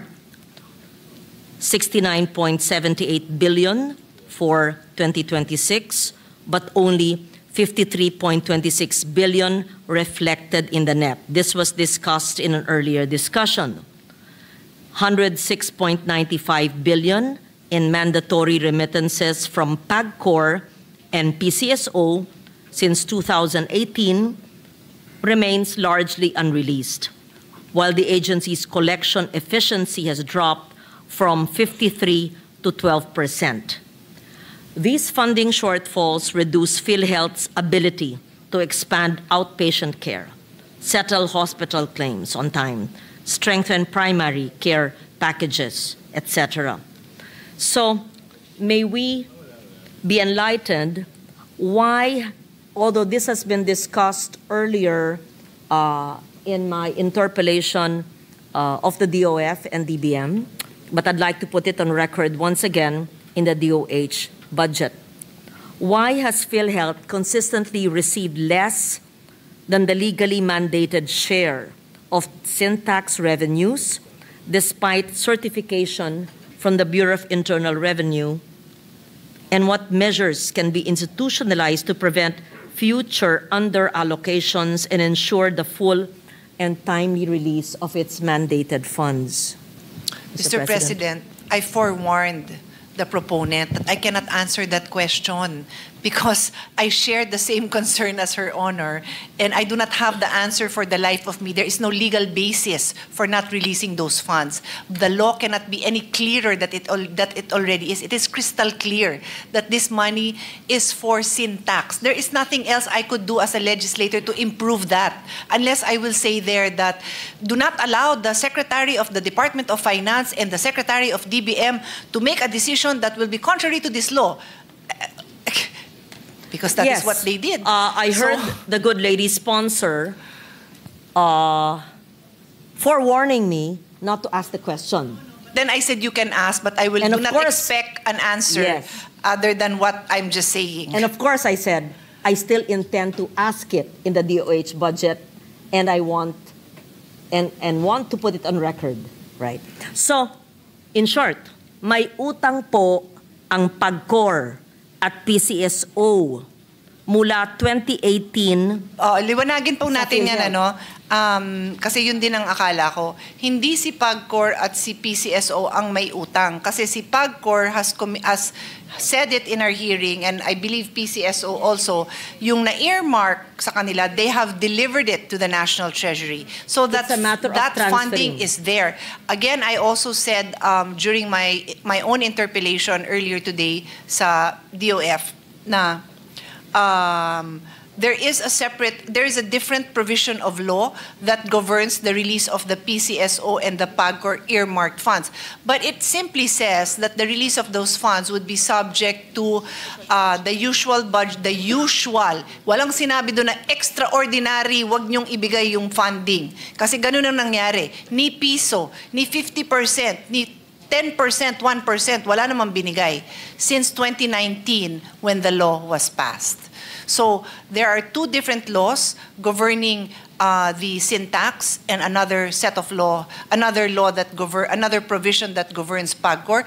But the point is, in both cases, and they should be treated differently, it has not been released. Yung, again, to be clear, si Syntax nire-release pero kulang-kulang. Kulang-kulang, taon-taon. What is the basis for that? There is no basis na kulang-kulang ang i-release doon. To answer Her Honor's questions, what can be done? The only thing that can be done, because the justification given by the Secretary of Finance for the non-release, well, the Secretary was speaking for DBM as well, was because the funding wasn't being used. So I said, okay, but clearly if it wasn't used, then it is the executives of PhilHealth that must use it well. But it doesn't mean you shouldn't give it to them. You push them to use it well. You insist that they deliver publics, because we all know that kulang nga yung tanong nyo, dear colleague, na is there enough funding for the poor who need Wala nga, kulang nga. So dapat nagamit man lang doon, di ba? I cannot imagine why PhilHealth would not use it when there are so many hospitals in need, so many vulnerable populations and people in need. Kaya hindi po dahilan yung hindi magagamit na pondo. In short, kailangan ibigay ang pondo dahil may batas dyan. So, I cannot imagine also that we, with our power and influence in lawmaking and in the budgetary process, cannot actually demand that the national government remit to PhilHealth what is due them for this year. May we just put on record what is the total amount needed? So the total amount, if you add the syntax earmarking, is 129.96 billion pesos. Earmarking from PCSO and PAGCOR is 106.95 billion pesos. And then if the total of that is around 236 billion. And then if you add the funds that were removed by DOF from PhilHealth, that is 60 billion. So the total is 296.91. That's why I just say it's almost 300 billion. 300 billion. Yes. And it is a matter of the national government remitting it to PhilHealth. It's as simple as that. Yes. That is correct. I think at least the Senate, as a body, collectively, we could all communicate it in a letter, aside from having this as part of the Senate records in our interpellations. In fact, the body of the interpellations can be attached to that letter addressed to the Department of Finance, the DBM. That's my suggestion, and we should not just let it be part of the archives of the Senate that we discussed it today. That is my suggestion. We should not let it pass just like that. I'm sure the lady sponsor would agree, and Senator Go and the chairman. Does this include the 60 billion that was earmarked in the NEP of 2025 but deleted in the BICAM? Is a 300 billion? Does a 300 billion include the 60 billion already? I've included that because that already should be delivered also. Okay. Okay. Okay. We take note of that, and we've given our suggestions on that. May I also know what are the root causes of the drastic decline in premium collection efficiency? If this is accurate, from 53 to 12%, and how does this affect PhilHealth's actuarial sustainability? How does the immediate eligibility provision of the Universal Healthcare Law affect the collection discipline, and what policy adjustments can be made without undermining universal access? Is there really a premium collection decline from 53% to 12%?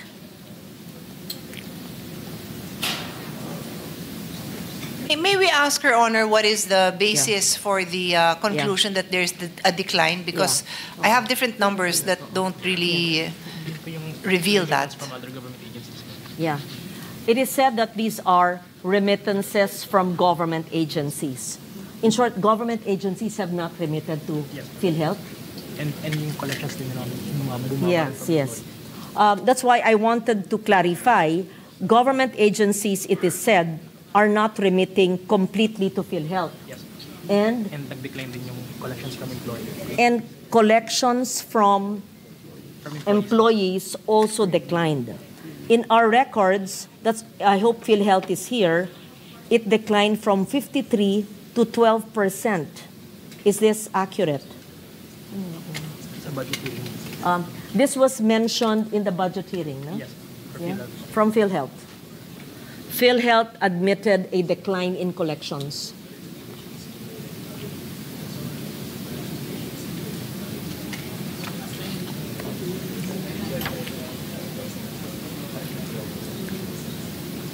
Inamin nila. Ang laki naman ng decline. The numbers that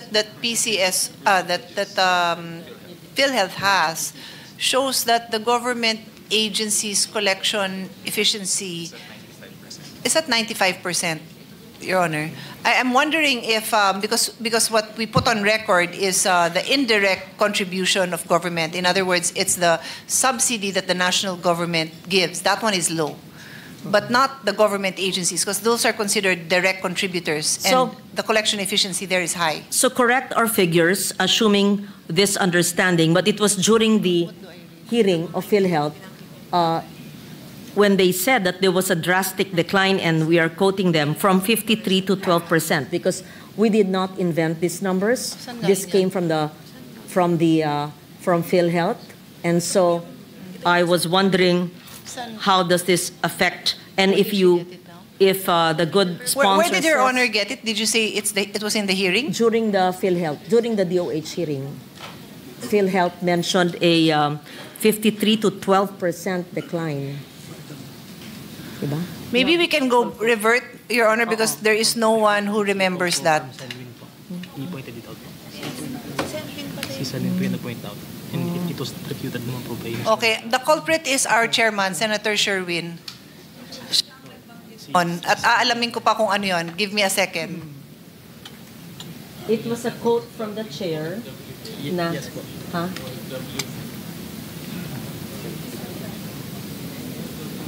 Yung remittances po ito.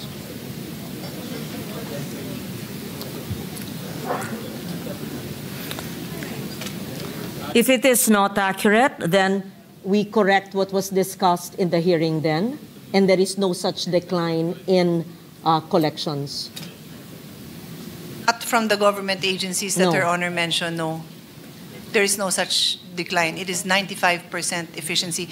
The quote from Senator Sherwin is something else. I don't know if you want me to get into it. It's a little bit different. I don't know. Maybe there was Then lost in translation. we delete that. Yes, let's just Then- delete. It is simpler. Yes.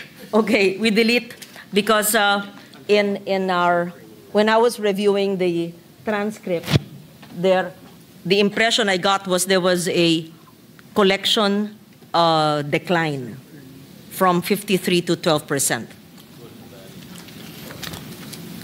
We now proceed to the FDA enforcement and market compliance for consumer safety. This was discussed earlier by the Senate President on certain products, but I would like to know what mechanisms does the FDA currently use to ensure that products subject to advisories are fully removed from online and physical markets?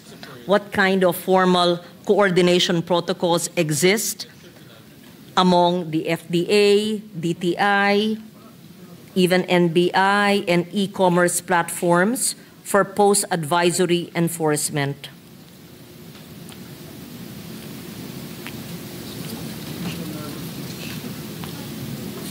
Mr. President, as I explained to the Senate President earlier in a similar inquiry, when there is already an advisory and there's a continued violation, the FDA can do a takedown, so they can order the takedown of the actual sites. I'm asking about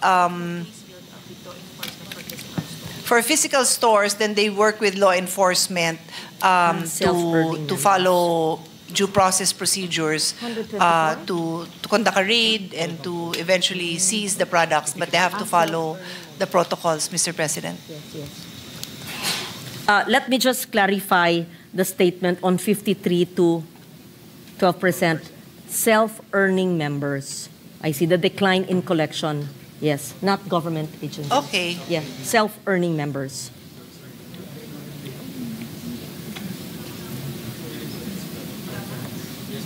There's really a decline from self-earning members. But I would assume that would not affect PhilHealth. Balit lang yun? Marami. We'll double check po. Hindi apparent. We leave it at that because we are now with, I just wanted to correct that it was not the government agencies, but it was self-earning members. They are working on it, Mr. President. They are putting up offices overseas to be able to address this. Okay. Thank you for that.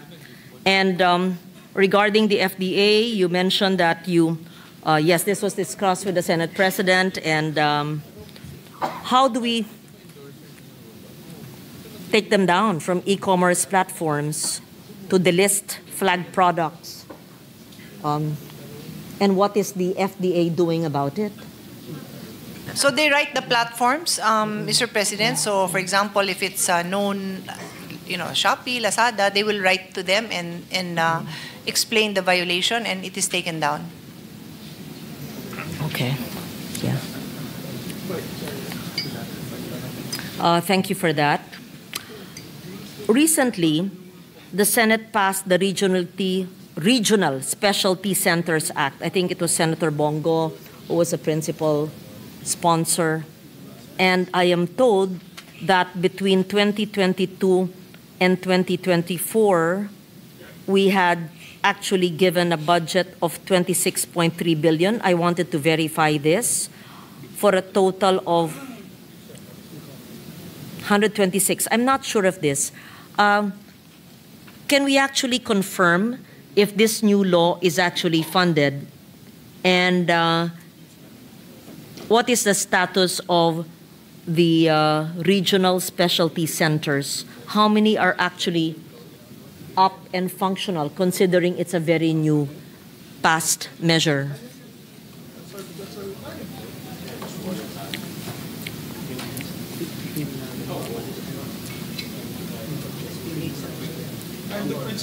You're the principal author. Yeah.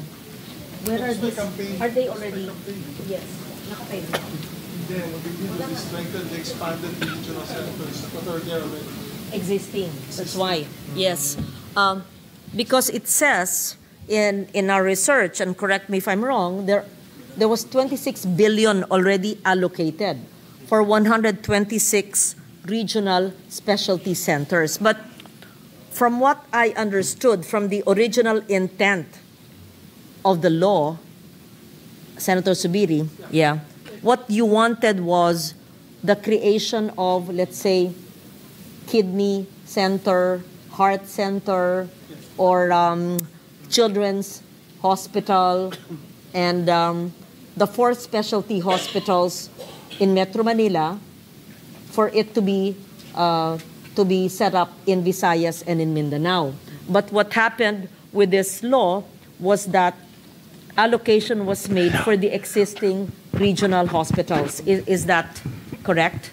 Where was the funding allocated? No, what the law states, and this is based on the recommendation of DOH, which the sponsor and actually this representation as an author supported, the most efficient way to build specialty centers would be to attach them to the DOH hospital, the DOH tertiary hospitals, because they already, the regional hospitals, because they already have the manpower. They already, it's not just the specialty doctor. Let's say whatever specialty that is, kidney.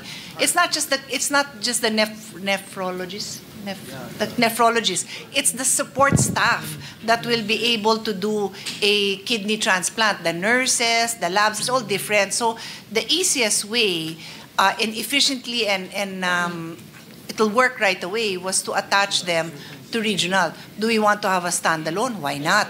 But that will take a long, long time. Very similar, sorry to use this as an illustration, but I did share the committee of, I did share the Department of Education budget for 6 years. It is actually also cheaper to provide funding to private schools to take in public school students than to build new schools. So it's a similar, so that is what the law provides. So actually the implementation is just consistent with what the law provides. Yes, may I interject with the a sponsor and with Madam Senator from Antique. That was I was the principal author of that as Senate President. That was my campaign actually.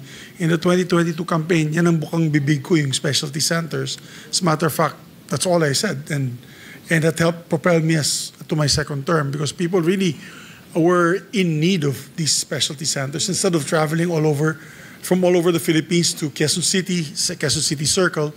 And after several discussions also with the President, as a matter of fact, the President used that in one of his sonas. If I'm mistaken, his first sona, his first State of the Nation address. But when we discussed it further, tama po kayo, Madam Sponsor and the department, it's going to be expensive to do a standalone per region. So if you're Region 10, you build a standalone building. So it would be attached na lang, Madam Senator Legarda, it would be attached to the, for example, kami, Northern Mindanao Medical Center, NMMC. And I think they're doing that now. But I just also, like you, I want to find out the status for, let's say, Region 6, NIR, Region 10. Do we now, for example, in Region 10, Northern Mindanao, do we have a heart specialty center in NMMC? Or meron na? Meron na? Actually, I have 4 heart centers in Mindanao now. Wonderful. By virtue of our law. Fantastic. Well, that's great Yeah. then. And that would not happen if it was a standalone. Yun lang Yes. naman yung kailangan natin. Of course, It'll it's take nice time. to Yeah, have I a agree. standalone, but I agree. we want action agad, di ba? So, Yes. diretso sa tao. Totally agree, because you can always put a wing in the Yeah, hospital. There's a exactly. wing for Exactly. heart specialty. And so, pati kidney, Secretary, Madam Sponsor, meron na. Oh, great. Fantastic. That's good to hear.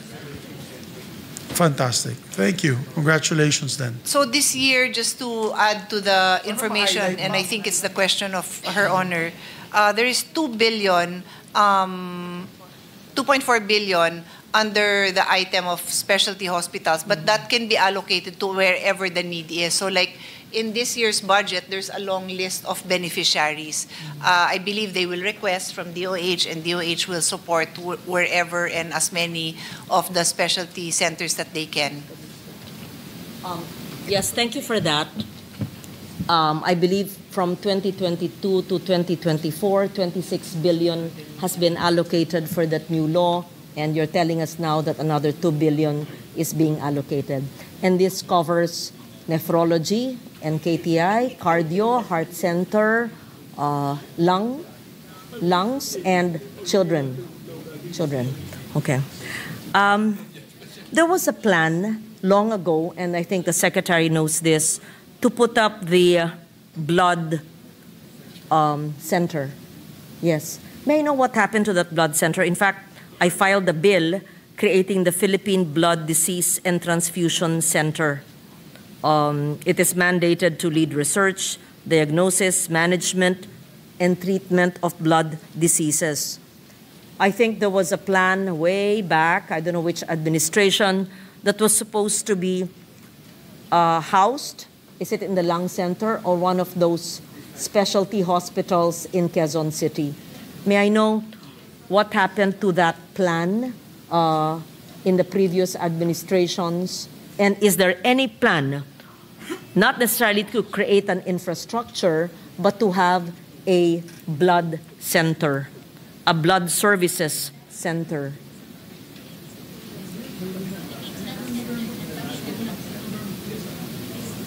So, the plan is, Mr. President, the blood center will be incorporated in the Philippine Cancer Center, which is in Quezon City.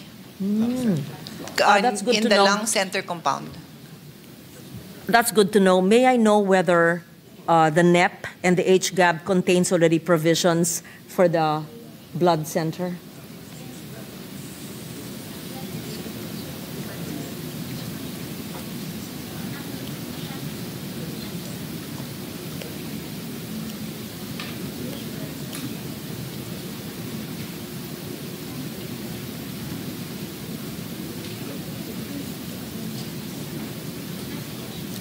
Where's the list of the 60B na inutang mo?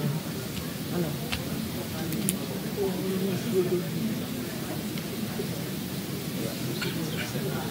Hindi lang. Tingnan kung natanggap nila ko na lang. Pero iba ma'am yung breakdown na Iba. meron sa So, because it will be part of the Philippine Cancer Center, it's part of the Philippine Cancer Center's budget. But the services or the intent of the blood center that was envisioned maybe decades ago is contained in that budget. And is it operational now under the cancer center?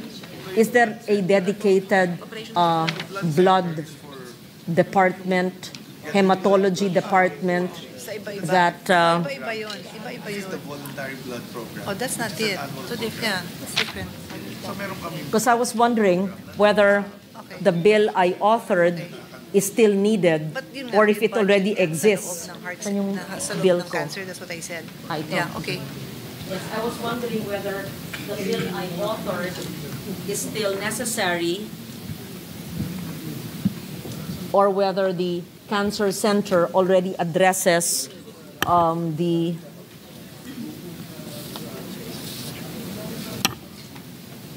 what is contained in the Blood Service Act.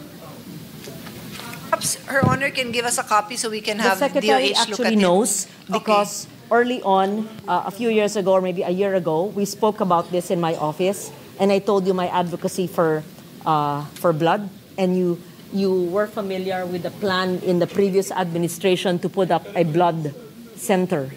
So I was wondering what's the status of it, or whether the enactment of a measure is needed for it to be actually funded.